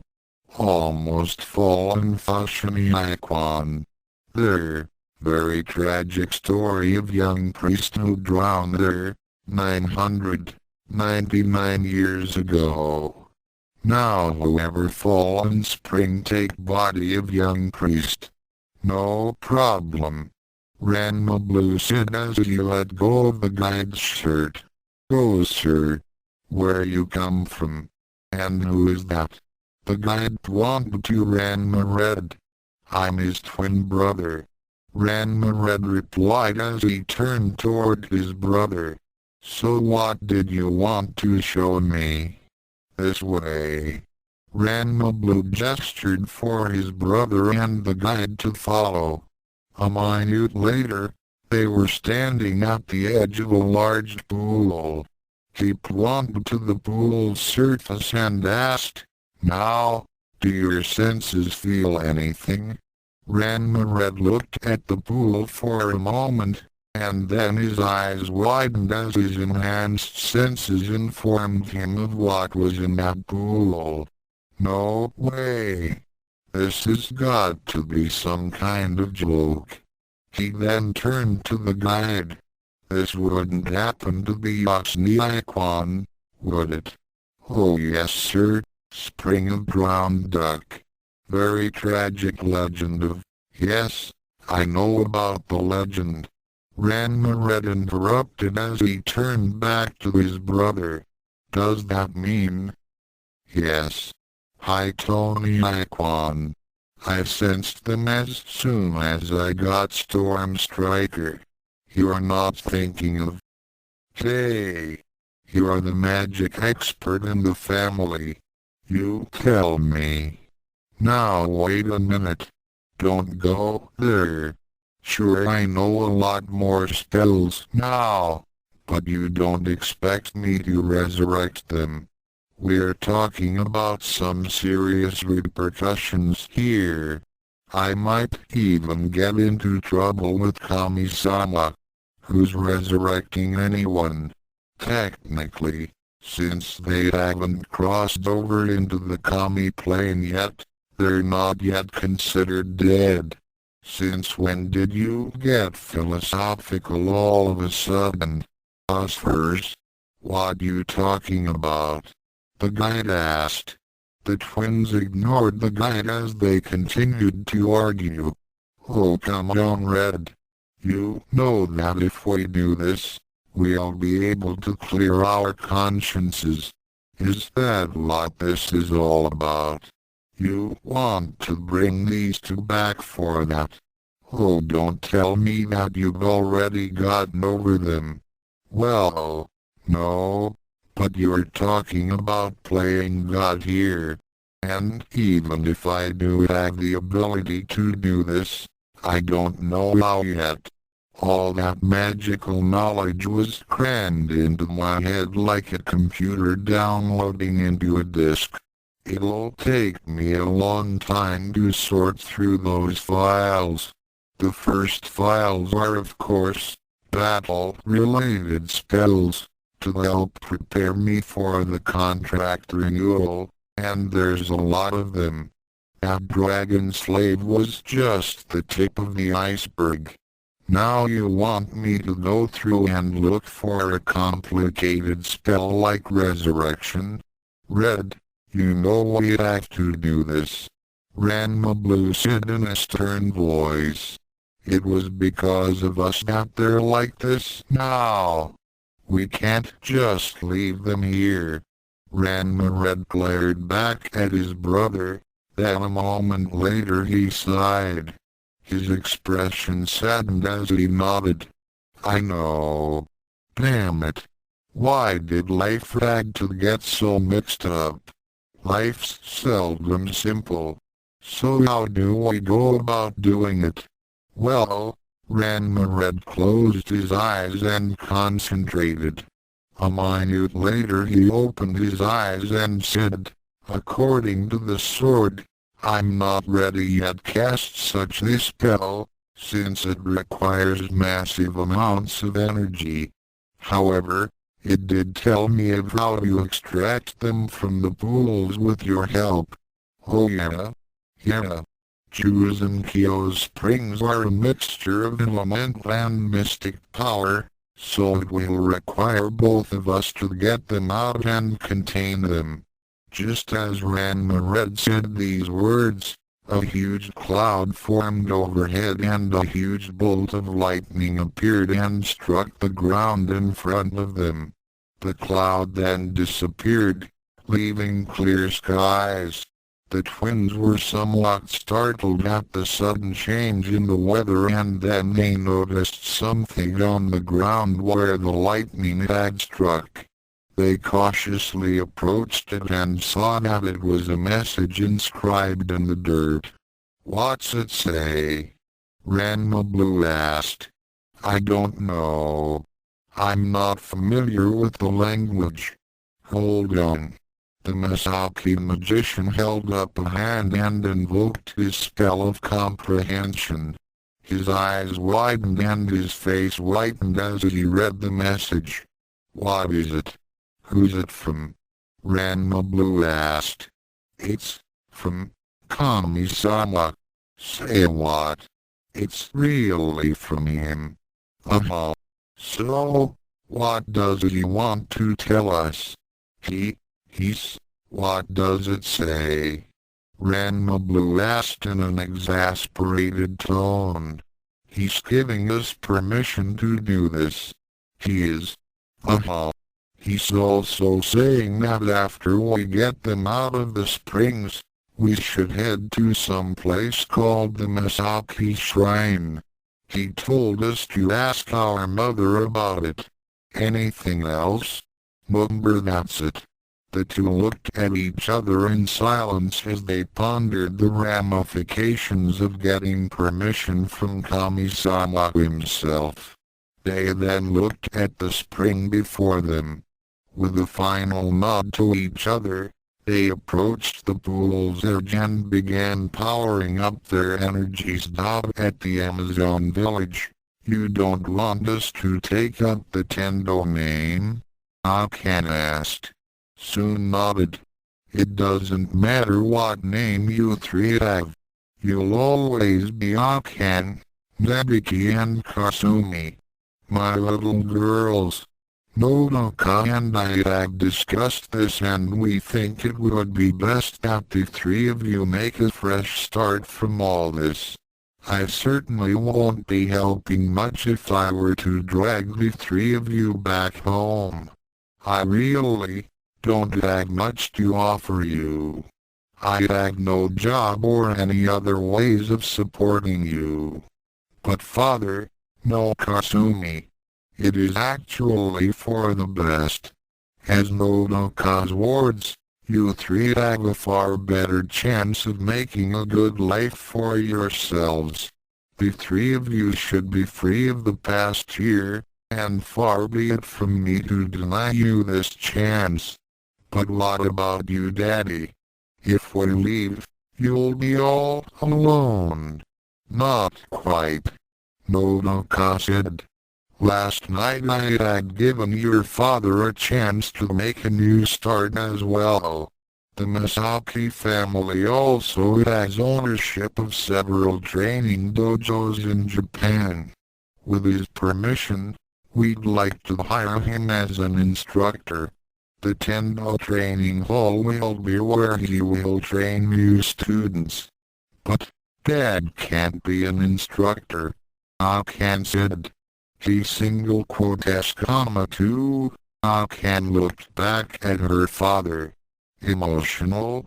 Soon said and then gave his daughter a small smile. Don't think that this whole experience has taught me nothing. I have become more in control of my feelings, now that I'm thinking with a level head. This is my chance to truly fulfill my duty as a martial artist. I will begin teaching again. But father, don't worry Kasumi. Just because you no longer have the Tendo name, does not mean that I will not be in your lives. I intend to be fully involved with your lives. Not like before. I was a poor excuse for a father then, but I intend to make up for it. Nodoka and I will see to it that the three of you will be happy. No man could wish anything more for his children. Oh father! Kasumi's eyes welled up with tears as she embraced him. The two other girls followed suit. Nodoka smiled as she watched her three adopted daughters hug their father. At Ukyo, Ranma Red and Ranma Blue slumped down on their knees. In front of them were two glass bottles that the elemental Ranma had created from a mound of sand. Each bottle was filled with water and it had a label on it. The guide walked up to them and handed them a pair of corks. After sealing off each bottle, the twins thanked guide and began to slowly make their way out of Ukyo. Man! That really took a lot out of me. Ranma Blue commented as he carried a bottle in his hands. I'll say, Ranma agreed as he held his own bottle. Ukyo magic is really tricky to manipulate. Once those springs get a hold on something, they don't let go of it that easily. So where to now? We better head back to the village.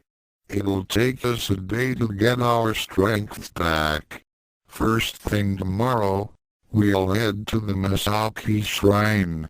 Both twins powered up their flight abilities and were soon streaking across the sky. To be continued, offer single quotes notes. Well, the three sisters had now reconciled with their father, and the twins are about to meet up with their mother's side of the family.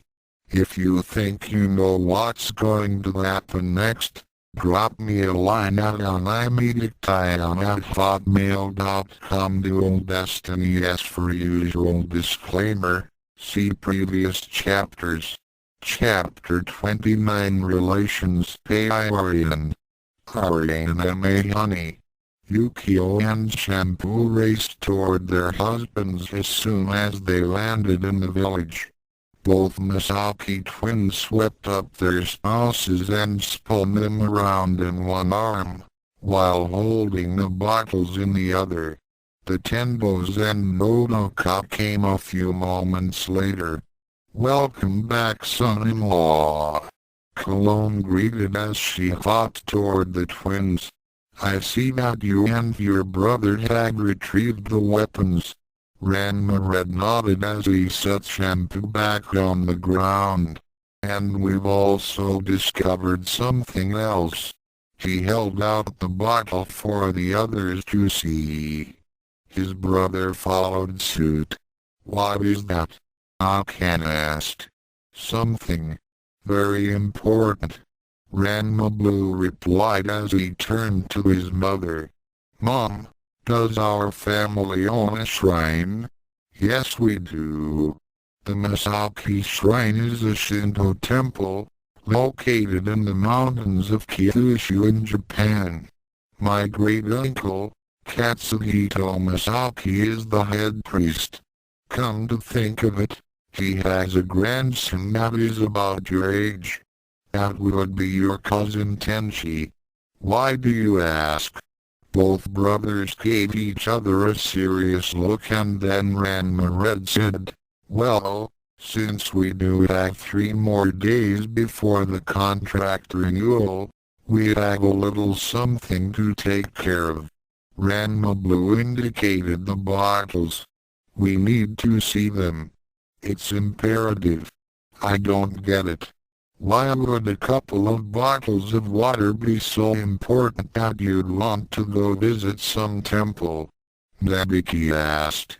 "It's hard to explain.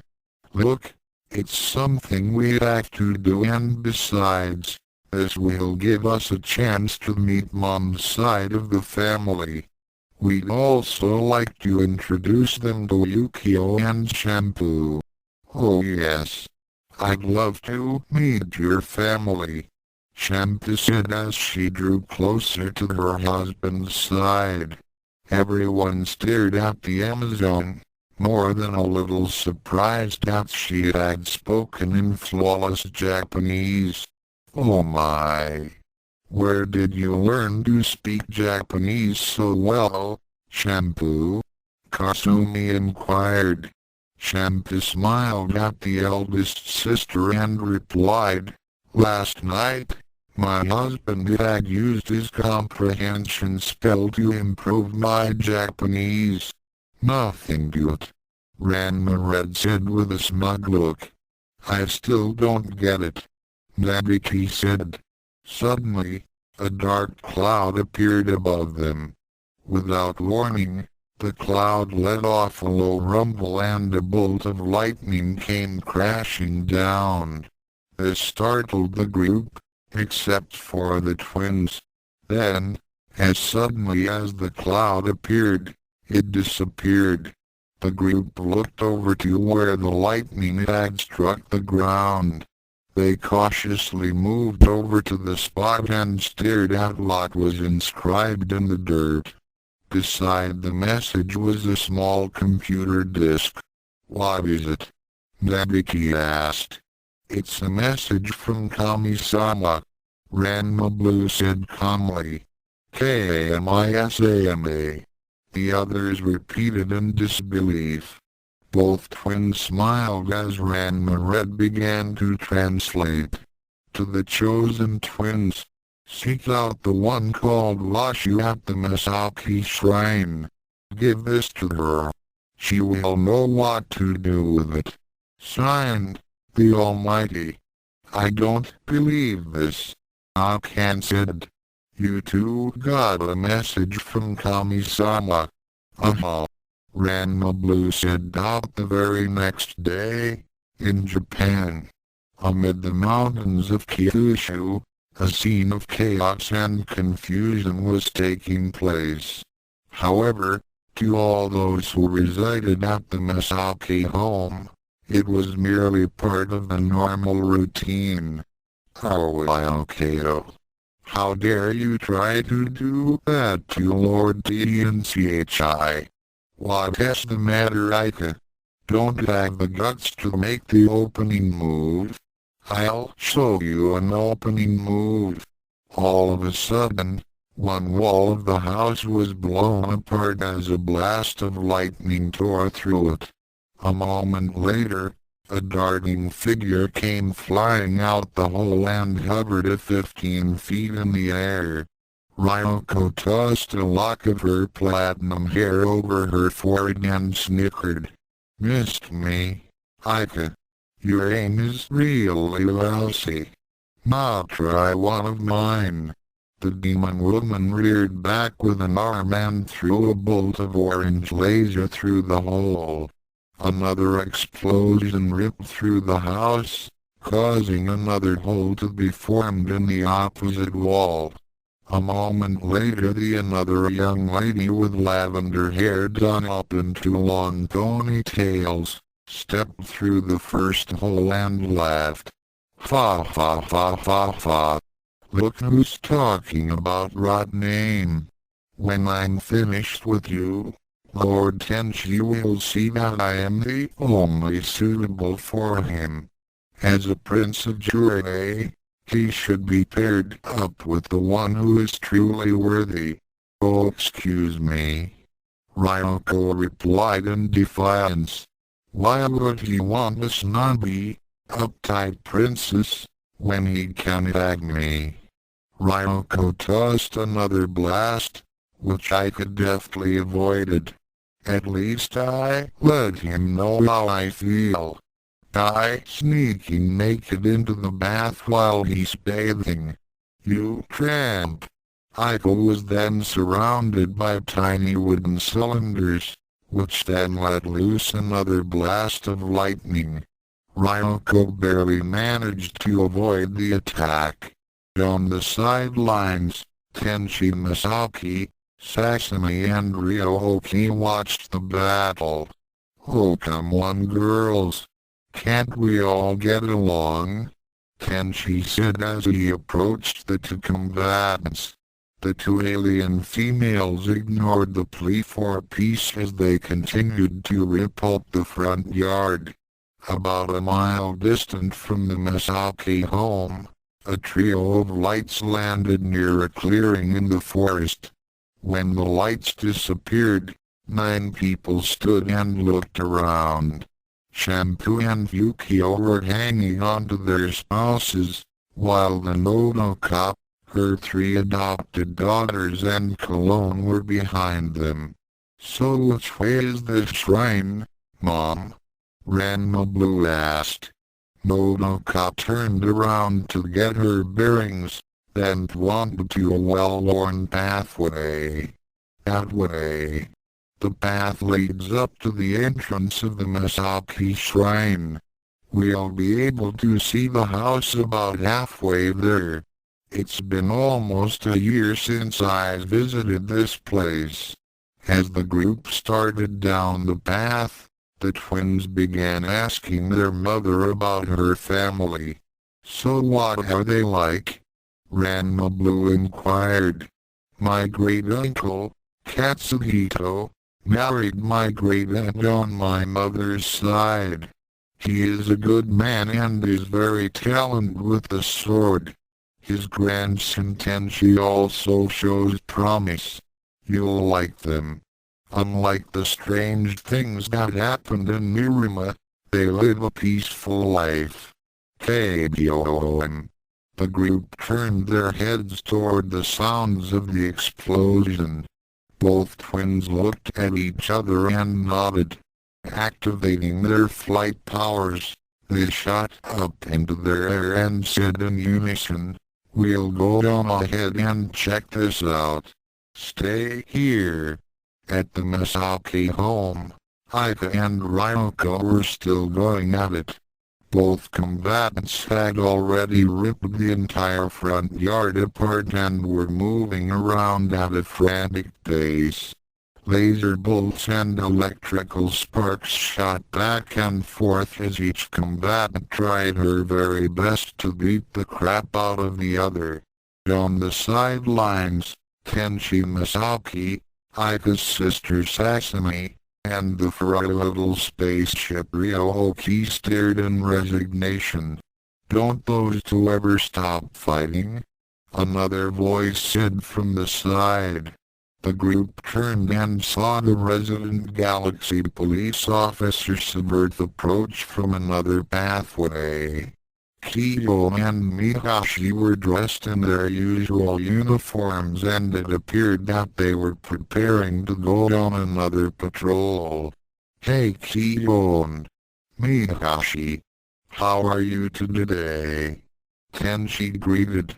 "Just fine, Tenchi," Kiyo replied as she looked back at the carnage being wrought in the fight between the galaxy's most fearsome space pirate and the crown princess of the planet Jure. Honestly, she huffed. "Those two can act so immature. So what set it off this time?" Tenchi sighed as a part of the docks near the lake was reduced to splinters by an errant laser bolt. "The usual. You know, Tenchi, you really shouldn't lead them on like this. It's not like I want this to happen, but I really don't want to hurt their feelings. Now there's a familiar scenario." The group began looking around as they heard that last unfamiliar voice. Then they realized that it came from above. Their heads tilted upward and their eyes widened as they saw what was hovering above them. Ranma Red and Ranma Blue smiled as they hovered above them at a height of 20 feet. They both smiled at the gaping expressions of their startled observers. Then they turned their attention to the chaos being created by the two otherworlders. Ryoka had just pulled out her energy sword, while Ika was getting backup from her two guardians, Azaka and Kamadaki. Ranma Red smiled as he said to his twin, "I'll take the one with the sword." Ranma Blue nodded as he said, "I'll try to stop the one with the logs." With that the two flew into battle. Ryoka was deflecting energy blasts from Ika and then made a power dive at her opponent with the sword thrust forward. However, she was stopped halfway when her blade was parried by another sword. Her eyes widened as she stared at the blue-white blade. "Less than, oh, it's the Tenchi sword. Is Tenchi taking Ika's side? ? Greater than she looked up and her eyes gazed upon a red-shirted stranger who was floating in the air with her hand holding a sword that was similar to the one that Katsuhito's grandson carried. Ranma Red gave her a friendly smile and asked, "Don't you think you've done enough damage today?" Ryoko immediately jumped to the conclusion that he was some new enemy and began attacking him. Aiko was also a bit surprised when she found her next barrage of electrical energy suddenly disappear. Looking to her right, she saw the lightning she had produced veer off course toward a young man floating in the air.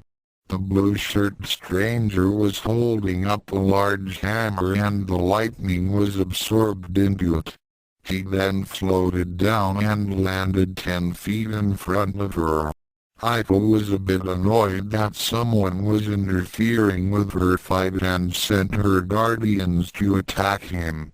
Ranma Blue raised an arm and let loose an elemental attack. Gravity reversal. The two logs suddenly found themselves shooting up into the heavens like a pair of icy beams.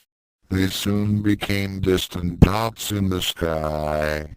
Ranma Blue calmly walked toward the stunned princess and said, "Now that wasn't very friendly." He saw that Aiko was taking a stance and small logs began to float around her. In the air, Ranma Red was getting a bit of a workout as he and Ryoko clashed blades. The two exchanged thrusts, parries and slashes 100 times in the space of seconds. Even though the magic-using Misaki now had all the innate skills of the great swordmasters, he was still relatively inexperienced at armed combat. The demon girl he was fighting showed no signs of tiring anytime soon, and it was only through the Light Star Blade's power that Ranma Red was able to keep up with her. When he saw Ryoko rear back her free hand, he knew he had to end it fast. Mystic Reflector. The energy shield formed in front of him, just as Ryoko shot another laser bolt. The energy blast hit the magic shield and was absorbed. Power returned. The plane of protective magic then shimmered and released the energy back at Ryoko. The space pirate barely managed to get out of the way, but the momentary distraction was all Ranma Red needed.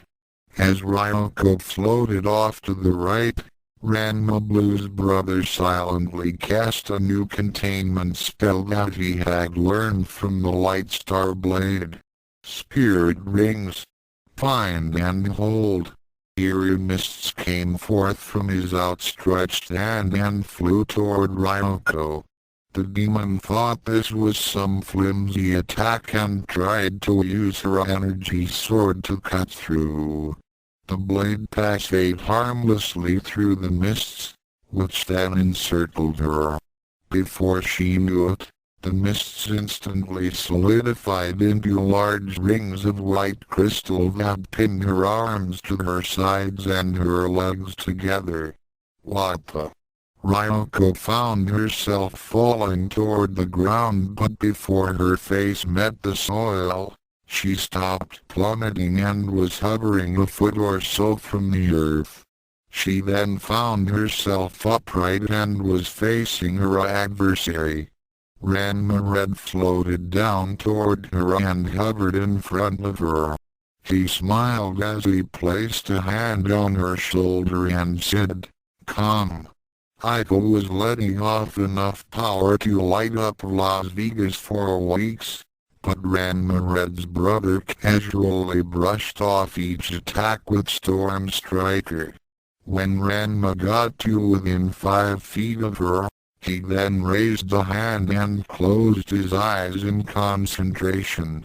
Aiko braced herself for any attack from him, but was unprepared for what happened next. She suddenly felt something brush against her right leg. Looking down, she saw a vine sprout from the ground and entangle her ankle. Then another one came, then another. She soon found herself being ensnared in the vines as they started creeping up her body. Knowing that she would be tied up in an instant, she began to focus. Concentrating her power, she let loose with huge burst of electricity, reducing the vines to ashes. However, when she looked back up at her opponent, he was no longer there. She then felt something press up against the back of her neck. It was the last sensation she had as she fell forward into unconsciousness. Ranma Blue dropped his camouflage technique and nodded toward his brother, who gave him a smile. It was then that they looked back at the still stunned group an hour later. "So these guys are my cousins, and Nodoka?" Tenchi asked. Both brothers nodded as they looked around the crowded room. It had taken a while for the twins to calm everyone down, and they were now introducing their group to Tenchi's. During that time, Tenchi's grandfather had come by from the shrine to visit. Explanations were made and truths were told, since it was hard to deny what had just occurred. Ranma Blue had returned Ozaka and Kamadaki from their position in low Earth orbit. Washu was not present as she was off on some other planet to collect specimens. She was due back shortly. "Yes," Nodoka said as she reached for a cup of tea. "These are my sons Ranma Red and Ranma Blue. I don't recall you giving birth to twins, Nodoka. I was under the impression that you had only one child," Katsuhito remarked. "I don't recall you ever telling me that you were from outer space," Nodoka replied with a small smile. "Touché. You are taking this very well. Considering what I have seen in the past weeks, very little surprises me anymore. I have learned to accept the fact that I now have twin sons and that they are capable of incredible feats. I have met goddesses, immortals and such that it isn't that hard to accept that you are from another world. So how did you find yourself the mother of two sons? It is a long story and I will tell you all about it later. As of now, my sons have some urgent business to discuss with someone called Washu. Is it?" The mother of the Masaki twins looked at her offspring, who nodded in response. "Furthermore, I felt it was high time that my sons met my side of the family. That fool Janma had denied Ranma from me for 10 years. They will not be denied from their heritage. I'm afraid that Miss Washu is not here, but we expect her back by tonight. For now, I believe that introductions are in order. Who are these lovely young ladies here?" Katsuhito indicated the girls on Nodoka's right. Nodoka smiled with pride as she replied, "These three are my adopted daughters, Kasumi, Nebiki and Akan." All three girls bowed. She then indicated toward her sons' wives. "This is Shampoo and Ukyo, my daughter-in-laws. They were just married to my sons 3 days ago. Charmed, I'm sure. And how is that idiot that you call a husband? He is not my husband anymore," Nodoka said in a level and stern voice. "I have divorced him. I cannot say that I feel sorry for him." Tenchi's grandfather's expression was emotionless. "I too was against your marriage to that fool, and I am glad you have finally seen him for what he truly was." The old man then cast his gaze on Cologne and smirked. "It has been a long time, Cologne. You're still the same handsome rascal I met 250 years ago. Cologne replied. You know each other? Ranma Red asked. Yes, son-in-law. I met Yosho 2.5 centuries ago. He was as great a warrior back then as he is now. It was a lucky thing for him that I was already married at the time, or I would have challenged him. Yosho? Nodoka asked. That is my Jurian name. Katsuhito replied. I met Cologne during my travels through China and she was impressed by the Misaki style of swordsmanship. He then looked at Shampoo. I take it that this young lady is from your tribe? She is my great-granddaughter. Ah yes, I thought her ki energy was familiar. At that moment, the group heard a small noise coming from a small broom closet. They turned their heads and saw a brilliant flash of light emitted from the tiny storage space. A moment later, the light faded away and the door opened, revealing a short figure with red hair and a sort of devious look about her. She was dressed in a fancy tunic and short and seemed childish. However, for those who knew her, Washu was far more formidable and was quite capable of blowing up a galaxy if she felt like it. Hey guys! I'm back! What's for dinner? Oh! We have company. Ranma Red and Ranma Blue nodded toward each other and approached the mad scientist. Are you Washu? Ranma Blue asked. That's right. Washu affirmed. The room suddenly went dark and a spotlight was shined on her as she struck a pose.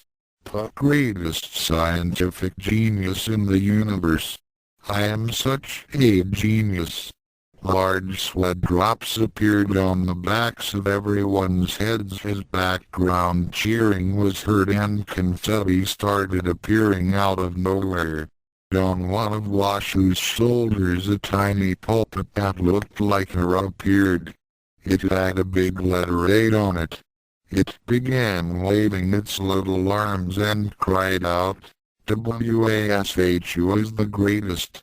Another pulpit with a letter B appeared on her other shoulder. WASHU is a genius.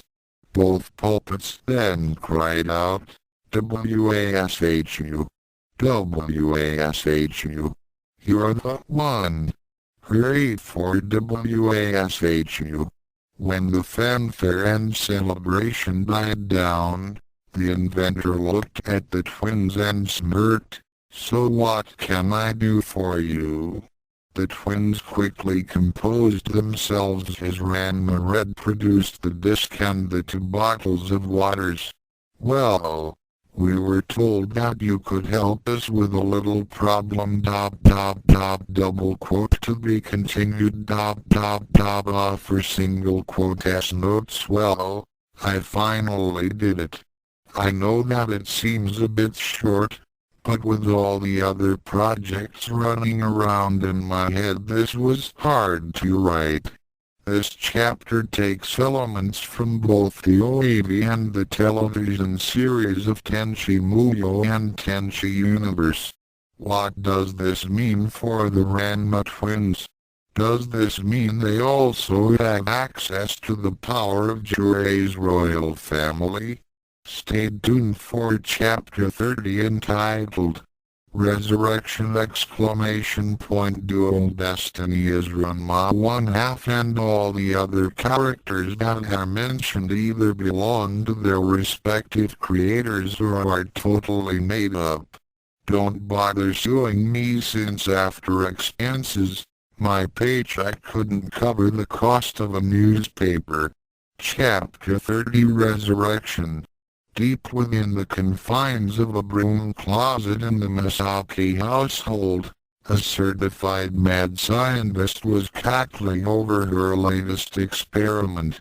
In the vast laboratory that was occupying a section of subspace within the tiny closet, she was now checking over the readouts of a monitor that was hooked up to a pair of large glass cylinders that were the sizes of phone booths.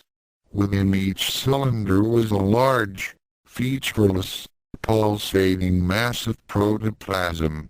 The masses were currently suspended within a bubbling mixture of nutrient fluids and were being bombarded with various energies.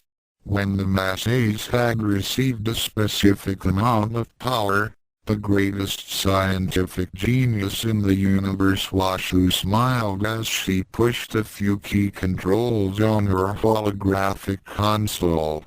This caused another machine to suddenly appear. She then took out the small disc that the Masaki twins had given her and inserted it into a small slot. A few more commands were typed in and the final ingredients were added to the biological soup. A pair of grappling arms swung in from above and grasped the two bottles that were resting on a nearby lab table. The contents of each bottle were poured into a separate cylinder and then Washu set the high-tech blenders to mix. I am such a genius.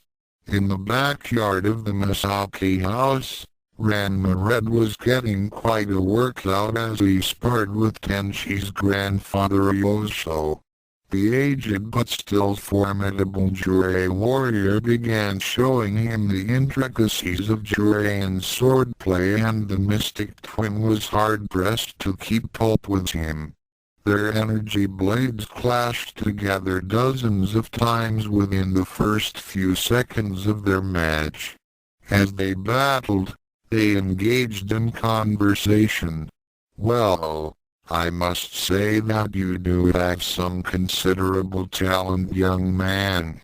Yosho ducked a slash, then made a counter thrust. Thanks.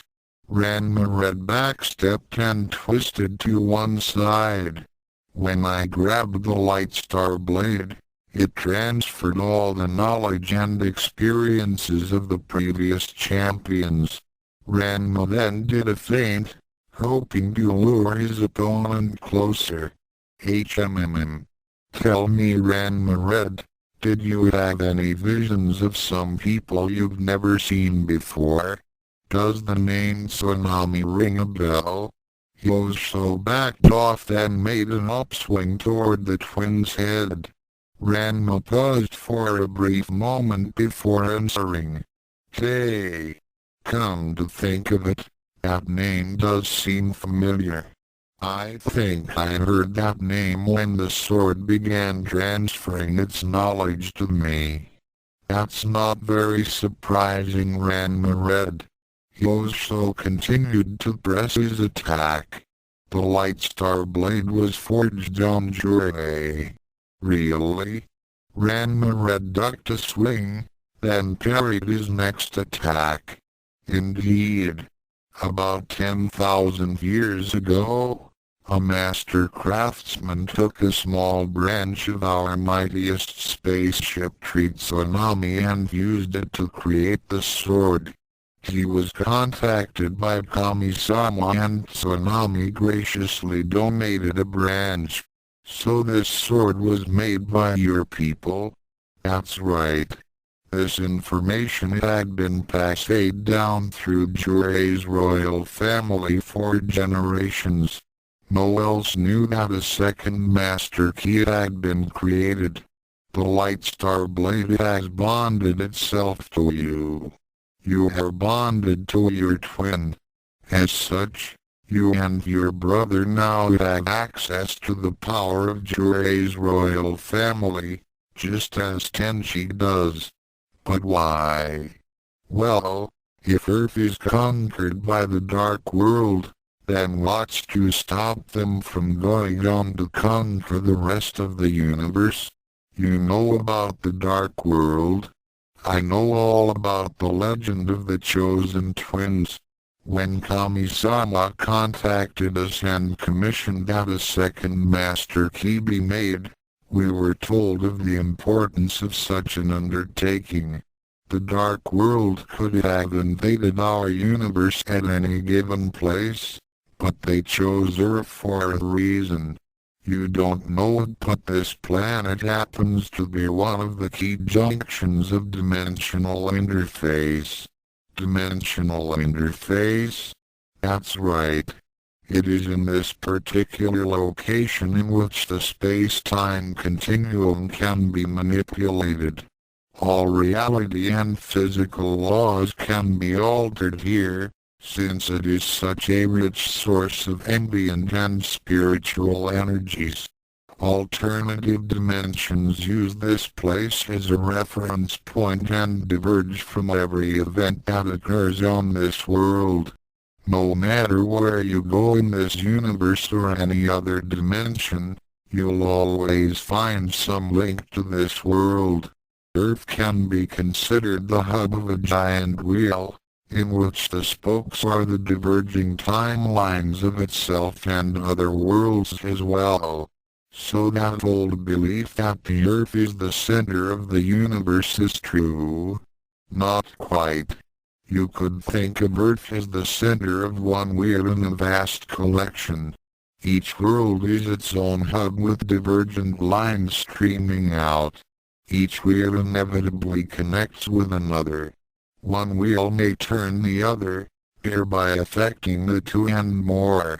If one wheel were to be removed or destroyed, the resulting chain reaction would be felt by others.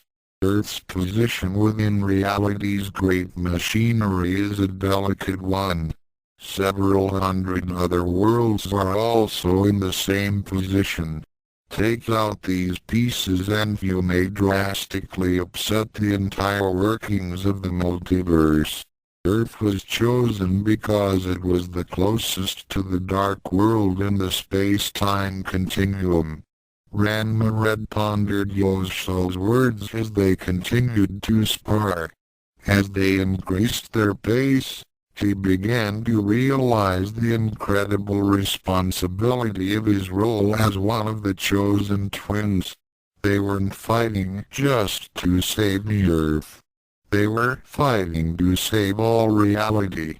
As the two continued to battle, inside the living room, several members of the Misaki family were getting to know their relatives and their otherworldly guests.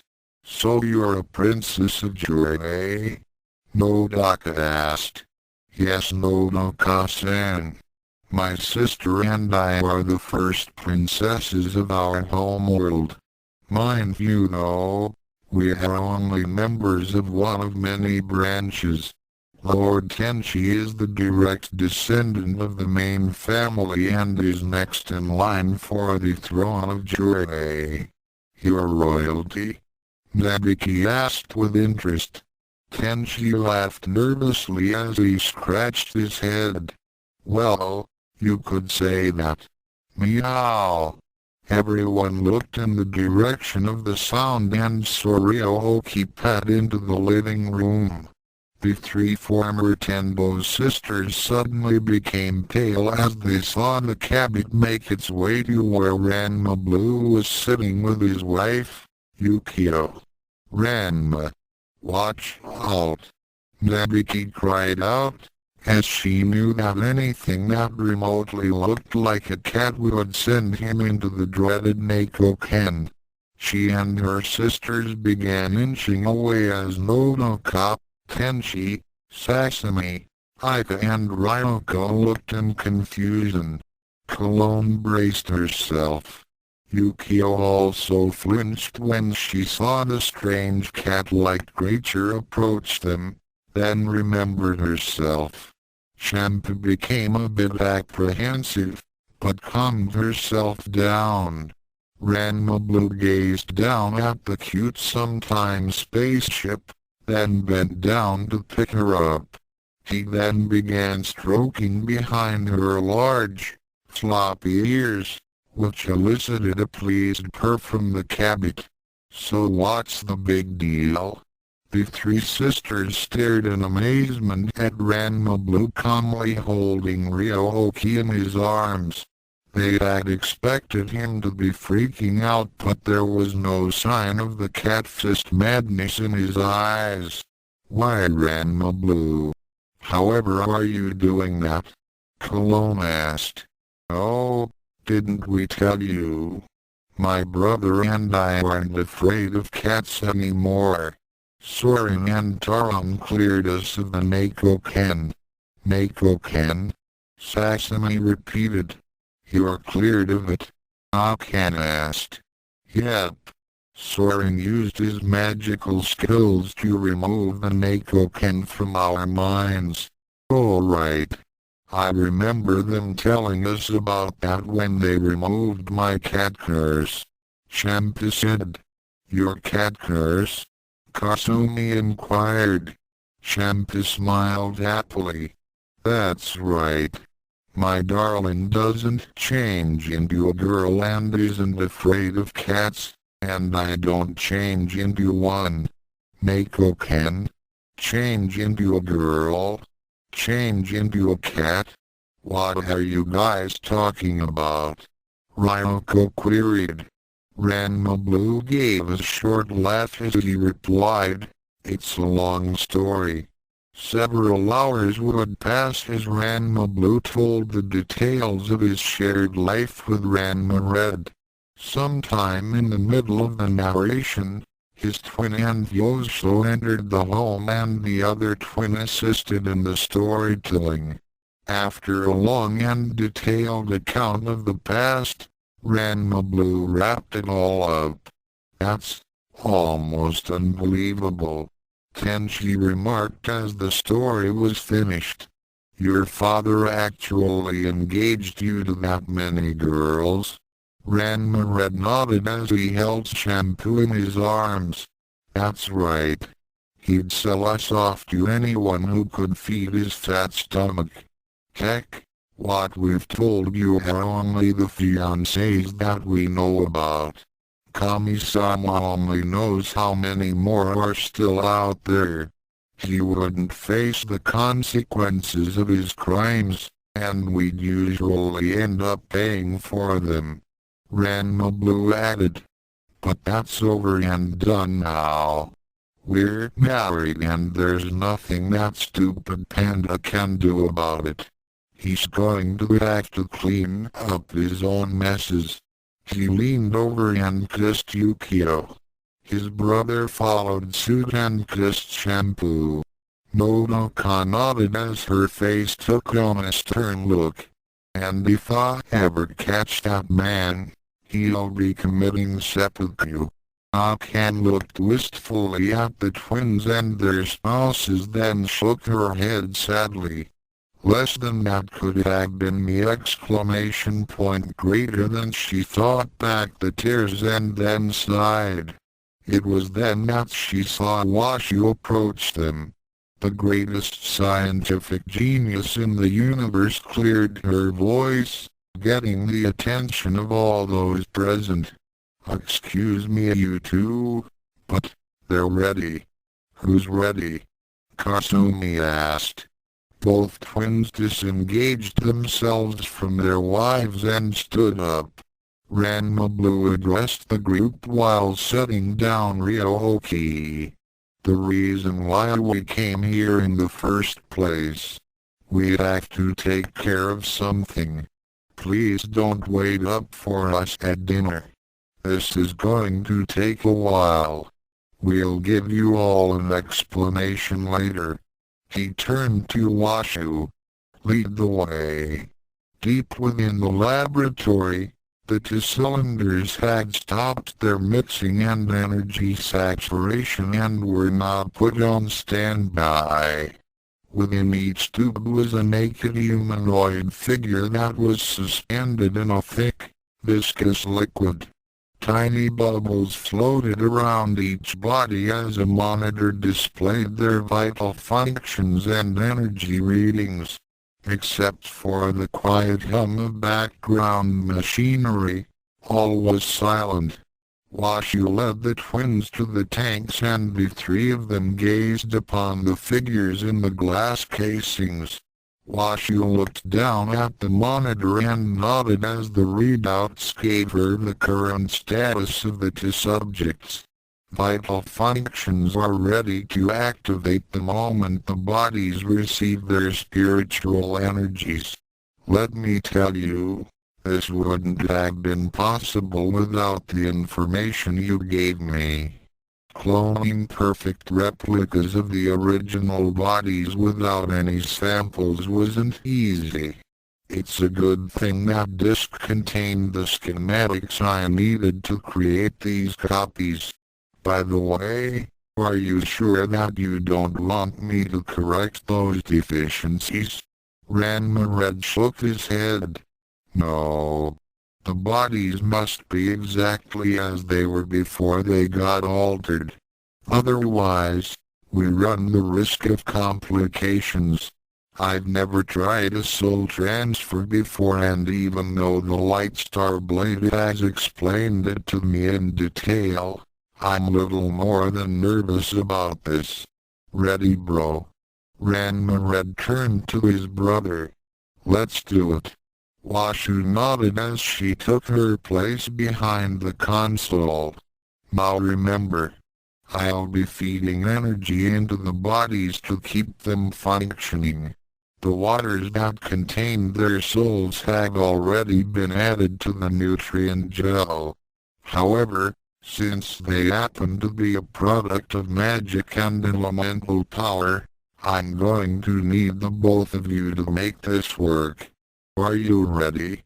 Both twins nodded and began powering up their ores.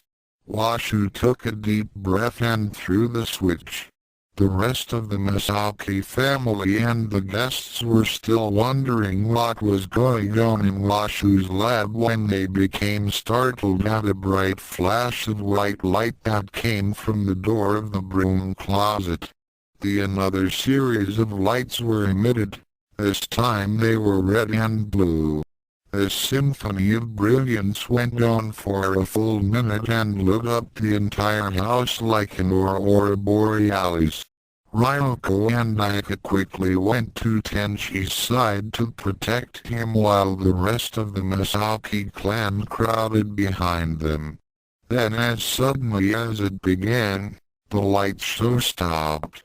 There was an ominous silence that filled the air and no one spoke. Then a cackle was heard from the closet. The laughter was so chilling that it made most of the family's hair stand on end. The residents of the house recognized the voice as Washu's. Fa, fa, fa, fa, fa. It's alive, alive. Then there was another moment of silence before that same voice said in an embarrassed tone, "Sorry. I've always wanted to say that."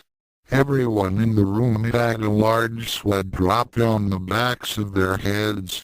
They're alive. That's right, Akan. Mousse and Ryoga are now resting in their stasis tanks for now. Washu says that they'll be back on their feet by tomorrow. Ranma Red hugged his wife, who was crying a bit at the return of an unwanted, yet not totally disliked former sweeter. But, I thought it was impossible to bring them back. Akan remarked. Well, the way we figure it, Ranma Blue replied. When the mark of the demon altered their bodies, it amplified their curses. When their bodies were destroyed, their link to Ukyo remained. Their souls became one with the power of Ukyo and each were put into their own springs. I sensed their spiritual energies when I got Storm Striker. But if their bodies were destroyed, how can they be alive now? The disc we got from Kami-sama contained all the genetic codes that he used to create them in the first place. Ranma Red replied. We didn't think of that since we thought Ryoga and Mousse had died when they committed suicide. It never occurred to us to ask Kami-sama what those two were made of. That's right, Washu said with pride. And you had me to thank for making all this possible. My cloning techniques are far more advanced than Earth's, so it was no problem to create new bodies from some spare protoplasm I had lying around. It's a good thing these two had that disc. Anyway, the boys managed to use their magic and elemental powers to merge the souls with their bodies. Of course, they had to also merge the Jews and Ukyo waters with them as well. Ryoga still has the curse of the drowned pig, while Mousse turns into a duck with cold water. Oh well. 2 out of 3 isn't bad. Ranma read and his brother smiled as he said, Miss Washu, on behalf of all of us, we thank you. Oh please. Call me Little Washu. Sure, Little Washu. You are after all the greatest scientific genius in the galaxy. In the universe. Washu corrected as her two puppets appeared on her shoulders. Washu is a genius. Great for Washu. Indeed, the people looked around for the source of the voice, then were a little startled when Taron and Soren appeared. Well now, it's been quite a while since I have seen the two of you. Yosho remarked as he bowed to the newcomers. Hello you handsome devils. Washu greeted. Have you two finally agreed to be my guinea pigs? You know each other? Ranma Blue asked. Oh yes. I met Soren and Taron some 30 years back and they told me to expect Tenshi's twin cousins would come to our home during the time of the final contract renewal. That's why I wasn't too surprised when you two showed up. I met these rascals a few years before I was sealed up in that shrine for 700 years. They told me that I would play an important part in the final contract renewal. Guess I already filled my part. And you did, Washu, and we thank you. Soren said. Oh come on now. Call me Little Washu. You still haven't changed. Taron remarked. You knew this would happen. Ranma said with confusion. Actually, Mumber, Soren replied. We only carry out the wishes of Kami-sama. He doesn't tell us what will happen and only he knows what path you must take.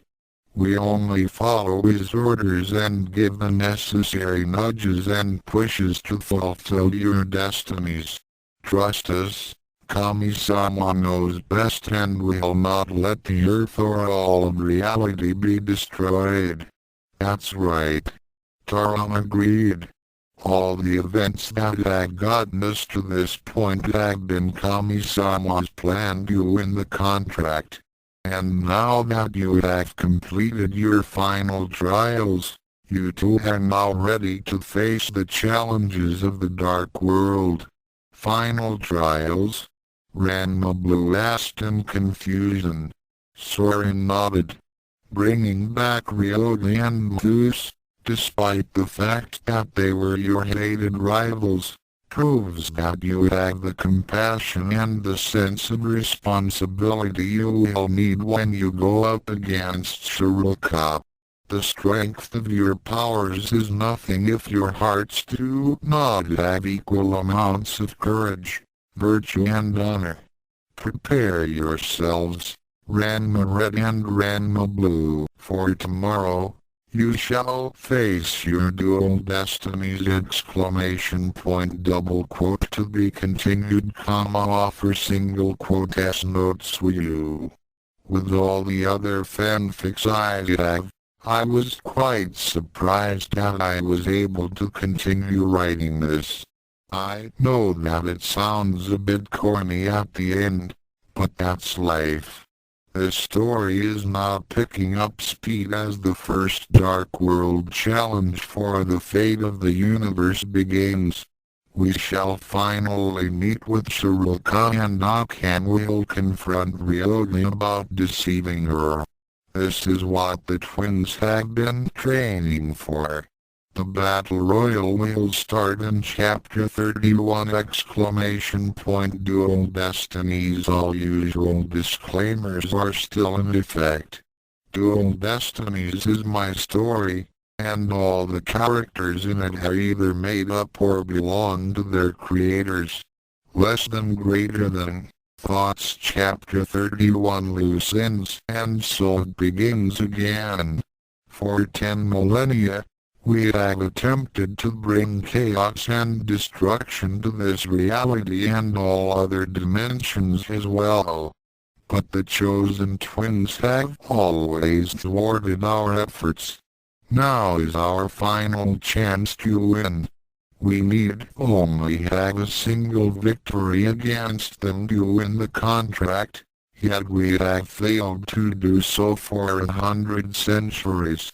From what I have seen, these newest champions are the most powerful ever trained. They may have access to powers that would rival even my own. Mikano was a little more than edgy as she and her sister Kataka knelt in front of their master. Shiroka sat with a brooding look about him. To a casual observer, the ruler of the Dark World seemed to be human. He was tall, nearly 7 feet in height. He had a heavily muscled frame and his skin was colored bronze. His tight-fitting black tunic clearly defined his pectorals and upper torso. On each shoulder was an armored epaulette.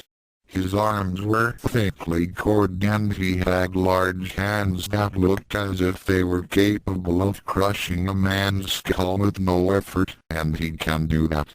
The rest of his body was just as threatening. He wore matching black leggings and thick leather boots with metal-shod soles. His hair was the darkest ebony and on his back was a flowing, blood-red cape. On his forehead, he wore the crown, which was nothing more than a dull, gray circlet of metal. The crown was adorned with engraved fangs of some beast and miniature human skulls. His face seemed to have been chiseled out of granite and it had a hard look about him. However, it was his eyes that were the most striking feature. They were the color of purest crimson and the pupils were slitted like a lizard's. Their gaze made any observer feel like a helpless bird, just as it was about to be eaten by a snake. The demon sisters were not immune as Shiroka turned his stare upon them. They knew that he was not pleased with the recent failures. Right now, they were wishing they were with Arkodos and Tsuruka. At least they did not have to worry about facing the Master's wrath. Master, Mikana said, we have done what you have commanded of us. The orb is now ready. She gestured to the crystal sphere, which had grown to 10 times its original size and was pulsating with dark energies. Yes, Master. We are ready to carry out the plan, Kataka added. Shiroka gazed at the two sisters with a malevolent grin. The smile displayed a horrifying set of fangs. You have done well. Far better than the fools you had replaced. Little do the chosen twins know that even if they win the contract, the final victory will be Shiroka's. He let loose a low chuckle, which rumbled like distant thunder. Which one of us will be the first to face the twins? Nakama asked. Shiroka smiled as he replied, Barada. Barada? Are you certain, master? Kataka inquired. Shiroka chuckled again, this time much louder. On the Earth realm, another person was really wishing he were somewhere else. But Akan, slap. Ryoga reeled as Akan's hand left a stinging imprint on his right cheek. The youngest daughter of Sun Tendo glared at the newly restored lost boy with a look that could burn through lead. That was lying to me for a whole year. But you don't, slap. The Hibiki boy then had a matching red mark on his other cheek. That was for all the times I defended you when I should have listened to Ranma. But Ranma, wham! Ryoga found himself flat on his back after being the recipient of a hard right cross to the chin. And that was for anything I've missed. Ryoga was a little dazed as he tried to focus in on the angry girl. But I can.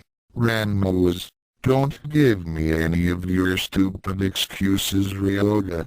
Akan's voice was low and deadly. I know the whole story. The way I see it, you had nobody but yourself to blame for your problems. Even though Ranma did knock you into that cursed spring, it was an accident. Nobody forced you to follow Ranma to China. Ranma ran out on our duel of honor. Ryoga protested. He was there for your stupid duel. He waited 3 whole days for you. Heck, a normal person would have left after 1 day. It wasn't his fault that you couldn't find that lock behind your own house. Go out the back door and take 20 steps. How hard could that be? But, shut up. Akan paused to gather her next thoughts, then said in a slightly less hostile tone. You are the most pathetic person I have ever met. All the times that I had called Ranma a pervert, I should have been calling you that. Ranma is a pervert. The way he hangs around with other girls and cheats on you. You saw me in dress. You slept in my bed. For a year, you pretended to be my Peppy-chan. You know what? You are a pig. Only a pig would lie to someone and continue to do what you did. But, no buts. All those times you and Ranma were fighting, I should have tried to find out the reason behind those fights. But no. I always assumed it was Ranma's fault.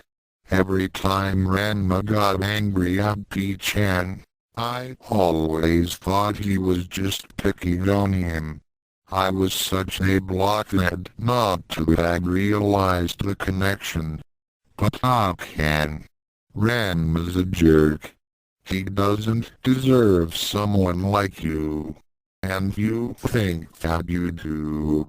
Think again. Now all those times that you interfered when Ranma was fighting for my honor makes sense. The rhythmic gymnastics, the martial arts figure skating, the tunnel of lost love. You wanted us to break up, didn't you? Well, shut up. It was because of your blaming Ranma for all your troubles, which got you into this mess. All those times I felt sorry for you. I should have felt sorry for Ranma. All those times when Ranma covered for you. He shouldn't have. Ranma wanted to tell me about you and P-chan, but because of the promise he made to you, he couldn't. It was because of that vow he had suffered. Well, now I know. I know everything. I thought I could count on you as a friend, but you are nothing but a liar. You see you love me, but if you really did, then you should have told me right from the start. But I can, if you'd just listen. No, you listen. The twins had to do a lot to bring you and Mousse back since they felt that you deserved that much. Don't make them regret doing it. I for one am glad that they were able to do it, but that's only because I felt sorry for you. That doesn't mean that I forgive you for what you did to me for the past year. You've got no one but yourself to blame for not telling me and for lying to me. She's right. Akan and Ryoga looked to the door as it opened and Ranma Blue entered the room. Ranma, this is all your fault. Ryoga angrily started to get to his feet. Ranma Blue was very cross as he raised a hand and initiated an elemental attack. Suddenly, Ryoga found himself pinned to the ground as the gravity around where he was suddenly increased. He struggled for a few minutes, but eventually gave up when he realized that he was helpless against Ranma Blue's technique. Don't even think about it. Ranma Blue said in a quiet, yet firm tone. It was my idea to bring you and Mousse back, and my brother was very reluctant to help me. Now listen up. As of now, my brother and I wash our hands clean of the both of you. We are not going to take any further responsibility for anything that happens in the future to either of you. We brought you back. That's the end of it. It's time you two started to learn to take responsibility for what happens to your own lives. We are not going to take any more blame whenever something goes wrong. We've got more important things to worry about than your petty vendettas and your imagined slights to your honor. You made this situation by not telling Akan. You used your position as P-chan to cause me trouble. Now if you are not prepared to face the consequences of your actions, then too bad. Curse you, Ranma. Don't bother to threaten me, Ryoga. Right now, there's no way you could ever beat me. And if you do attack Ranma, I swear, I will kill you. Akan's voice dripped with venom. Ryoga's face turned white as he heard these words. He couldn't believe that Akan would say such a thing. Yay, Akan? You don't mean... Oh yes I do. I'm glad that you're back, but that does not mean I want you anywhere near me or the twins. Get out of my sight, Ryoga. You disgust me. Akan then turned and left the room. Ranma Blue then made a slight hand gesture and then also headed toward the door. Before exiting, he then glanced back at the still frozen Lost Boy. The gravity around you will return to normal in 15 minutes. Afterwards, I expect you to be gone by the end of today. I'm also warning you. If you try to do something stupid like attacking me or my brother, I promise that you will regret it. In another room of the Misaki house, Mousse was also given an ultimatum by Ranma Red and Shampoo. You are married. No. It can't be. I won't allow it. Die, Ranma. The near-blind martial artist charged at the magic-using twin. Ranma Red threw out a hand in a mystic counter. Spirit rings. Find and hold. Mousse fell flat on his face as the magic rings of energy bound his arms and legs to the side of his body. The Misaki twin then walked up and couched down at the prawn master of hidden weapons. I was against bringing you and Ryoga back, but my brother convinced me that this was the right thing to do. Don't make me regret it. Listen up, bonehead. Shampoo is my wife.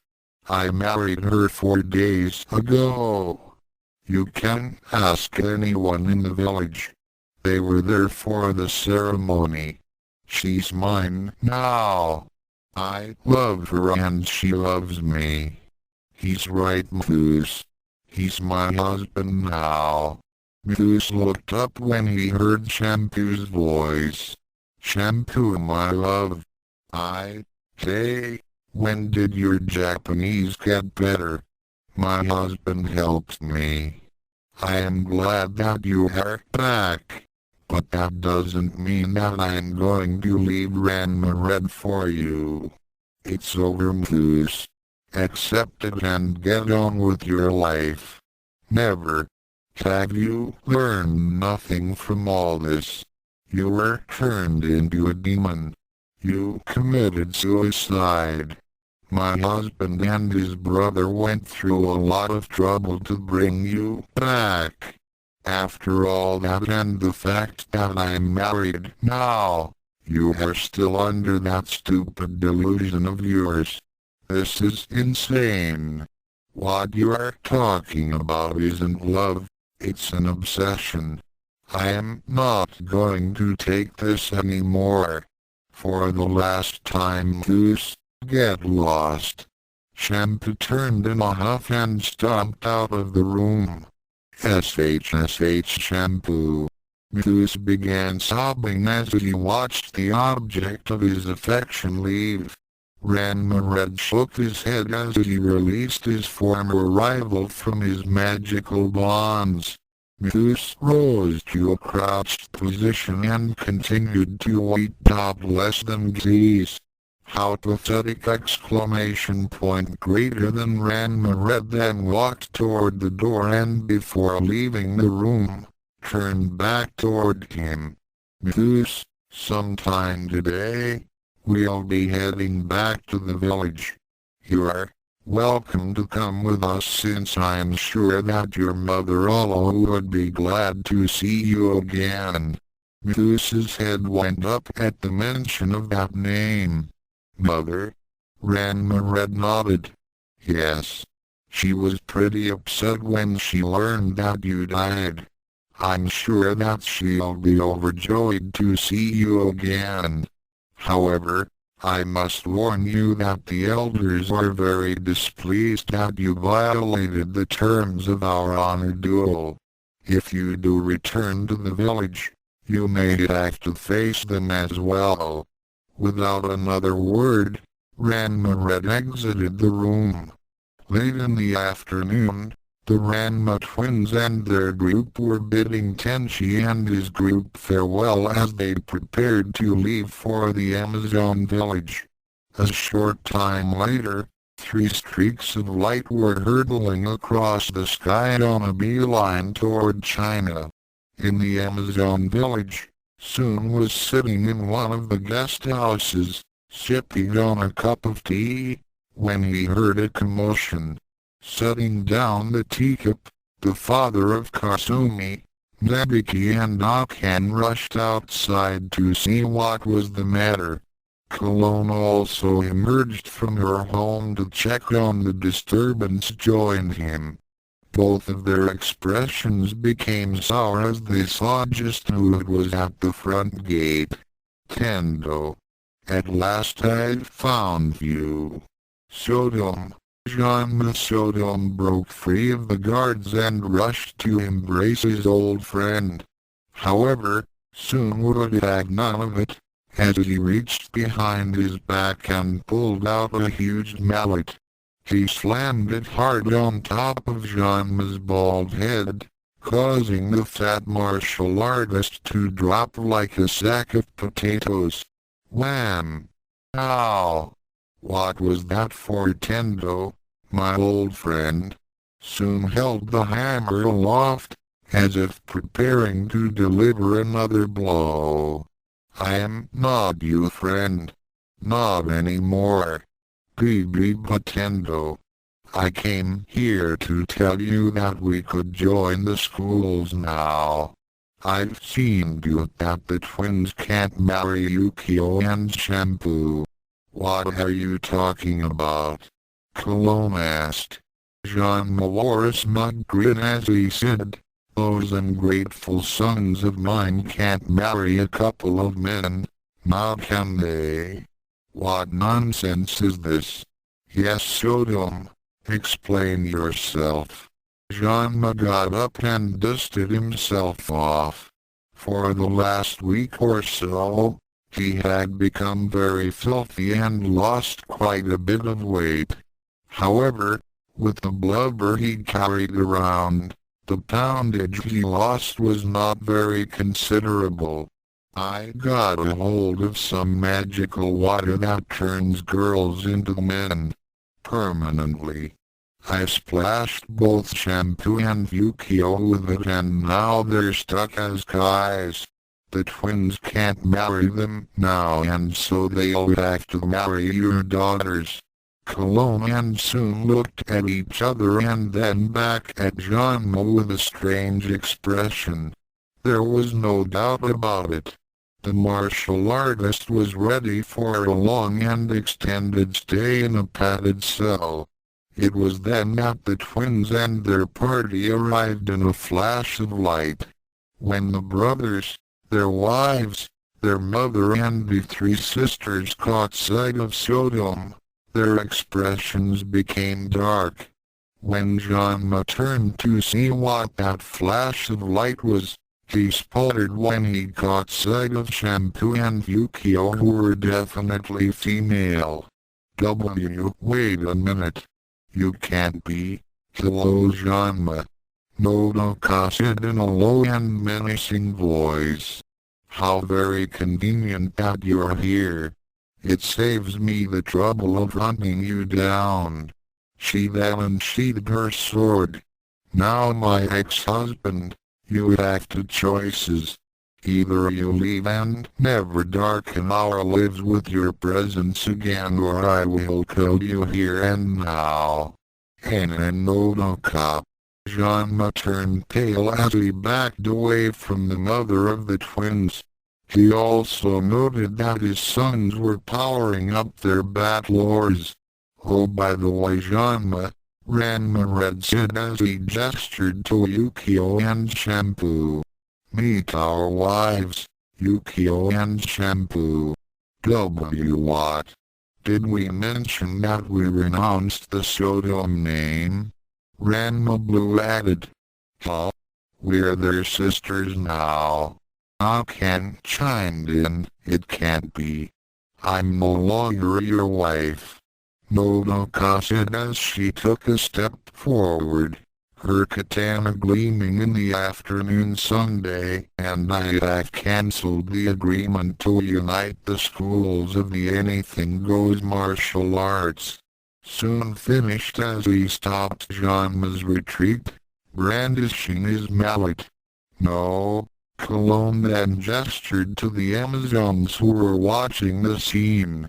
Understanding the matriarch's silent command, the warrior women unsheathed their weapons and surrounded Ranma. The only holder of the Sodom name gulped as he took in the odds against him. He then looked behind him and saw the expression in Soon Tendo's eyes. He no longer saw him as the emotional, easy-to-sway friend that he could take advantage of. There was certain hardness that he told him that he would not find any help here. If he were to remain a moment longer, his life expectancy would be cut drastically short. And so, Tendo-Saotome could only do one thing. Tendo-Saotome anything goes martial arts final attack. Run away. Ranma was gone in a trail of dust, never to be seen again. Aloe did an impressive imitation of one of Soon's emotional explosions when she saw her son again. Mousse was also happy to see his mother again as he endured her crushing embrace and her flood of tears. Outside their house, the twins were discussing the terms of the contract with their mentors, Soren and Taron. There will be 5 trials in which you must win, Soren said. They will all occur within the dark world as you two will be facing off against the most powerful individuals of that realm. If you were to lose even one of these trials, then the dark world wins. We had just received word from Kami-sama that you will first be going up against Baruta, the Vampire King. Come morning tomorrow, we shall transport the 2 of you into the region of the dark world that is Baruta's domain. A vampire, huh? No problem. Ranma Blue shrugged. Don't get cocky, Ranma Blue. There's a reason why he is called the Vampire King. He's far more powerful than your common variety and a lot more dangerous. Exercise extreme caution. All right. Ranma Red nodded. So what else can you tell us about him? I'm sorry, Ranma Red. Taron replied. We can't tell you anything more than that. The contract clearly states that the champions of Earth must do this by themselves. We've already completed our part by training you, so now, all we can do is to observe the trials. I see, Ranma Blue said, a little dejected. Don't worry, boys, Soren assured. You are the best we've ever trained and we know that you'll be able to handle it. I hope so. Both twins said that the morning of the first trial, Ranma Blue awoke and looked down at the beautiful girl who was sleeping beside him. They had spent most of the night making love, and he smiled, as he thought about their new life together. A slight chill came over him when the thought that he may not survive the contract came before him, but he quickly smothered it. Less than we single quote Ray going to win this. I swear to you, Pukan. I want to be with you forever. After all this is over with, we're going to make good on all those plans we made! Greater than Ranma Red also awoke before his wife did, and he had been silently watching Shampoo as she slept. Less than Shampoo, my darling. We'll win this contract, and once that's over with, we'll get started on that family you've always wanted. I feel kind of guilty about using that birth control spell on you, but greater than Ranma Red was stopped in his train of thought when his wife awakened.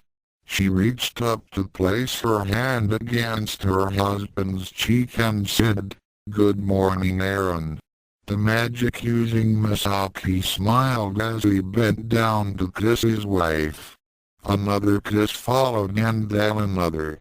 Within 5 minutes, he was making slow, sweet love to her. At around 8 or so in the morning, the time had come.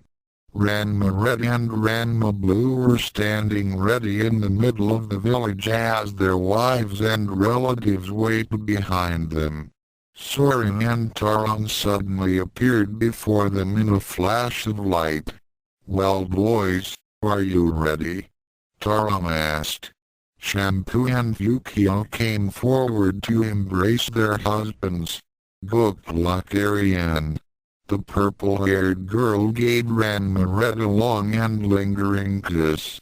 Ukyo followed suit and planted a smooch on Ranma Blue's lips. "Go kick the butts of those dark world jackasses." The two girls then broke off their embraces and rejoined the group. Both twins then nodded to their immortal mentors as Ranma took out the light star blade and ignited it. Ranma Blue held Storm Striker at the ready. Then let the first of the contract trials begin. Both immortals said as they used their powers and sent the chosen twins to the dark world. Both Ranmas were engulfed in a bright flash of white light and were gone from this plane of existence. Taron and Soren then conjured up a viewing portal so the others could see what was happening in the dark world. Ranma Red and Ranma Blue appeared in the middle of what appeared to be a desolate wasteland. There were rocky ridges that were scattered about the landscape and a few smoking geysers that let loose with ugly black smoke periodically. The skies were filled with black clouds and there was practically no sunlight whatsoever. The world seemed to be permanently into eternal night. Ranma Blue noted this immediately. No sunlight. I guess that's why they call this place the Dark World. Ranma Red said as they each took a defensive stance. Well, that kills my idea of using sunlight to defeat Garuda. So where to? Ranma Red looked around and noticed a large structure in the distance. As he focused in on it, he saw that it was a large castle that sat on top of a small mountain. He gestured toward it. That way. The Masaki twins powered up their flight abilities and were soon on their way toward the home of Garuda. Within the main throne room, the vampire in question was chuckling to himself as he watched the approach of the twins by way of a crystal ball. Less than soon, very soon, I shall not only defeat these upstarts and win the contract for the Dark World, but I shall also have the means to challenge Shiroka himself. The blood of the chosen twins possesses much power and added to my own abilities, I shall become even more powerful than that pompous fool. Come to me my tasty twin tidbits. I look forward draining your life's blood! Greater than to be continued, offer single quote s notes. Sorry about this. I know that you were probably expecting a really big fight scene and such, but there were a few loose ends that were pointed out to me by my readers. Originally, I had planned to tie up the loose ends and have the first trial at the same time, but it turned out to be way too long to fit into one chapter. So I decided to split this into two separate chapters and rename the first one as Loose Ends. The second chapter will be called First Trial, Garuda the Vampire King. For all of my readers, I thank you for your patience. After getting back to school, I had very limited time to write the rest of Dual Destinies and my other fanfics. In any case, stay tuned! Dual Destiny is Rumiko Takahashi started this by creating Ranma 1/2. What more needs to be said? Left curly bracket. Telepathic communication less than greater than. Thoughts Chapter 30 To First Trial. Brother the Vampire King Ranma Red and Ranma Blue were doing better than Mach 2. As they approached the castle of the Vampire King, Brother. When they were about a mile from the home of the undead ruler, they decided to think up their strategy on how to defeat their adversary. So how do you think we should go about doing it? Ranma Blue asked. Well, since Brother has been selected to be our first opponent, then there's no point in trying to sneak up on him. He knows we're coming. The magic-using Masaki brother took out the light star blade and began focusing his ki. He closed his eyes and meditated for a moment. When he opened his eyes, he said to his sibling, "The light star blade has no information on Brother. The only thing it told me was the usual stuff about vampires. How about Storm Striker?" Ranma Blue looked at the hammer that was tied to his belt and concentrated. A moment later, he shook his head and replied, "Nothing about Brother either. So now what? Let's see.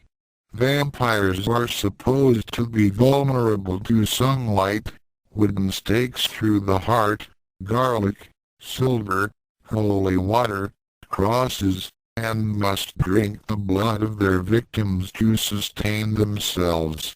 Yeah, but just remember what Soren and Taron told us.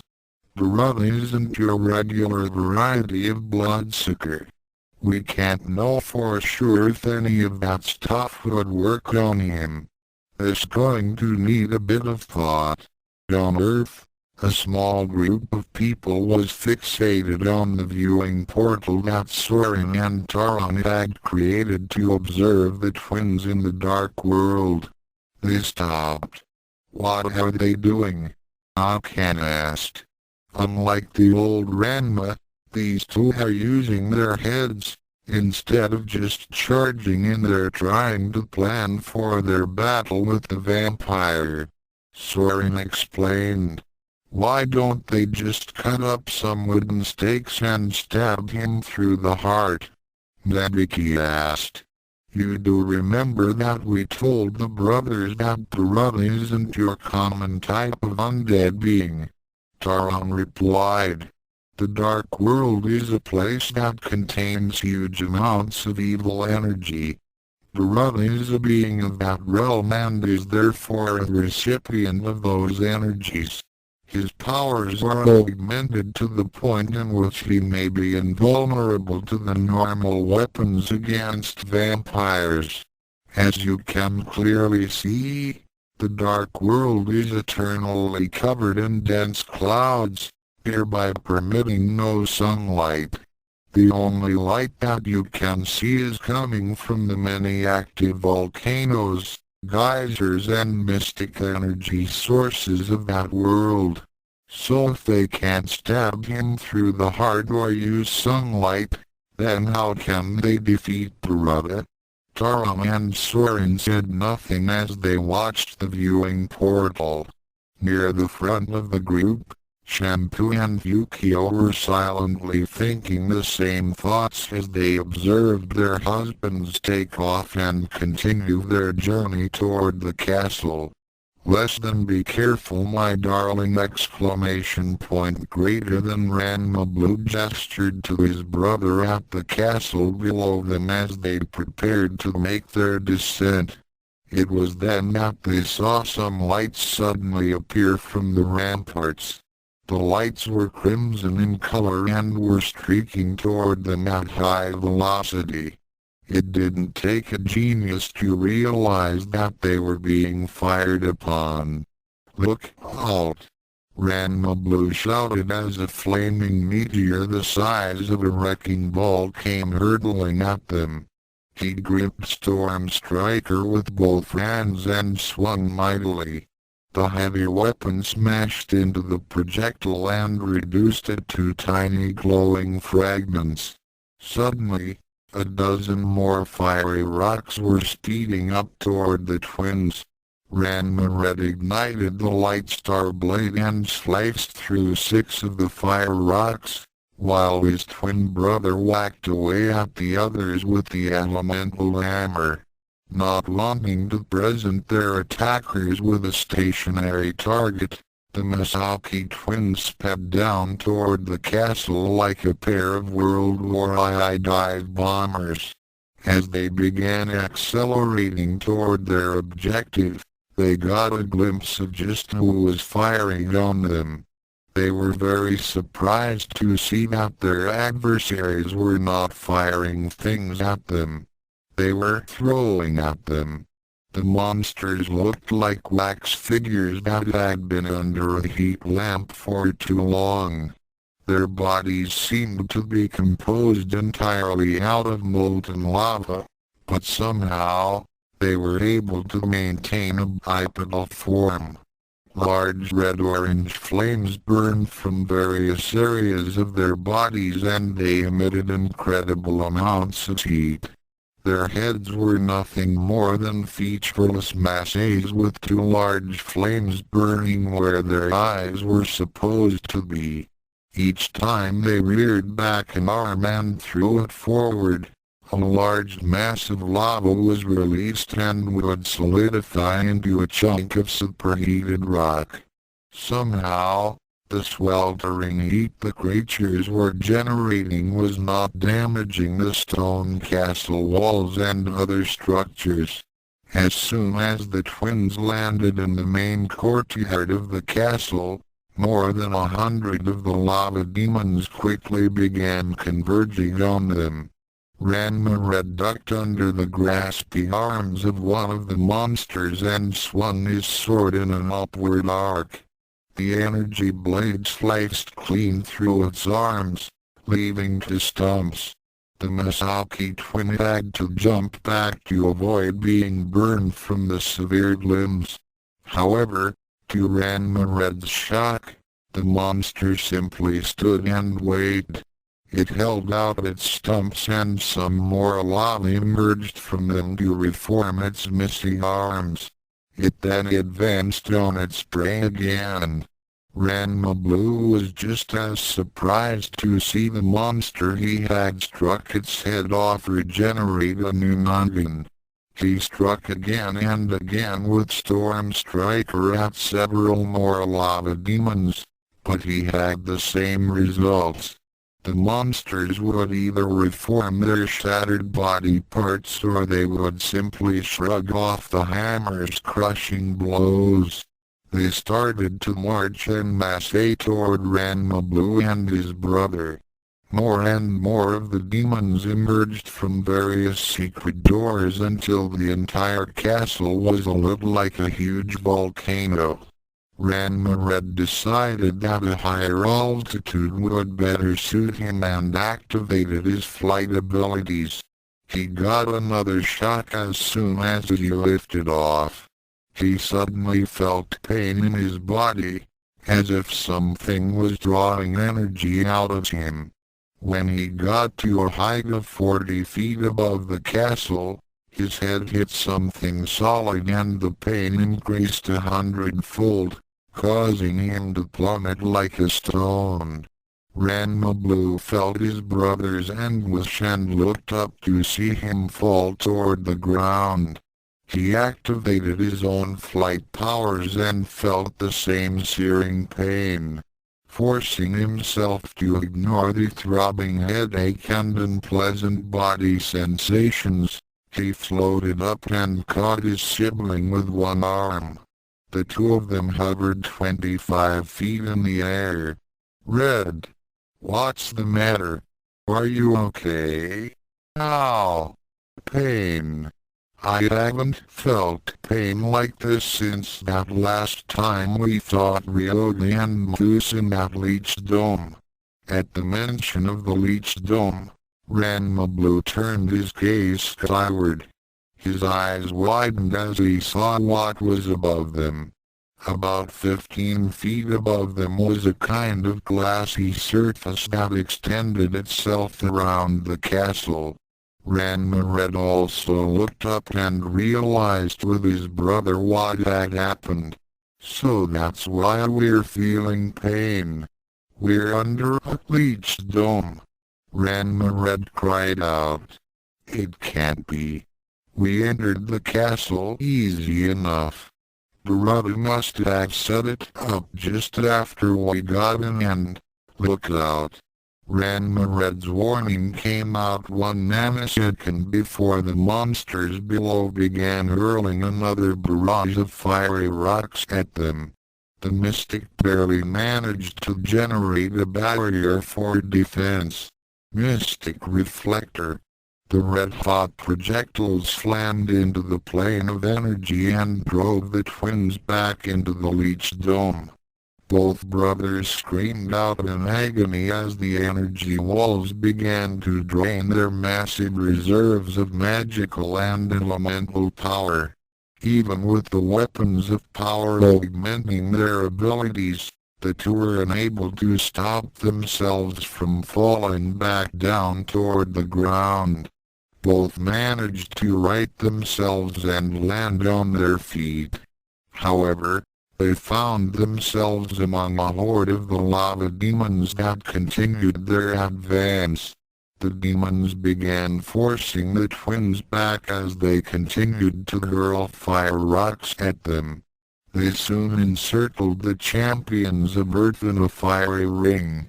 As the twins found themselves back to back, their opponents prepared for a final charge. On the Earth realm. Oh no! They're trapped! Shampoo exclaimed. Ran-chan! Ukyo cried out. In the deepest chambers of the castle, a lone figure sat on an elaborate throne and watched as a crystal ball depicted the scene that was occurring in the main courtyard. Barada smiled, displaying a set of wicked-looking canines. In one hand, he held a wine glass that was filled with a crimson liquid that looked like red wine, but was in actuality fresh blood from one of the human servants that he kept like cattle. He grinned even further as the lava demons prepared for a final, all-out assault. Less than soon. Very soon. I can hardly wait to sink my teeth into those 2 exclamation point greater than in the courtyard. Ranma Blue and Ranma Red stood back to back as they waited for their enemies to charge. They were severely weakened from their impact with the Leech Dome.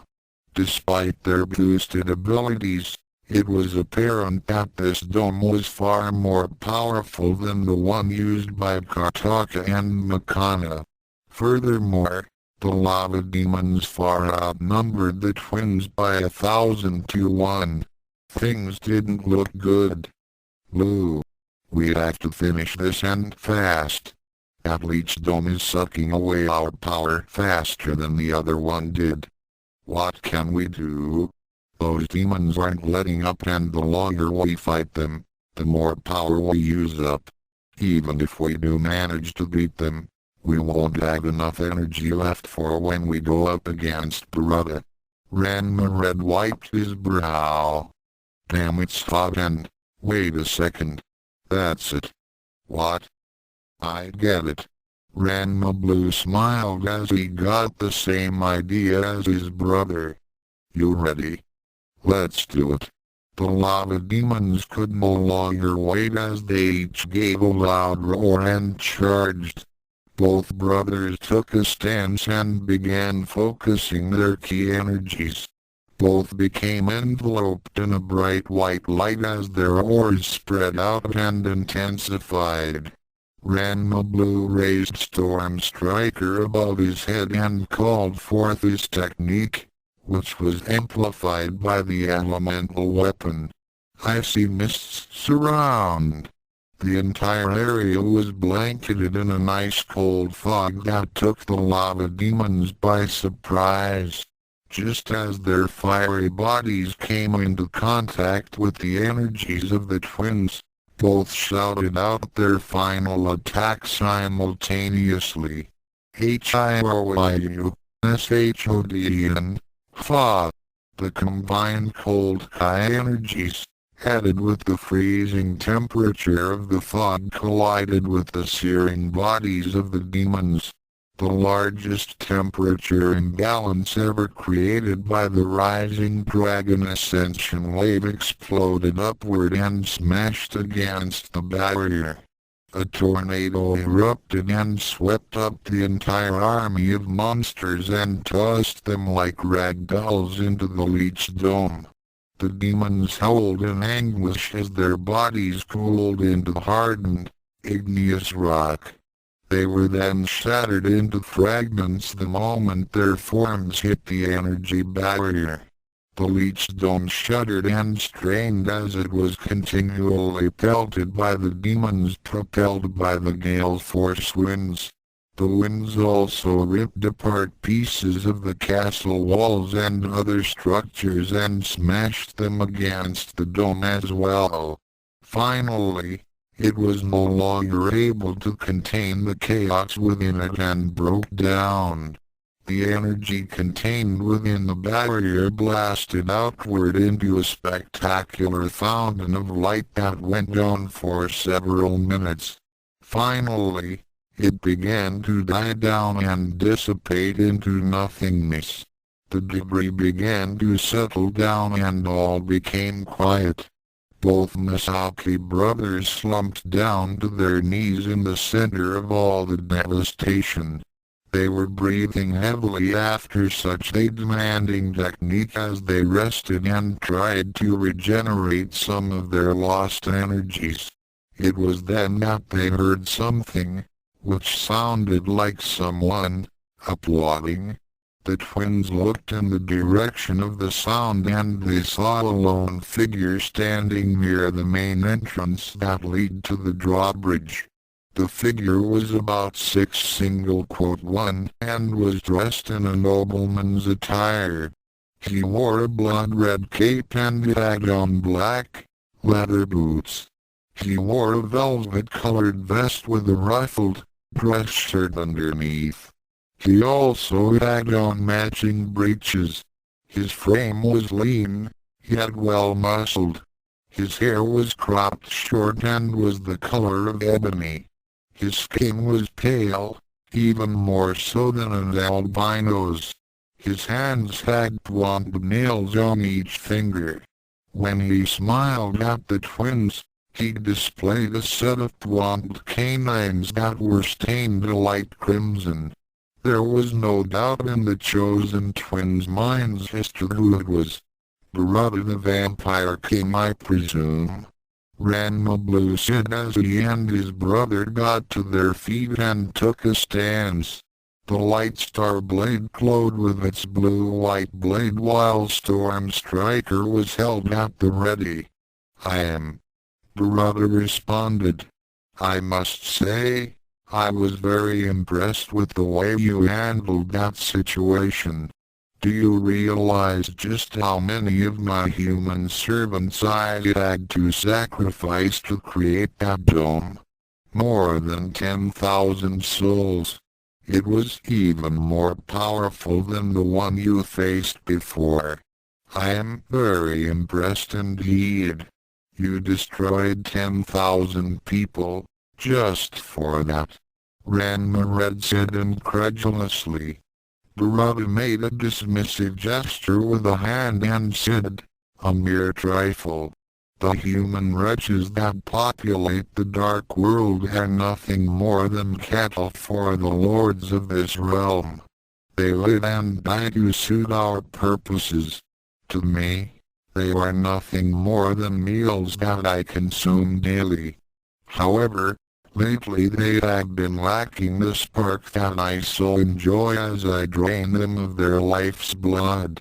He then smiled evilly at the twins.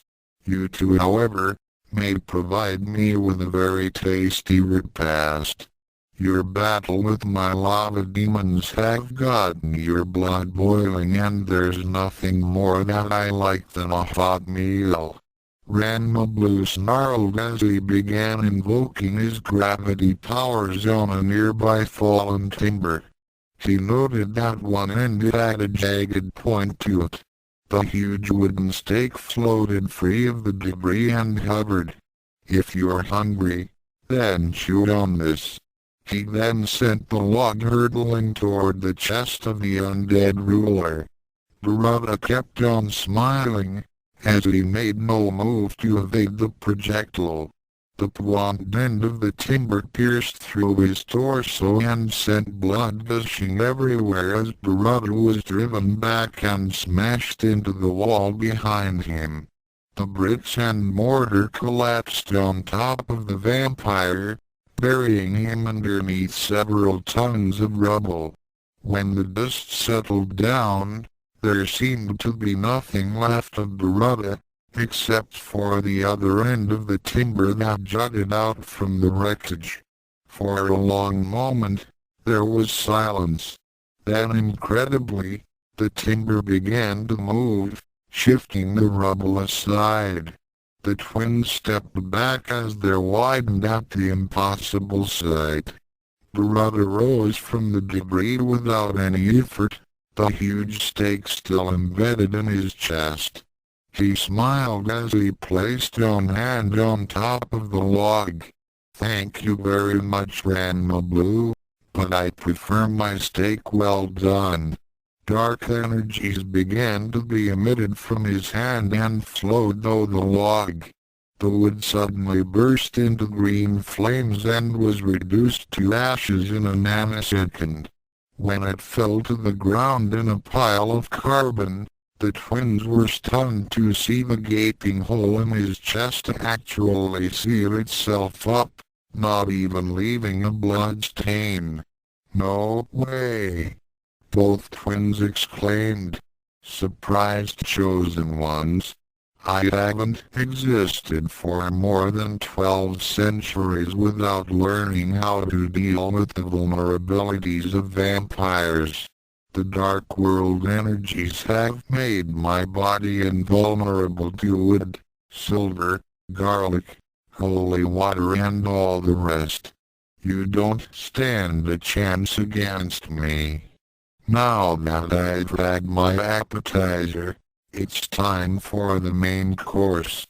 Barada suddenly disappeared from sight and reappeared 20 feet behind them.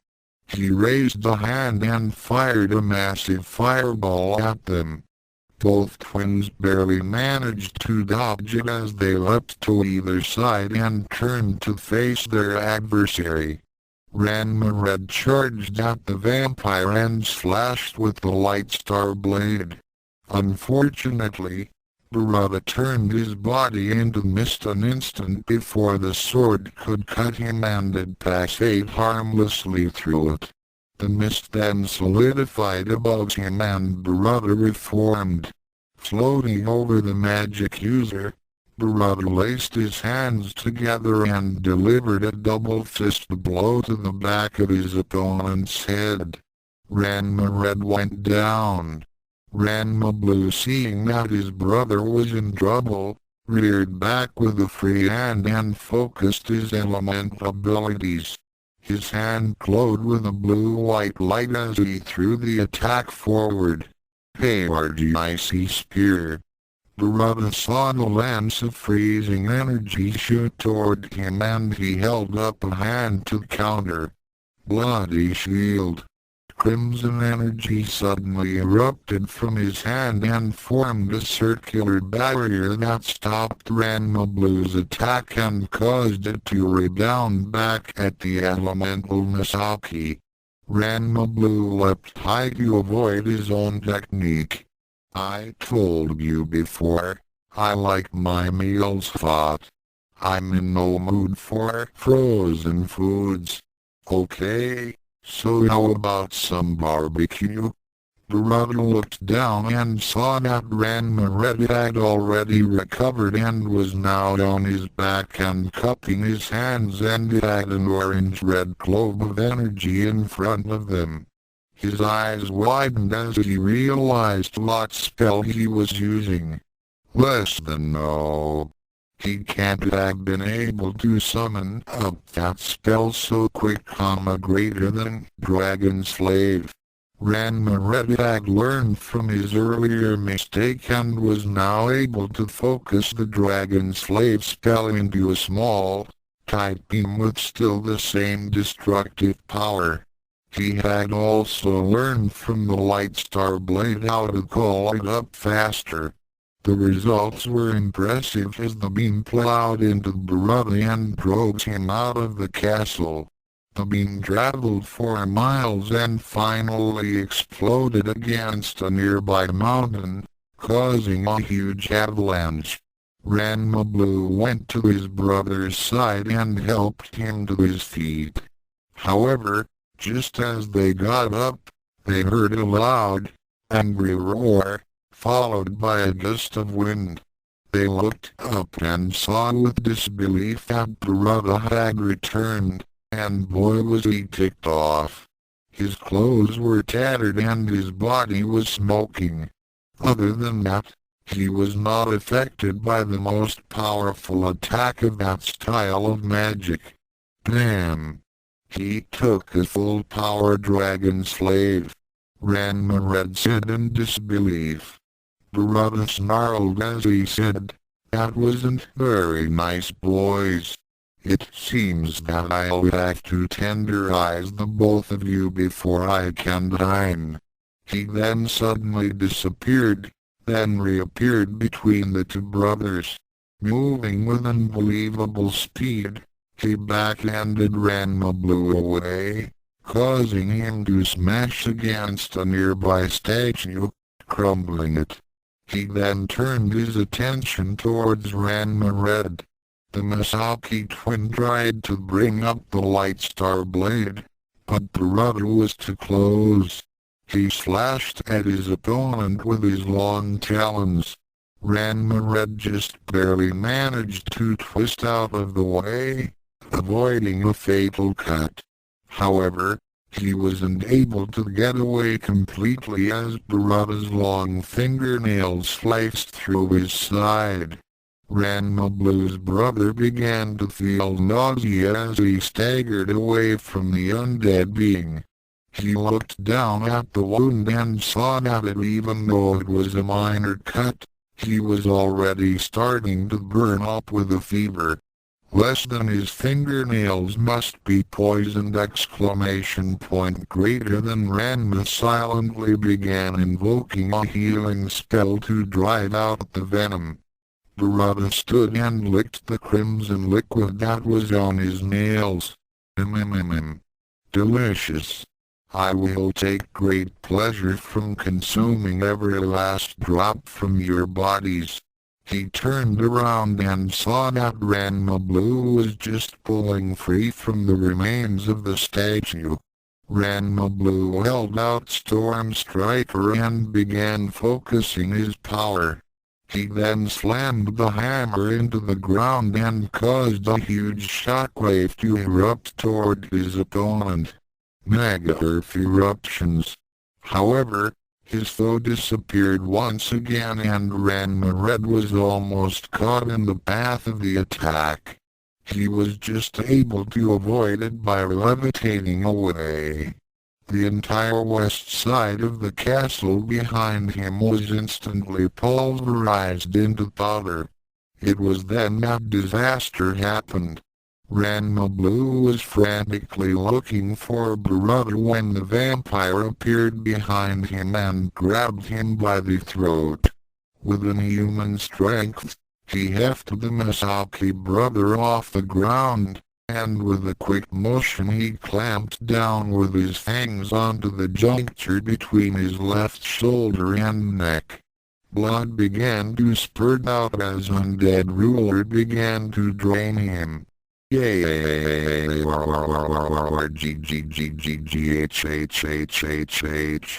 On the Earth realm, Ukyo screamed out as she saw her husband being drained. Akan and Shampoo had to hold her back as she tried to dive into the viewing portal. Soren rushed up, placed a hand on her shoulder and said, "Come." Back in the dark world, Ranma Red was just as horrified at the sight and he dashed to the aid of his sibling. However, without taking his fangs off his victim, Barada freed one of his hands and released a massive blast of energy at him, forcing Ranma Red to erect a mystic shield for defense. Barada needed only 30 seconds more to totally drain Ranma Blue and gain his power. Unfortunately for Barada, Ranma Blue isn't going to give him a second more.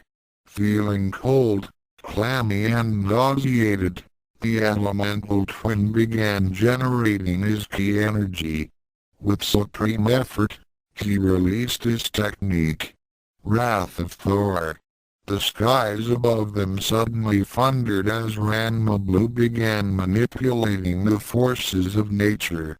The clouds then let loose a gigantic bolt of lightning that came down with a vengeance.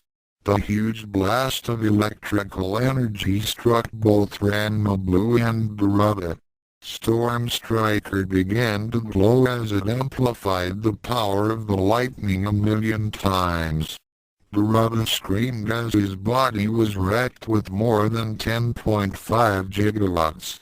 He was forced to let go of his victim and Ranma Blue took advantage of the momentary respite. He drove his elbow into the gut of the vampire at full strength, turned around and slammed Storm Striker into Barada's face.